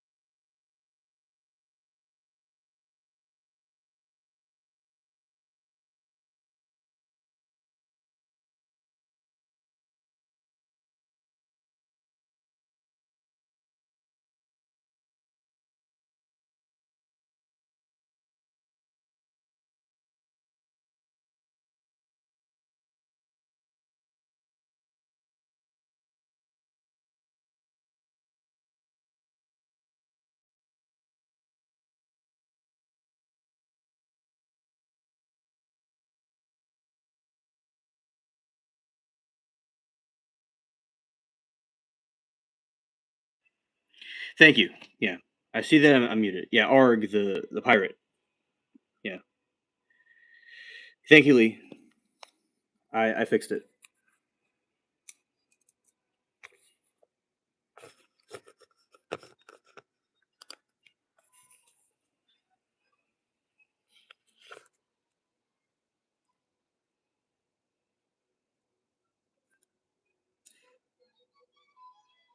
Okay, so anyway, yeah, that is the. Thank you, Amy. I appreciate it. Okay, Nana, understood. Oh, glad that you like the hat. Yeah,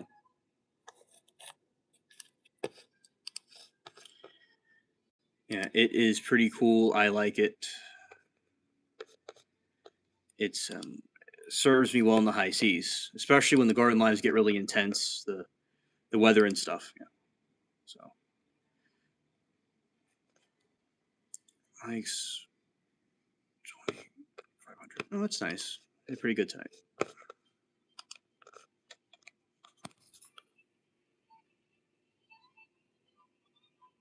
Okay, Lee. Thank you, Lee, and see you.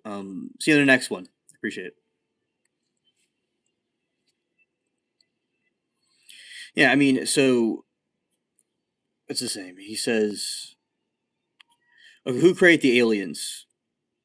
So my opinion about who created the aliens is whoever the creator is. It's possible that aliens might be biological drones. It's possible that they're clones of each other. It's possible they're hybrid entities, and they also could have been. They also could have been from um, created by God or a creator of some kind. Those are possibilities of what the aliens are created by, or whatever created everything.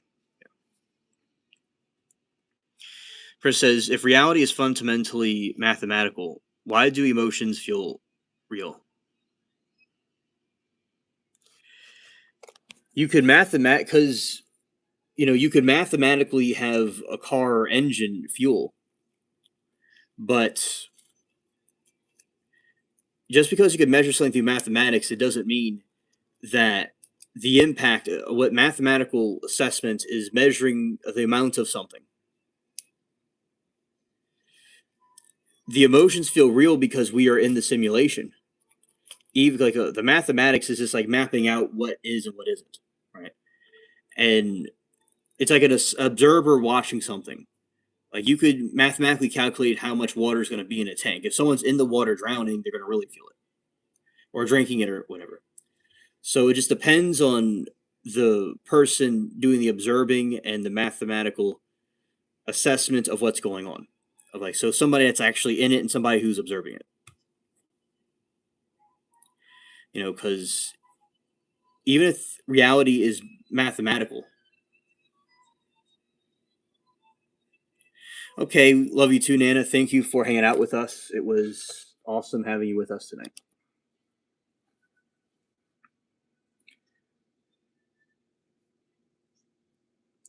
Because that's why, because we're literally in a simulation, and the mathematical attribute is just measuring the amount of something.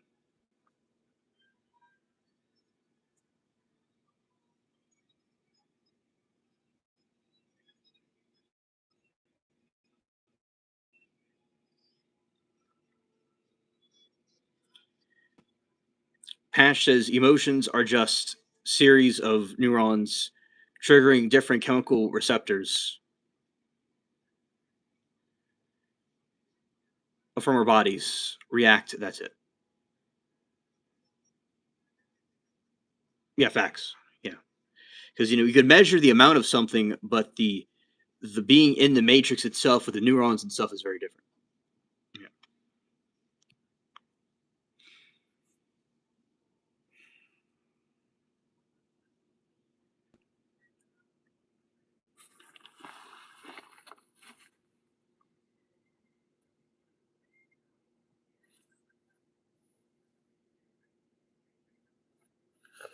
Yeah.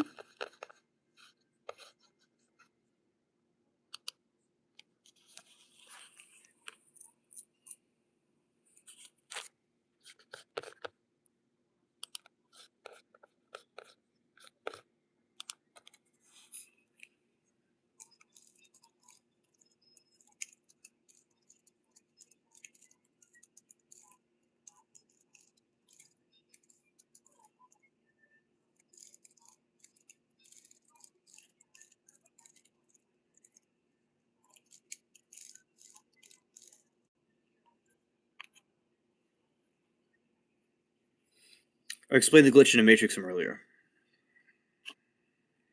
So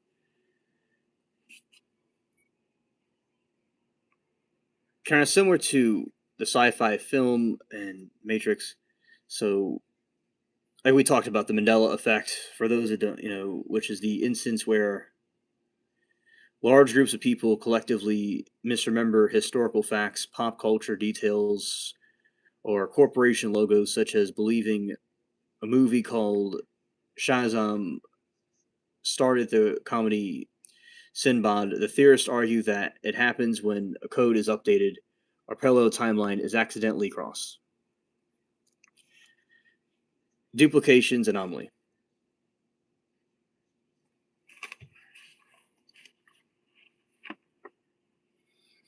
Spotting identical strangers wearing the exact same clothes, walking in identical patterns, or performing identical actions right next to each other.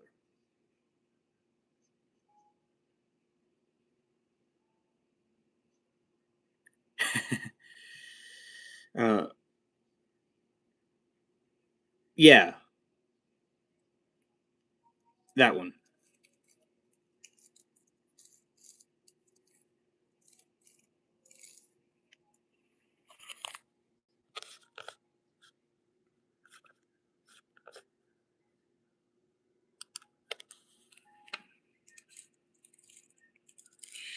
Let's see.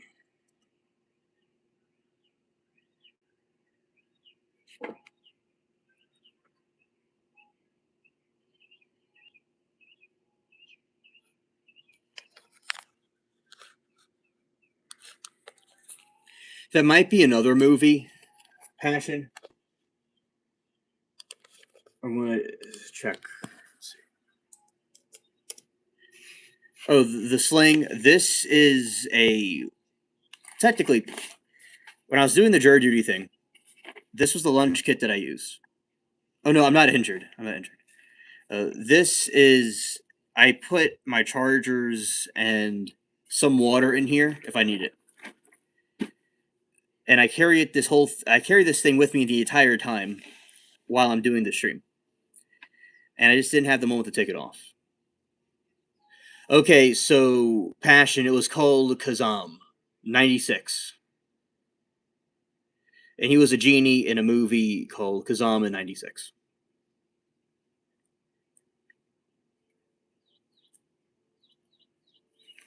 So when I'm outside, I don't drink any water while I'm outside, by the way. It's there if I have an emergency. Yeah.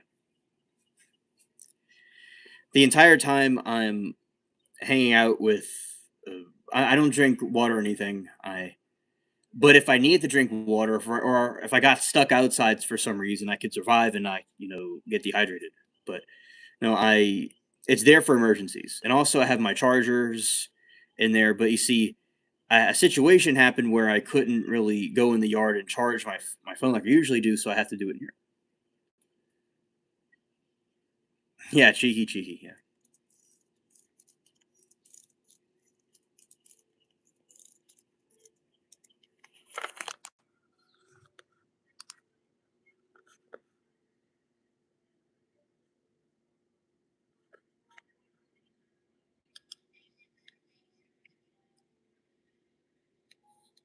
Oh, thank you, Amy. Yeah, before I do the live stream, I drink water, a lot of water, and but the entire time I'm out there, I don't drink anything because I'm already hydrated, and I got like used to like when I'm talking, I could talk consistently without usually feel sounding scratchy because I was around other podcasters and I learned from them about it, and I hydrate a lot before I do the live stream, and I have two waters with have water one water with me and a half water that was just there, just in case something happens. But if I got stuck out there or something, I could survive.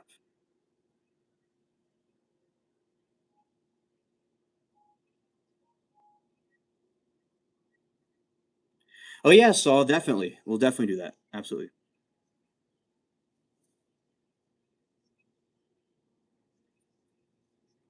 Oh, thank you, Amy. I appreciate it.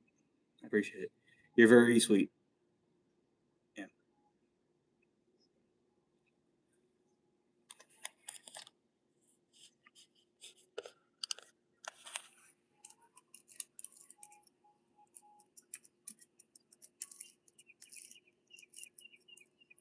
I agree, Pash. Definitely.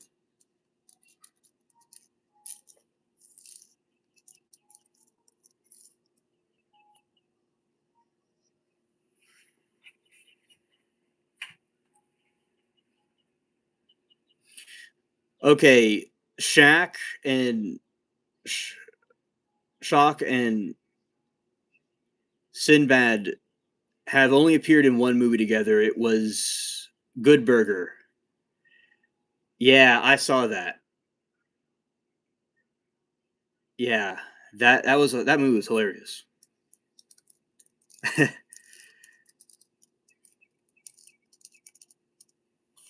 Yeah, that movie was that was really funny. Before, I remember I used to watch that all the time, especially before I did the YouTube thing or went back on YouTube. I remember I was watching it.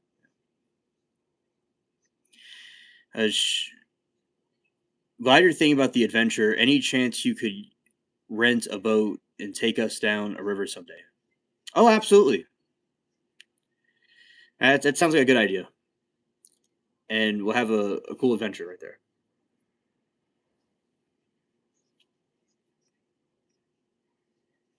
I love salad, especially in summer. Our summers are hot, and salads are perfect. Yes, absolutely, especially when it's very hot.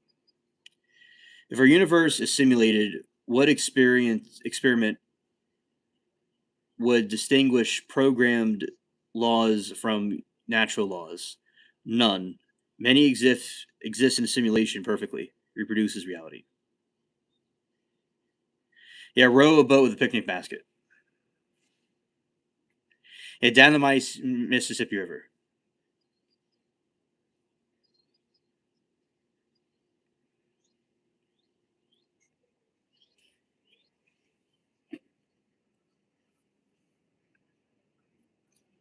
And I just really think it's important. See, the Mississippi River is very fierce, and it goes down, and it gets bigger and bigger and bigger as you get there.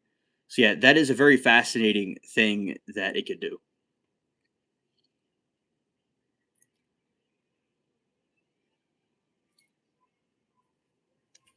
That yeah, one of my friends has a small boat, like a little paddle boat.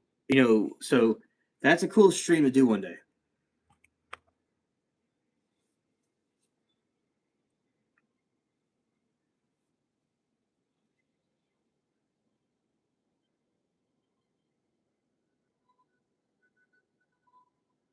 Thank you, mods. I appreciate it. Yeah. So I also saw I've been on a steamboat before. I've been on that before.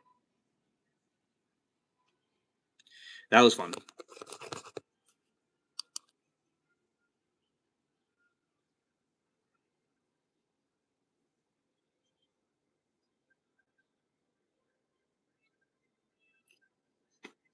Well, he was asking questions about your mother, and I thought that wasn't the most appropriate thing. That's why. All right. Certain philosophical frameworks propose exactly that.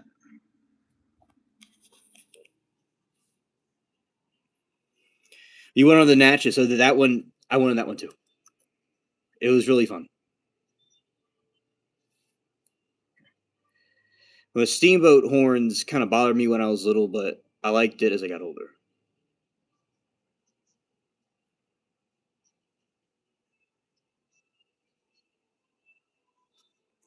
Exactly, passion. Very good point.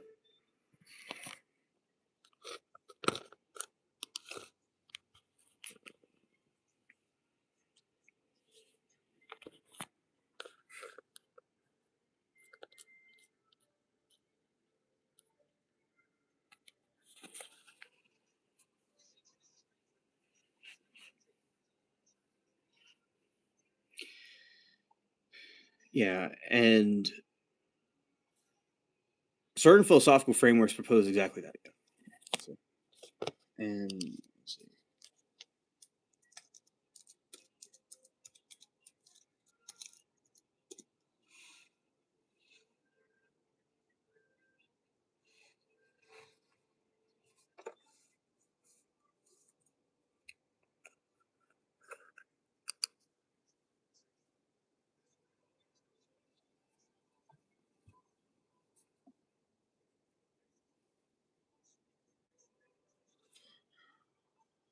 Proponent live in the some swamp cryptid. Let's see. There's the honey swamp monster, the Cajun Sasquatch. Exactly, Sawgirl. This is one of the most famous swamp cryptids in the U.S. The lore purported to live in dense Honey Island swamp in St. Tammany Parish, Louisiana, and the creature stands over 7 feet tall with matted gray hair, piercing yellow or red eyes, and putrid rotting odor.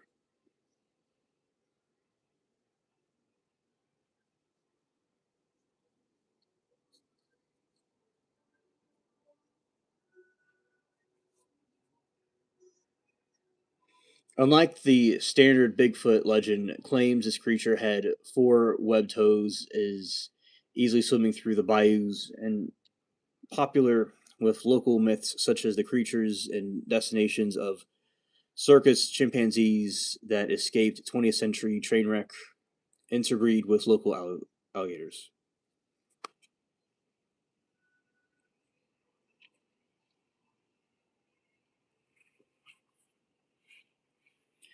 Rooted deeply in French Canadian Cajun culture, the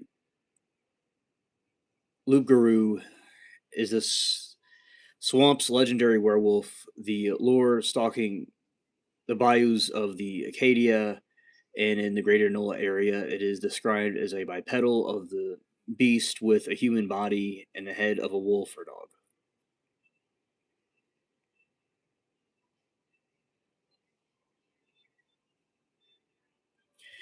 Well, Chris, it would give a good reason why people should live and enjoy the time that they have in the moment, because if people put so much emphasis on what's going on in time, you know, it definitely goes by slowly sometimes, and sometimes it goes fast. The clocks will still tick either way, but yeah, that's what I think. It's the illusion. Every simultaneous moment we have has to be used properly, and we have to make it count.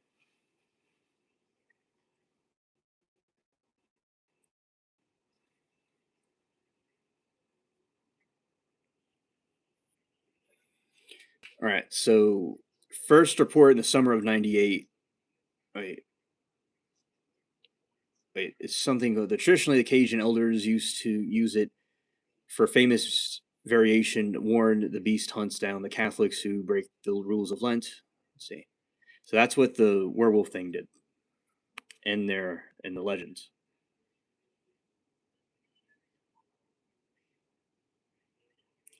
Oh no, Saw. That hasn't happened in 20 years. Well, so far. Hopefully this year I'll be lucky again, and it won't happen. No, nothing like that happened ever since.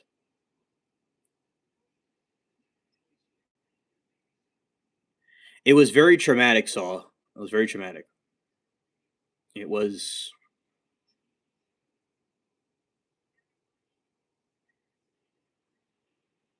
that is true passion. Yeah, it was just. I remember the dark black clouds would come over, and from that direction, and I saw this wall of black clouds, and it didn't look too nice.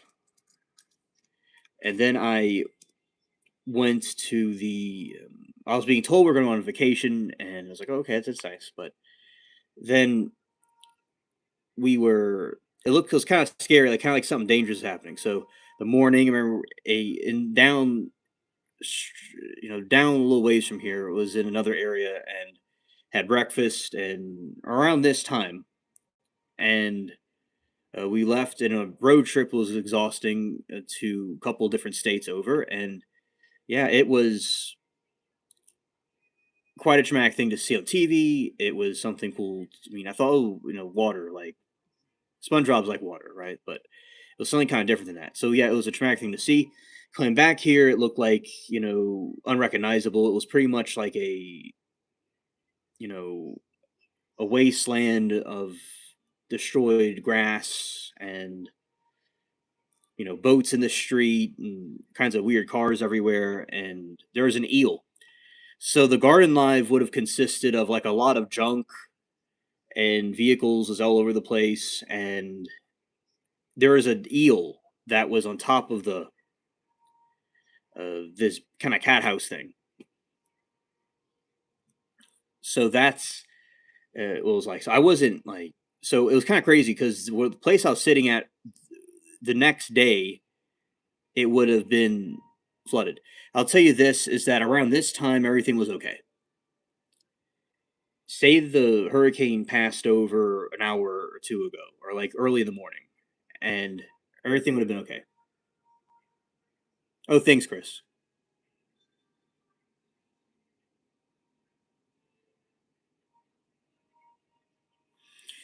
Passion said, only seen the aftermath and news reports and dramatized on television. Yeah, yeah. And I know somebody that was on on the bridge.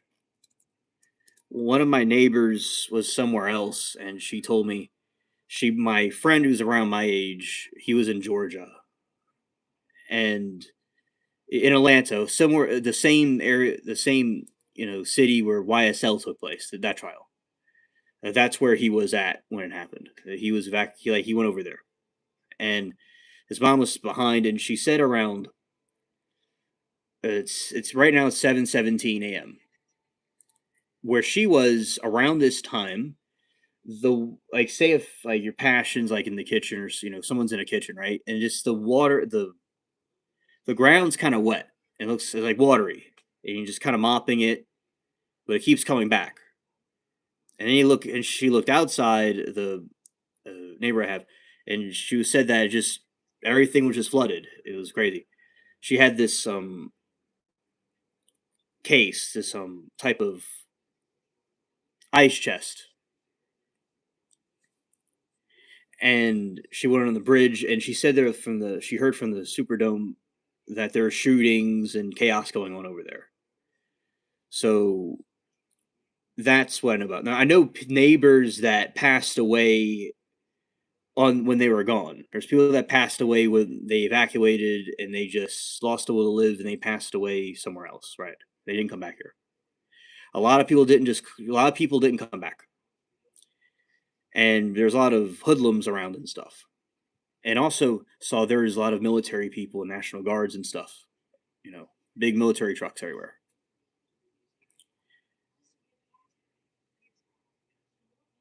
Chris, that's very well what it may be, and they're studying their own origin. That's they're collecting information, stuff like that, and that's definitely what it may be. They're studying their own origin of where they came from. Yeah, absolutely.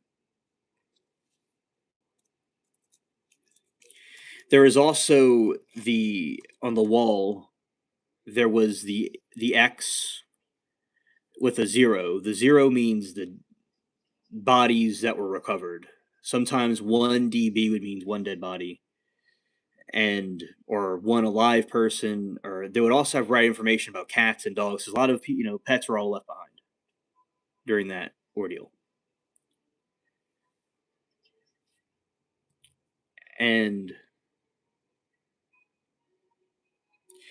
that is what was occurring. And there was just you would see very harsh water lines on everything. Yeah, and the smell was very weird. It was like sulfur and a bunch of other things.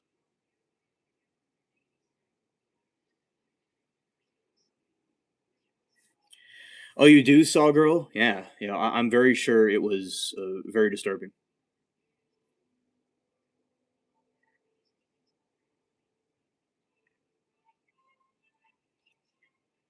Yeah, National Guard was all over this place too. I remember the big Humvees with the machine guns on top of them. I went. I've talked to them before, and I remember being up close to it.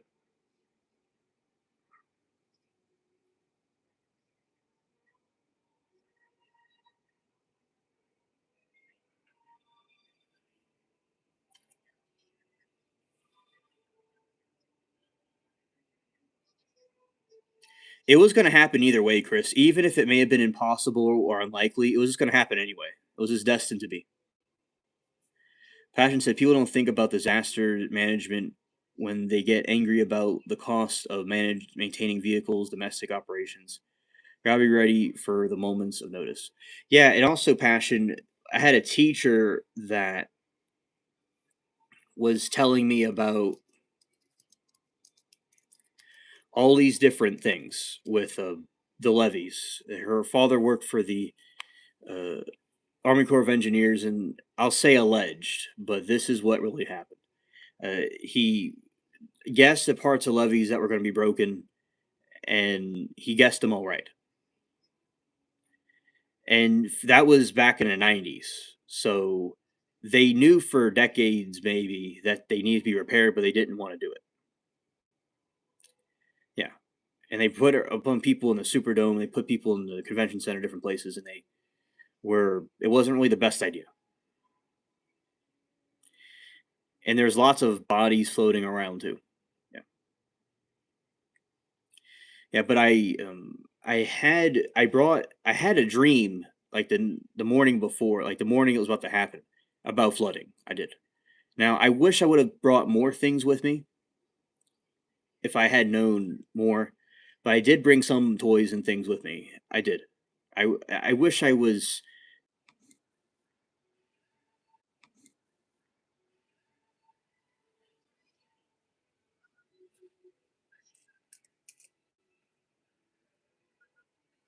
I'm okay. I'm back.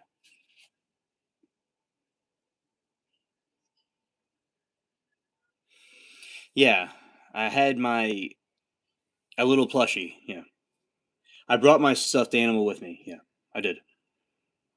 The thing when I was going too far away from the area, so I'm back now.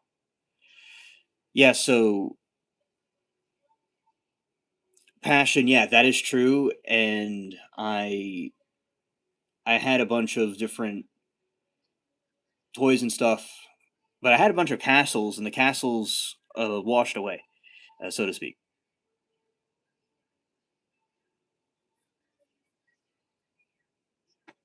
Oh wow, Chris! Wow, Carlos! Wow. Yeah, thanks, Carlos. And I'm glad that you're here. Yeah, we had the. I was able to do the garden live because the weather was better.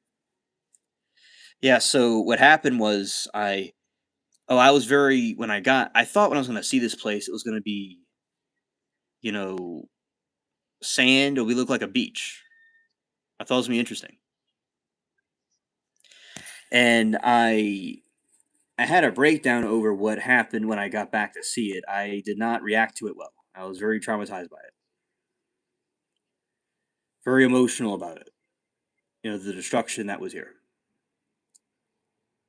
It was hard to understand.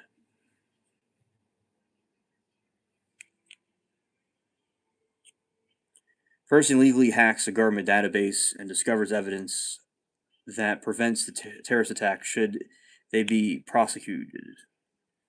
A machine can show memories, 99% accuracy.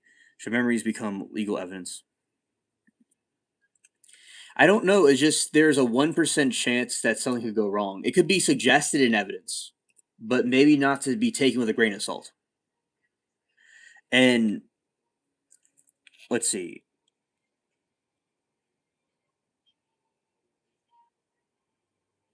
You see, Chris, with 9/11.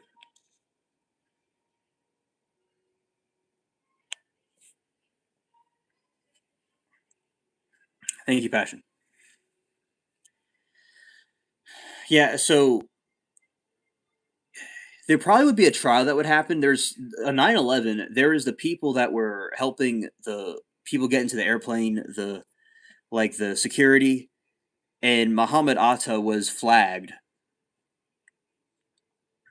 and he had knives on him and bombs on his self, and they let him go in anyway.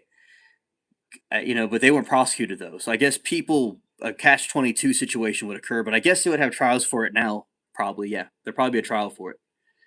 It would what the jury would have to decide is if there was neglect or if it was just an accident.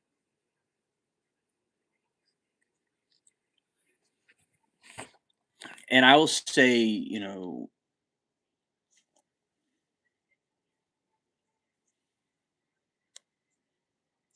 okay, say this white wall right here, right?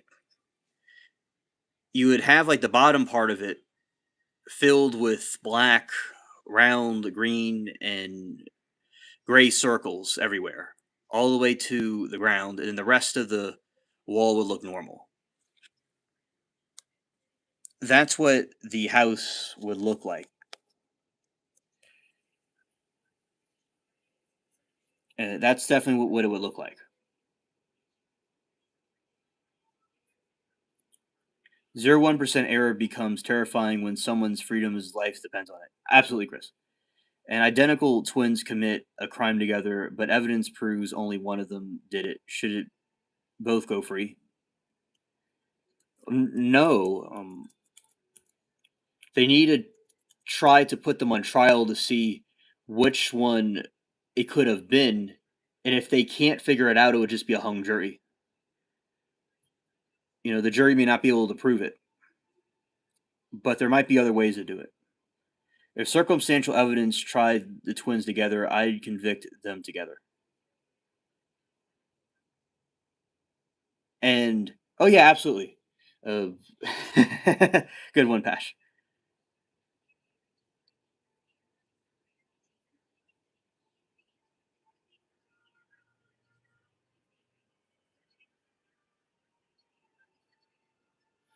Convicting both guarantees that an innocent person is punished. Justice traditionally prefers uncertainty over wrongful conviction.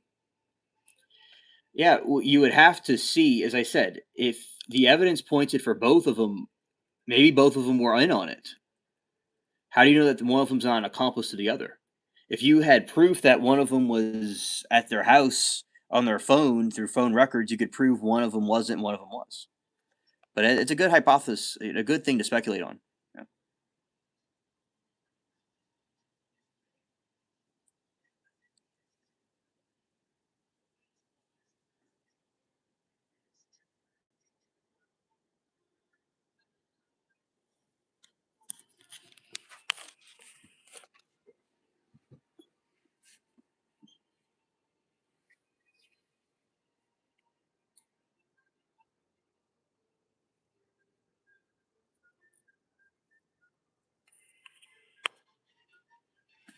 Okay, so yeah, I mean,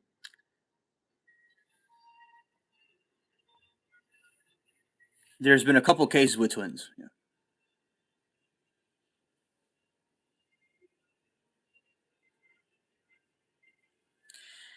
Well, Chris, if they're arrested today, I would argue no, because there is a circumstance when they used AI to track down somebody, and the AI tracked down the wrong person. You know, the Titanic couldn't sink, but it sunk.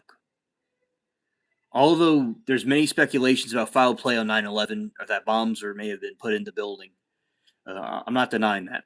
But the towers didn't make it; they fell. So it can be marketed as 100% accurate, but we would have to just do a double check to make sure.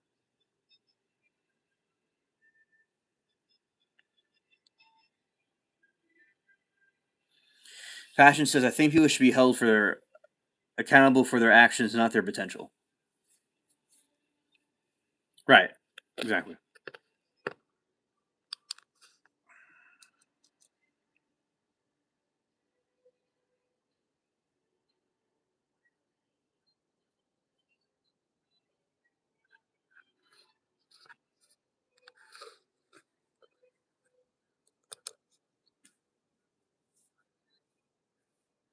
Yeah, it does. So yeah, definitely.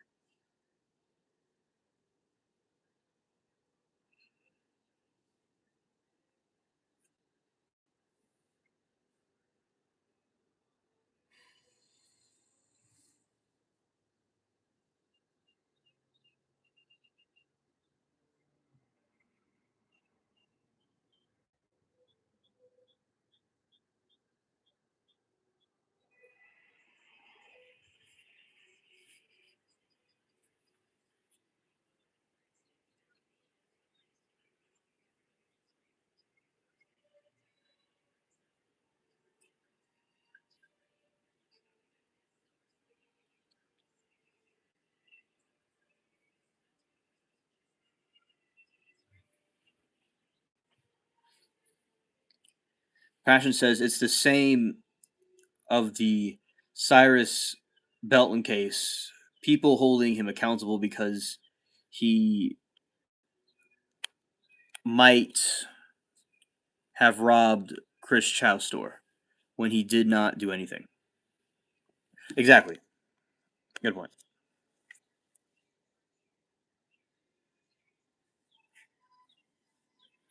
Chris says, I'm not speaking allegedly, I'm talking about telepaths knowing the future events. It's the same thing. I mean, the future happens when it happens.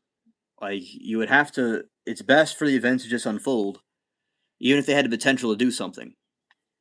Because even if it predicts with accuracy something's going to happen, we have to just let it take its course.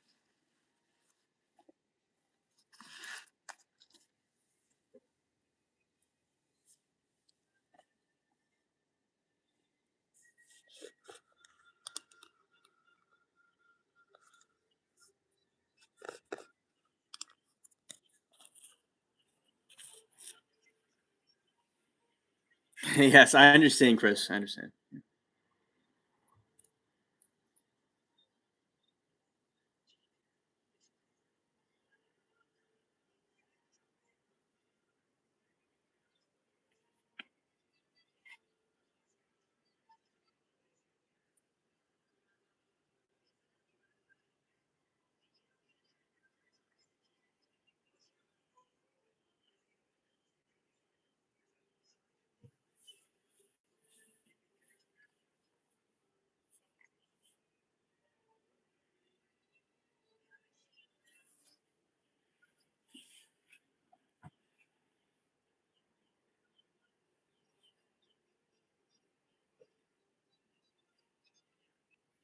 Basically, you're saying that the final destiny is unavoidable. Yeah, exactly. You know, it's so peculiar where we realize that everything, the worst things could happen, could actually be the best things. It's like, for instance, there's so many things out there in my own life that happened that look like very bad, but in the long term, it was good for me. It was actually so I wouldn't want it to not happen. Even the Katrina, right? I wouldn't be living here if it wasn't for the hurricane. We wouldn't have the garden if it wasn't for the hurricane. All that big yard I have, I wouldn't have had that. I would have had a small little. I would have had a dead end street and a little tiny square looking patch of grass. I prayed for a bigger yard and I got one. You know, I got it through a crazy hurricane, but I got it. So I just think that whatever happens was just meant to happen.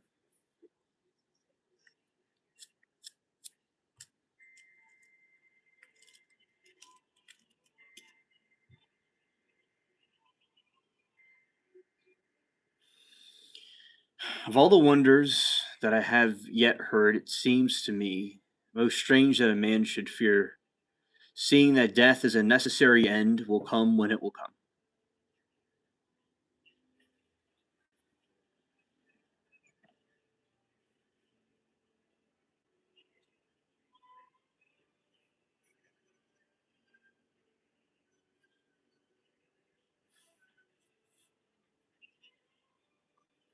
Or says a time traveler directly witnessed a crime but cannot prove that they traveled through time. Should their testimony count? Well, a lot of times, well, they through a court logic, unless there's proof to it, no. It would just be, unless a jury wanted to. It just depends on the circumstances, but mostly no.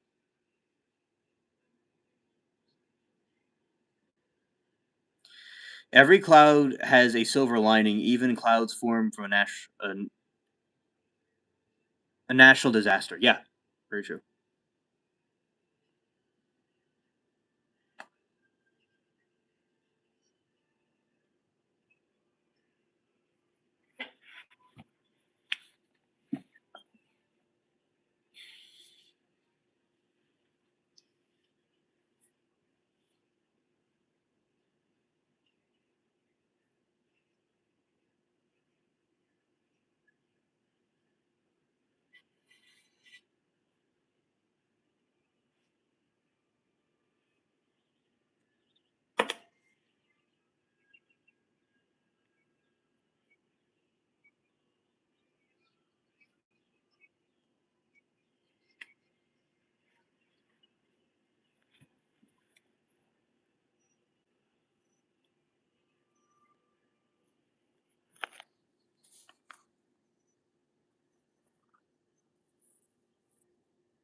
All right, let's see.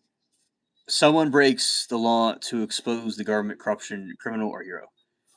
Well, like with Snowden, it's from one point of view, yeah, it depends on what it is exactly.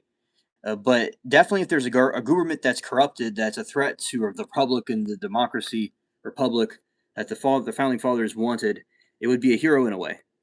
It just depends on what it was and the intentions of it.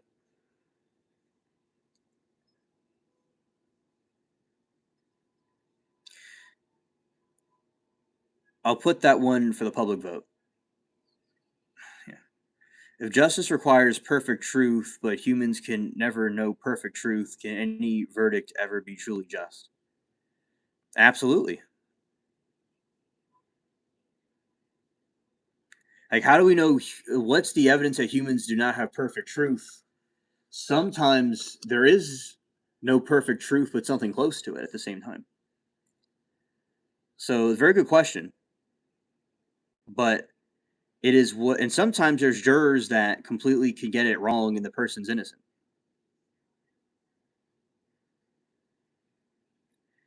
And Passion said, justice doesn't care about truth, facts, and law are king. Chris says courts are less about finding absolute truth and more about reducing error as much as flawed humans can manage.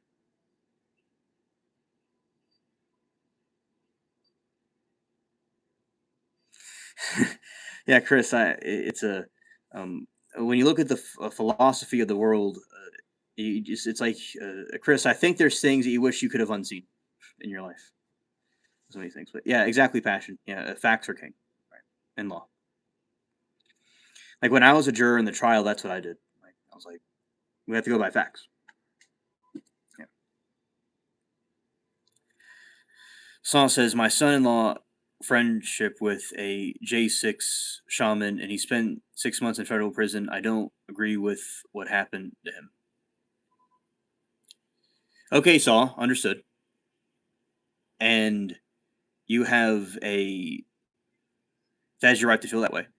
And yeah, and sometimes Saul, things could be done overreacted. Like sometimes things be overreacted. Some things could just be wrong to do. Yeah, there's different errors that could be made. There's also political unrest and political prisoners and stuff from different countries too. So at all costs, we would have to preserve the the values of freedom to give people as much fair trials as possible. Now, I will say this is that North Korea and Russia and China and Europe and these other countries are really bad with their legal systems. So I think that even if our system wasn't perfect, I think it's much better than a lot of other places. But we could get it wrong, and our system can definitely improve.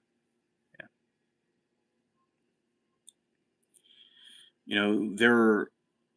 So I mean, there's people that burn down the country for months, and they never were held accountable for it. It depends on. Sometimes justice can be selective.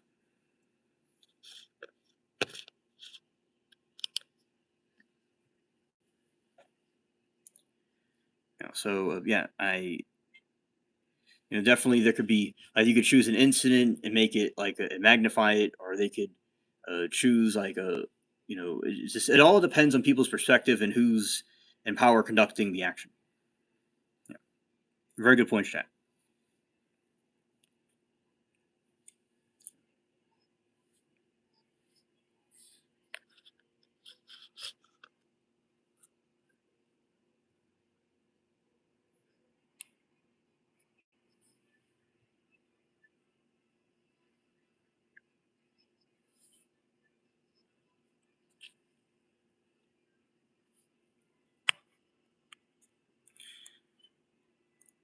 There's also blind justice with the woman with the blindfold on. There's also that.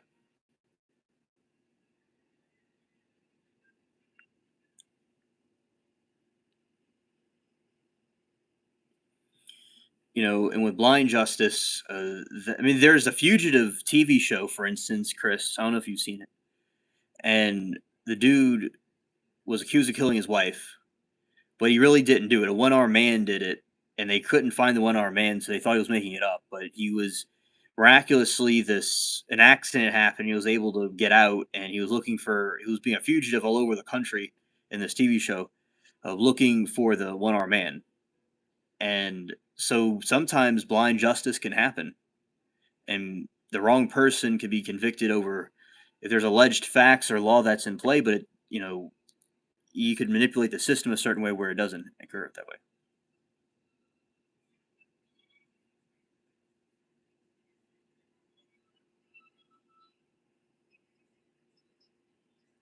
So you told me before about the incident, and I mean with the son-in-law, I knew that it was somebody he grew up with.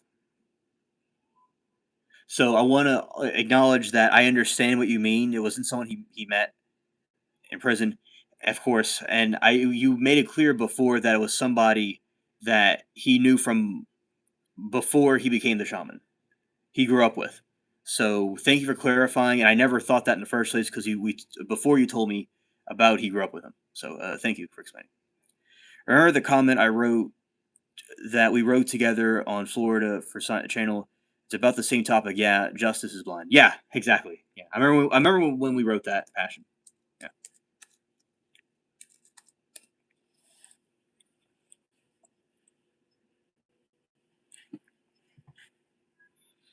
If overwhelming evidence points to guilt, but verdict, one verified piece of evidence proves innocence, which should prevail? If overwhelming evidence points to guilt, but one verified piece of evidence proves innocence. If the innocence can be proven any kind of way, the defense is going to argue that. My pleasure, Saul.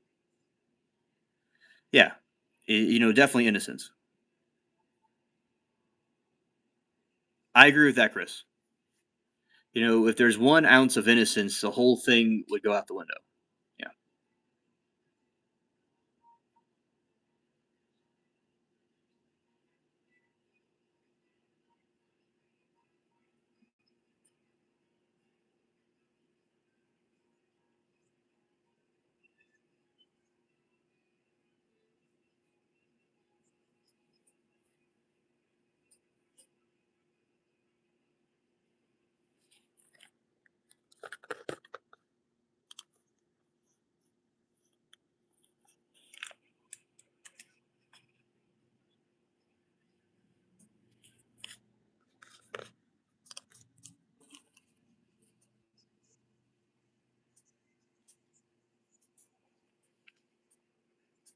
Reasonable doubt, acquit, and state should have tried harder. Yeah.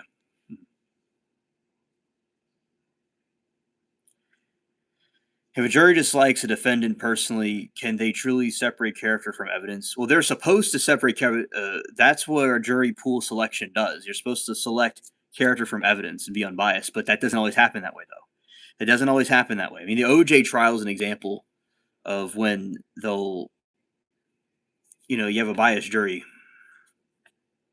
Hey, Falcon, good to see you.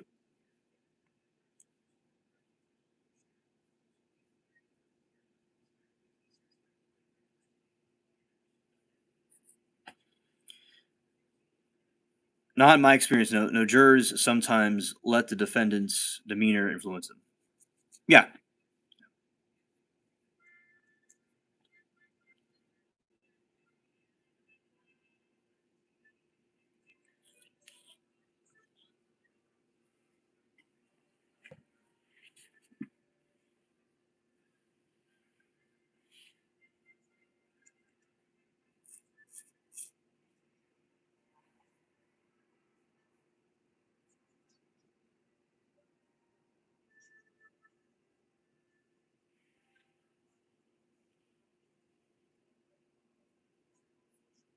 Chris says if innocent person behaves exactly how society expects the guilty person to behave, should psychology overweigh facts?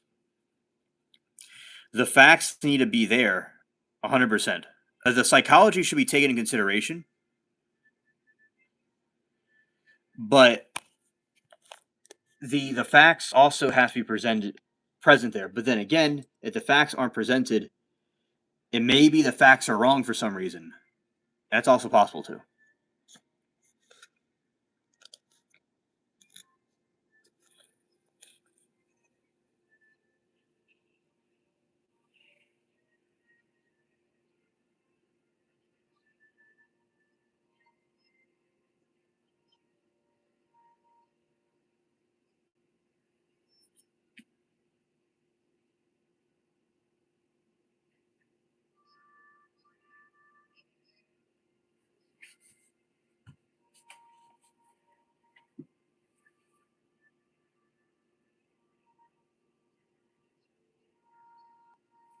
Right.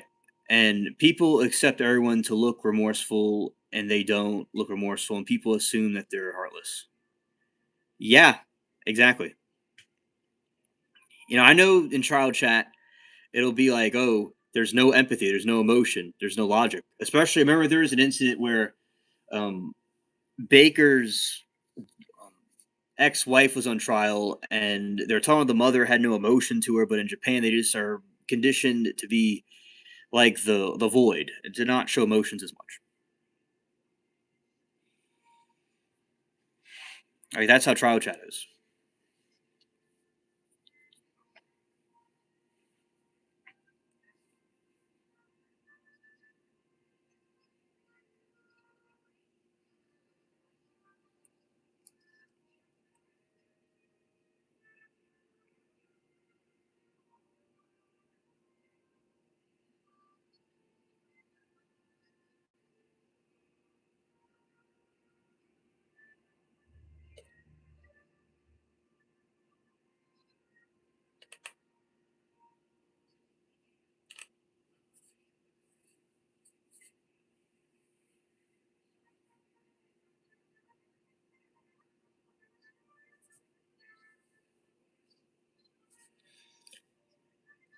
Chris says if a guilty person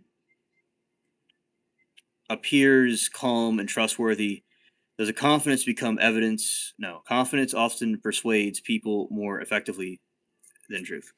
Oh yeah, I mean, look how different people spoke over time, and that was able to sway different audiences and stuff like that. Yeah. It's also how when you go into a room and talk, you're selling yourself. Like it's all about selling something.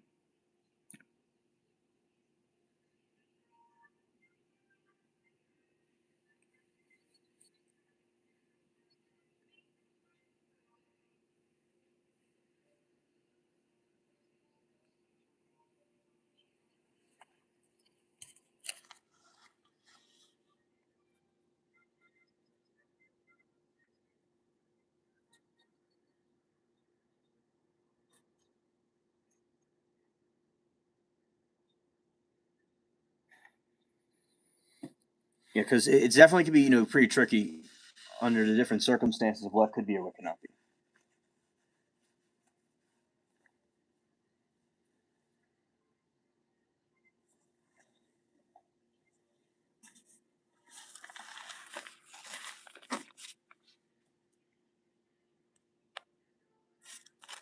Yeah, it's definitely some mental thought there.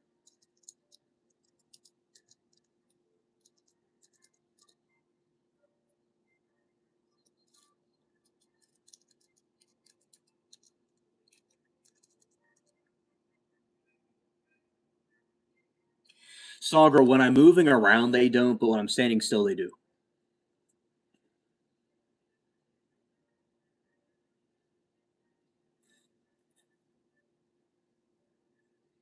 And Anna says trials take place 2 to 6 years later, while defendant sits and cries. Yeah, people be surprised that trials take place, a few years after.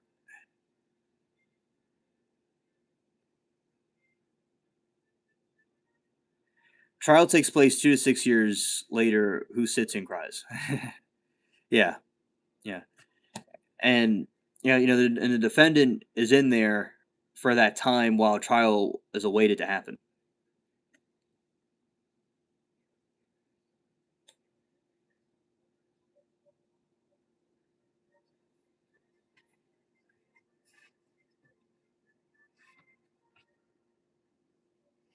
Chris says if a detective becomes emotionally invested in a theory, can evidence be invincible? Yeah, and evidence can become invincible. In the YSL trial, it was like that because of the judge Yanville. He there was things about him that were all right, but he had some moments with Ryan Steele, and he had some moments in the trial where he got real emotional about it. So what they did is they took the dude off the bench and they put Williker there. I believe that was her name. And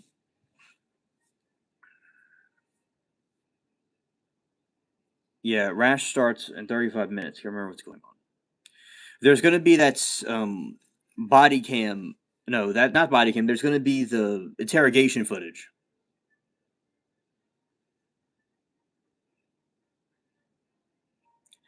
Oh, understood, Saul. And I think it's a good idea. It's better to walk away. Yeah, it's a place that people do not want to go.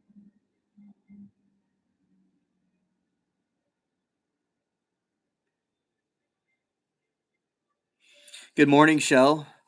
So great to see you, as always. You're there for a day. Worst experience of your life. Oh yeah, I'm sure it was very traumatic.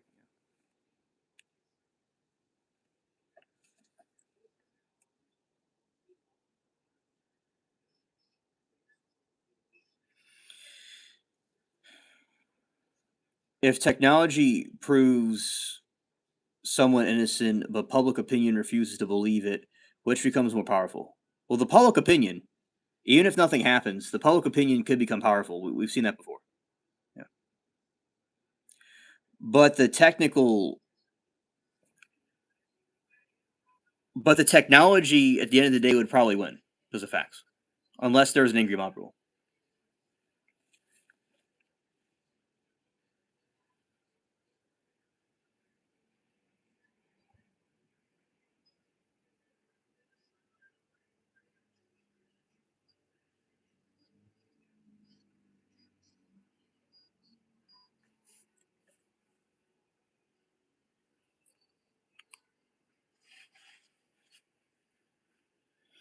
And someone witnessing pulling that emotional crap over the complete strangers 3 plus years because they were dependent, nail guilty or not.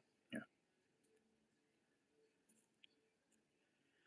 If false accusations destroys reputation, but innocence is later proven, just fully repair the damages.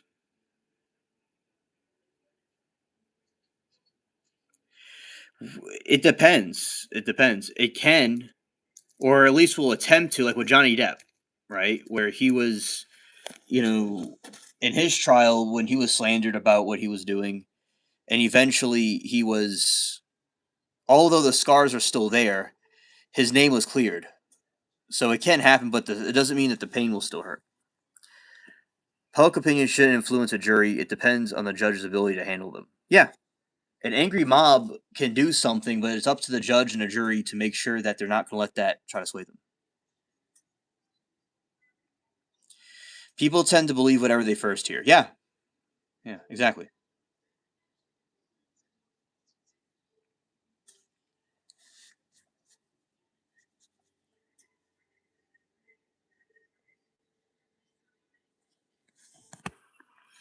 Okay, and understood. No, justice can't repair damages. Too many opinions on guilt or innocence, in my opinion. Okay, thank you. Yeah.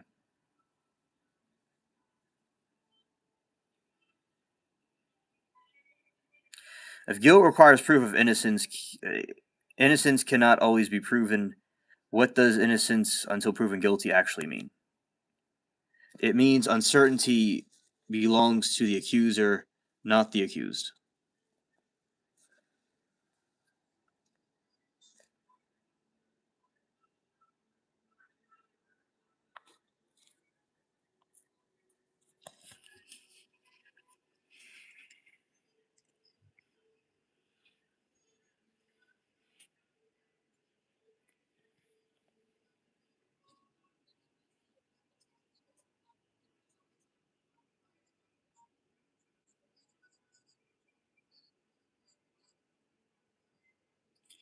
And Chow was guilty. Can't believe that one. Yeah,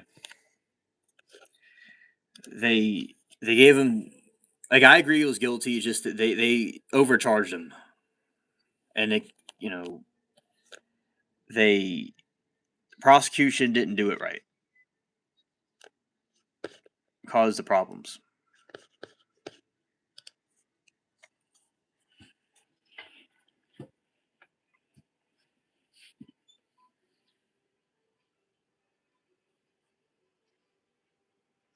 Yep. Yeah.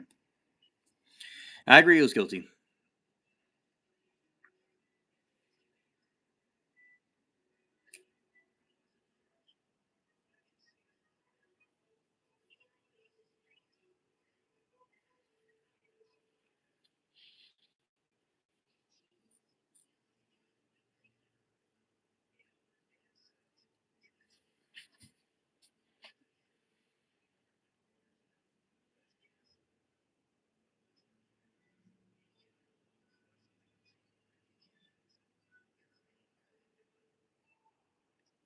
Chow was guilty of a different charge. Yeah, the defendant took a gamble by not going for lesser, and it paid off. Yeah,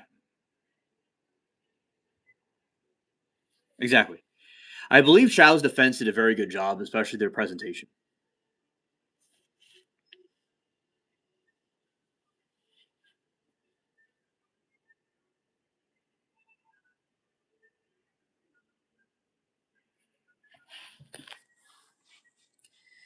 Chris says the person making the accusation must prove it. The accused person does not have to prove they didn't do it. Exactly.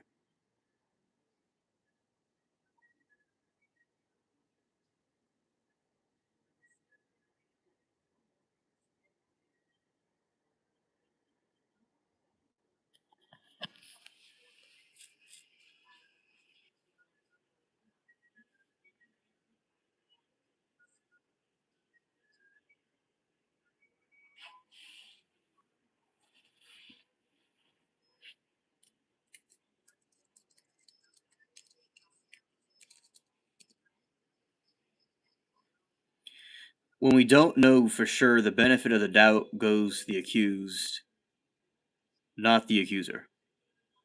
Okay, understood.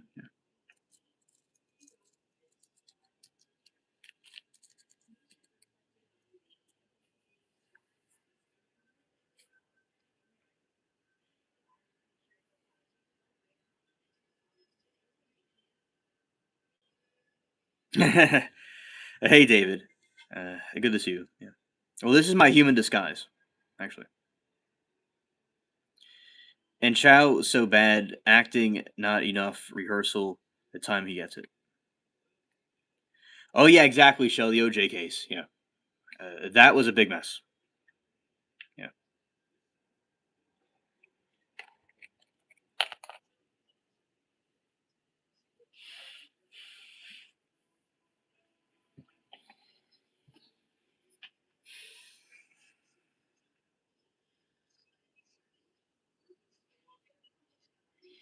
Yeah. Don't be fooled by the camouflage. I'm something from another world.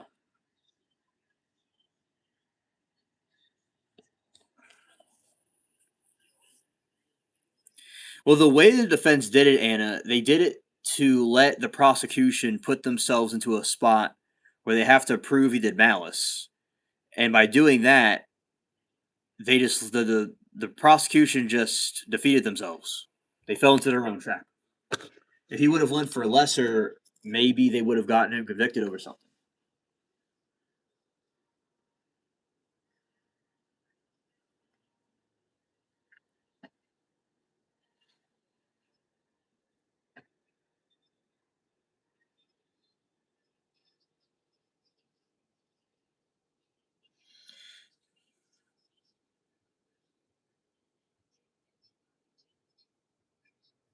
Because humans can make mistakes, Chris.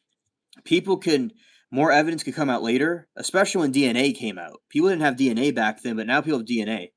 So yeah, does humans make errors, or they didn't have the right DNA, or they were persuaded a certain way, or they weren't presented proper evidence? I am Anna. I am,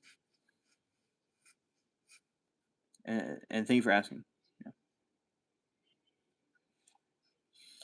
Hence, I'm annoyed for the judge for not pulling the case himself. An objective observer would have known they didn't meet the burden of the charge when the state rested. Okay.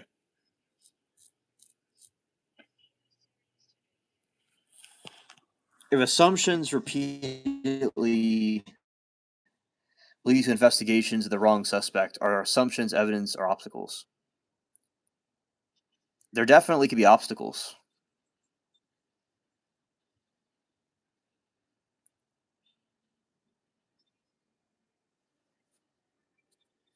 but the obstacles can lead to evidence.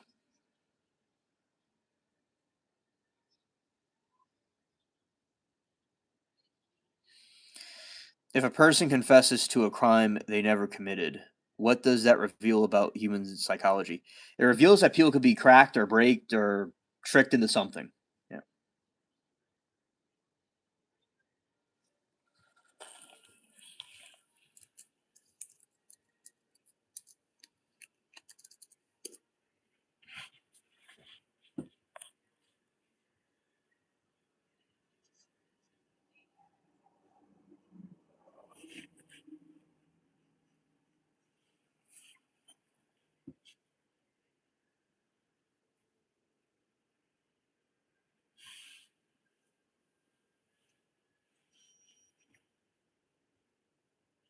So they can never prosecute him again unless he does something else. Yeah, hero complex. Hero complex. Yeah.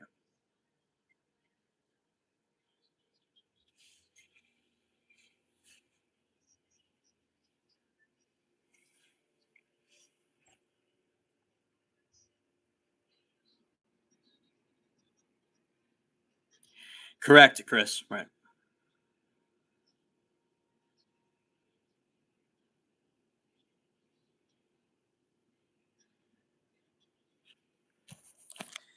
Very good point, Passion. Yeah.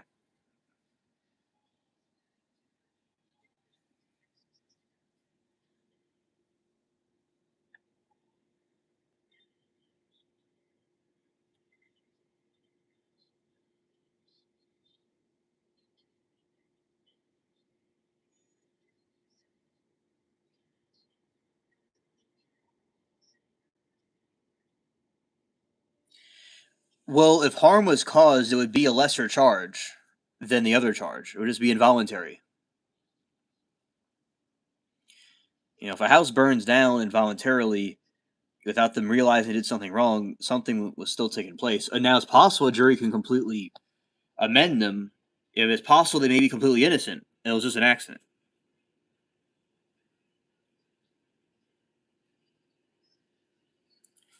Yeah, that is true, Saul. It was going to happen at some point.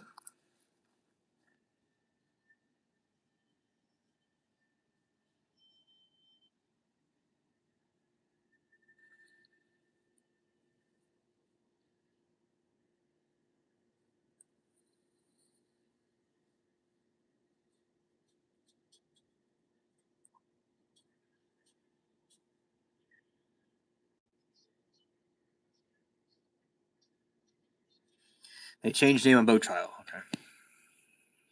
Yeah.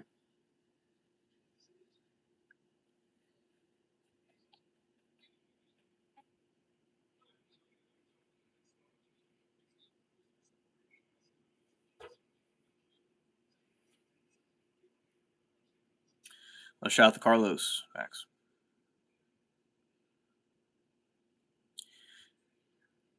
If a juror cannot explain why they think someone is guilty but feels certain, should that certainty matter? I think it should be considered. I mean, there's a case where, you know,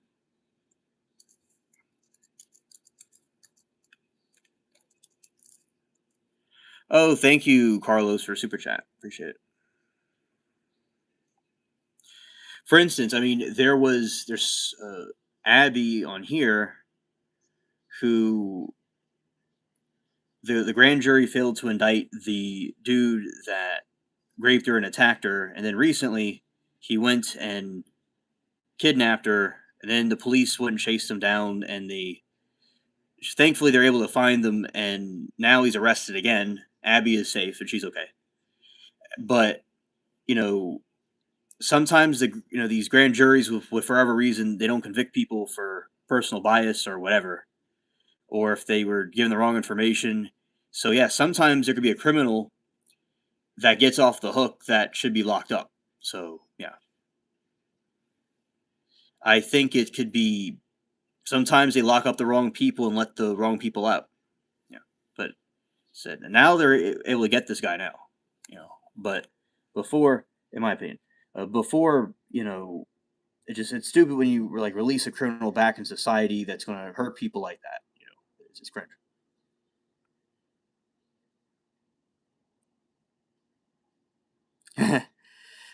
Carlos, welcome to the ship. Grab a uniform and a bed. Yeah, yeah, facts. Yeah, appreciate all the likes and the super chats and people here conversing with us about these different topics. Very cool. Appreciate all of you.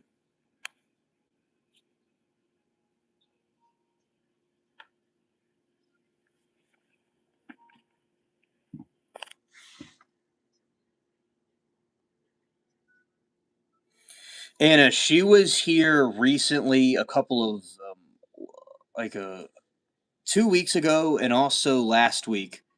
She was the stalker kidnapped her, but there was a high speed chase, and the state trooper caught them and was able to arrest the guy. And she's okay now, but the guy kidnapped her again, or yeah, just this time. Yeah. Well, he attacked her before, but the worst case scenario happened. But she's okay. She's safe now, but she was kidnapped by him again. Like what she remember how she kept on telling us the guy was going to kidnap her. Eventually, it happened, but she's safe now. Yeah.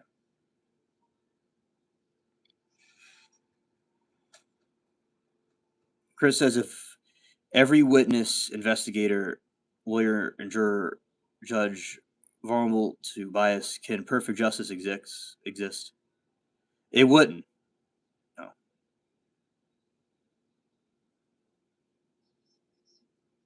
Yeah, he's arrested and he's going to be facing charges. And it was in West Virginia. It happened, and she said that she pulled the emergency brake, and she thought that in the traffic that was going to happen, he was going to hit somebody, and she didn't want anyone getting hurt, and he was going to try to delete her. So yeah, he went and he broke in her house, got into her house somehow, and was going to take her, and he took her and was going to do something to her, but the state trooper caught them. So I'll definitely relay the message, Anna. Thank you. Yeah,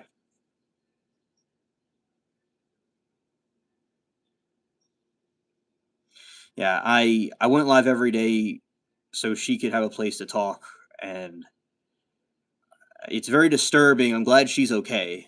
You know, that's an important thing. But yeah, it's very disturbing. But she's okay now, because that's why she wanted me to go live, every day, because it was helping her, and Chad helped her out a lot. But as I said, it was a very spooky thing. Definitely like a movie, indeed. Yeah, yeah. Her story was glad she's okay. Best case scenario for worst case scenario. Yeah.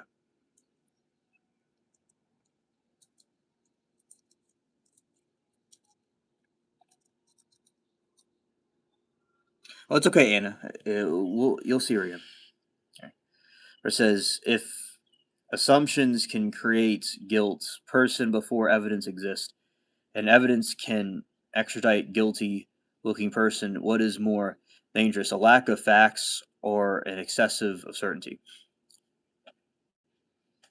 I would say that the certainty is the common denominator that drives the decision.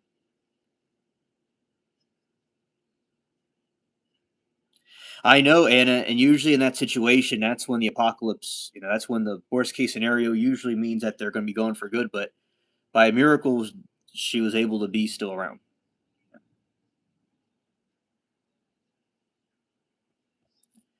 Yeah. So yeah, I understand. Oh, right before he did it, she came on the show and talked to me in my garden live right before it happened, and we talked and caught up on some things, and it was great to see her. So we talked right before it happened.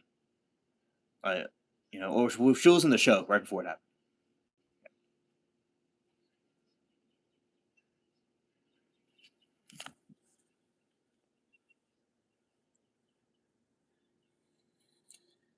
Excessive certainty is a lack of ignorance, as knowledge and history is crowded with people punished by conclusions that arrive before evidence did. Yeah,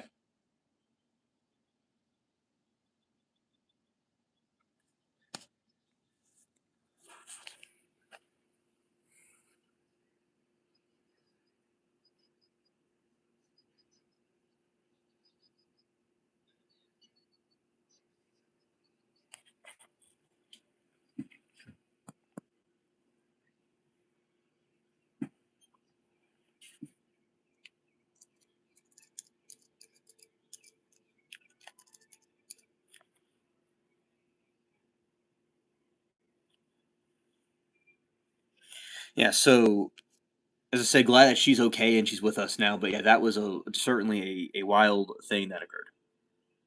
Scared.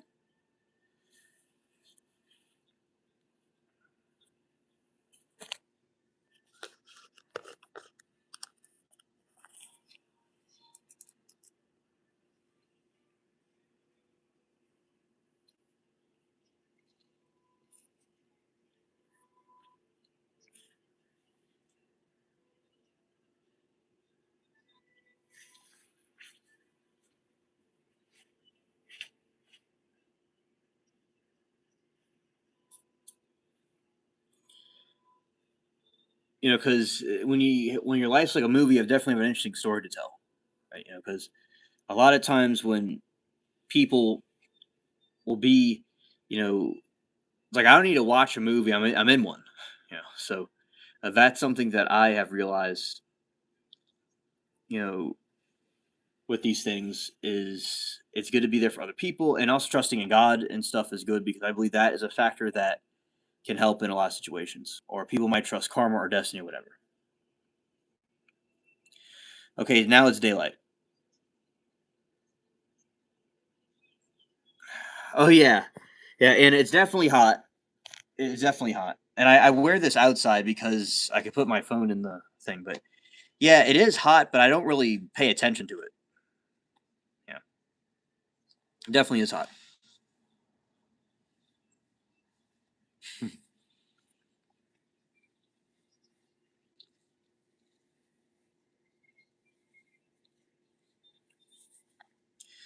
Chris says the only true wisdom is knowing you know nothing. My grandpa always said that. A court amidst uncertainty is often closer to justice than a court that pretends certainty where none exists.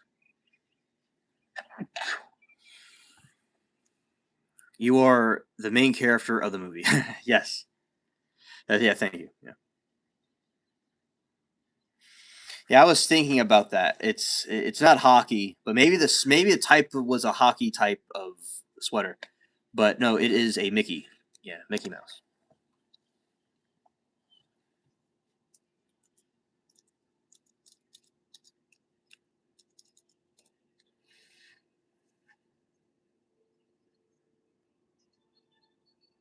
Thank you, Saul. I sneeze like your sister. Yeah, there you go. I I definitely am similar to her in that way. Yeah. Scared, scared, scared. Take it off. Yeah.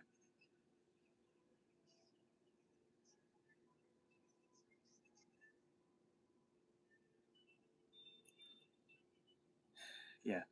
And I am going to take it off, Anna. I am. But for now, I'm comfortable in this. And there's also in this room there's air conditioning in here, so I'm pretty much good for now. But yeah, I definitely if I was outside, I'd take it off. Yeah, scared.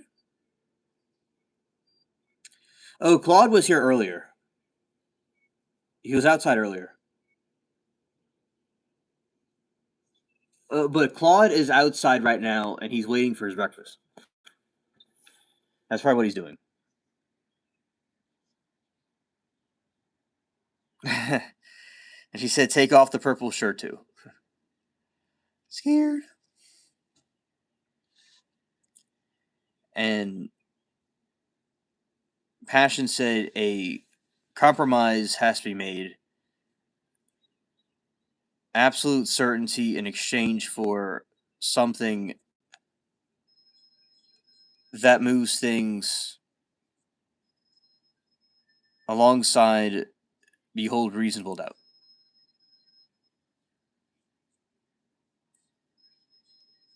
Right, right, exactly. Right, strip, right. Yeah, I get it.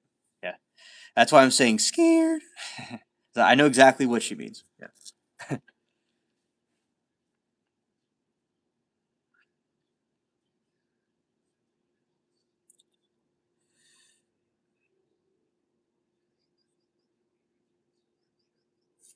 And Falcon says, any new developments on UFO disclosure? Oh, absolutely. They have enhanced pictures of the different UFOs that we're seeing, and there's allegedly going to be some more files that are going to be released that are going to give us more information than before. So we're definitely going to be seeing that, which I think is going to be pretty cool.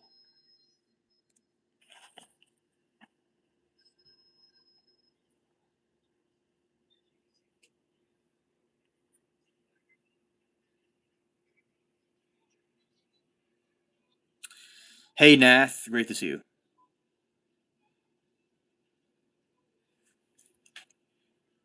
Oh, so that will happen definitely in a surprise. It'll happen.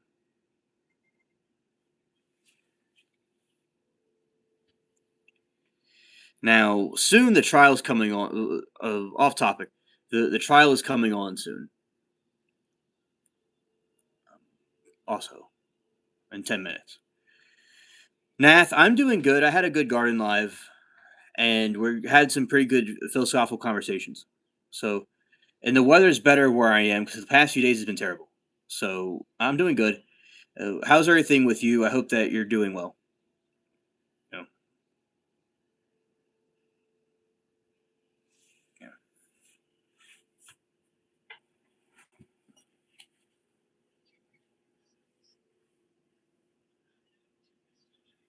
yeah. And I said we had a good stream and a long stream that it's been a while since we've done it like this, and it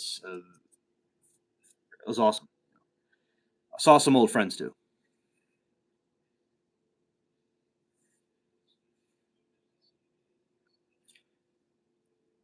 I almost close to the mere discovery about alien photos. They're among us. I hope they don't cross paths with politician because that would end very wrong. Yeah.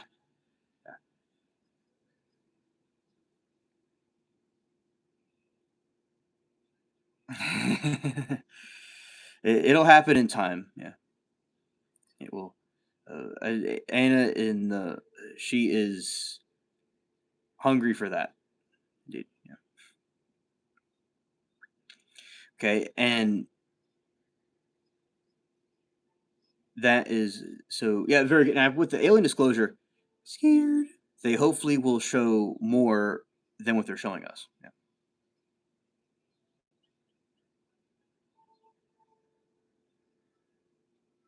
Yes, more exciting than Ross trial. Right. Right.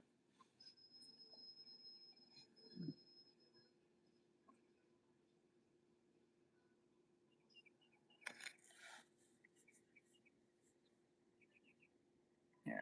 And Nath says and it's all good. I don't mind. It's all good. And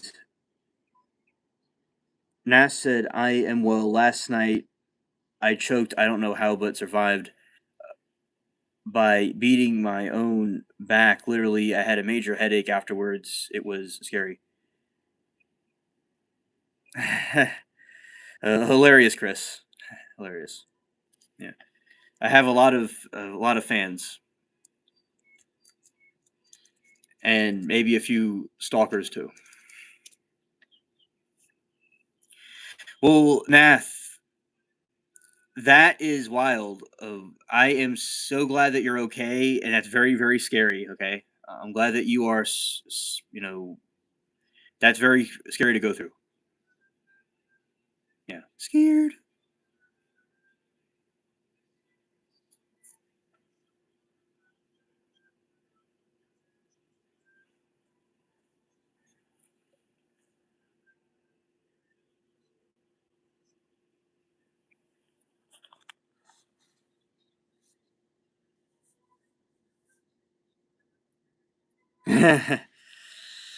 And scared. So yeah, the definitely we have. How say the stories that the people here will go through is quite some wild stories that happen. Yeah, here's to being alive, definitely. Alien is a national treasure. Yes, that is true, Anna. Yes, definitely. Young, sweet, and tender. I'm a nice, fresh barbecue steak. Right.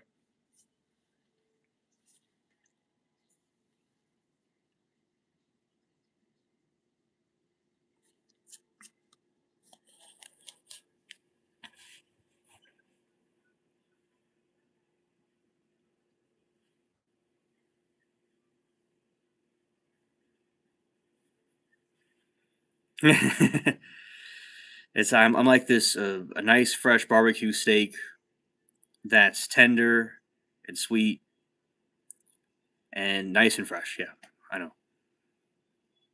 Scared. Yeah, but shout out to all the Alien fans out there. And yeah, so we have all been blessed to be here and around. You like young males, yeah, and that is that is all good, all good. Okay, passion. See you in court. And all right, so yeah, like and subscribe. Yeah, I definitely have a lot of energy and stamina to keep going. Yeah.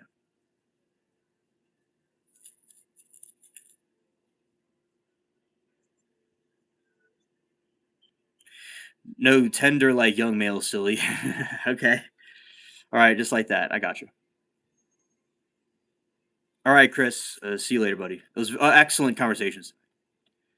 Okay. Yeah.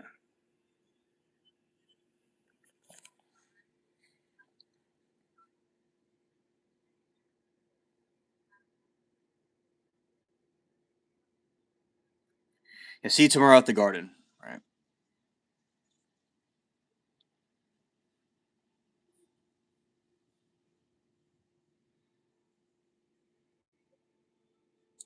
All right, chat. Now we're going to watch the exciting trial that's on. So I'll be ending this and going over to the other one.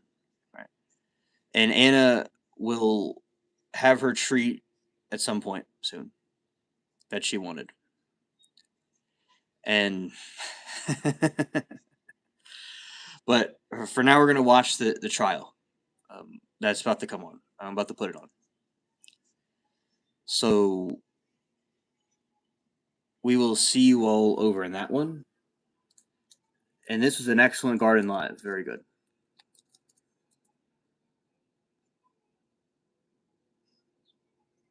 Yeah, we will, Chris. Absolutely. All right. So see you all later, and let's go. See you all actually in a moment on the Garden Life, or not like even later, but like in a moment. And we'll have to go this way first.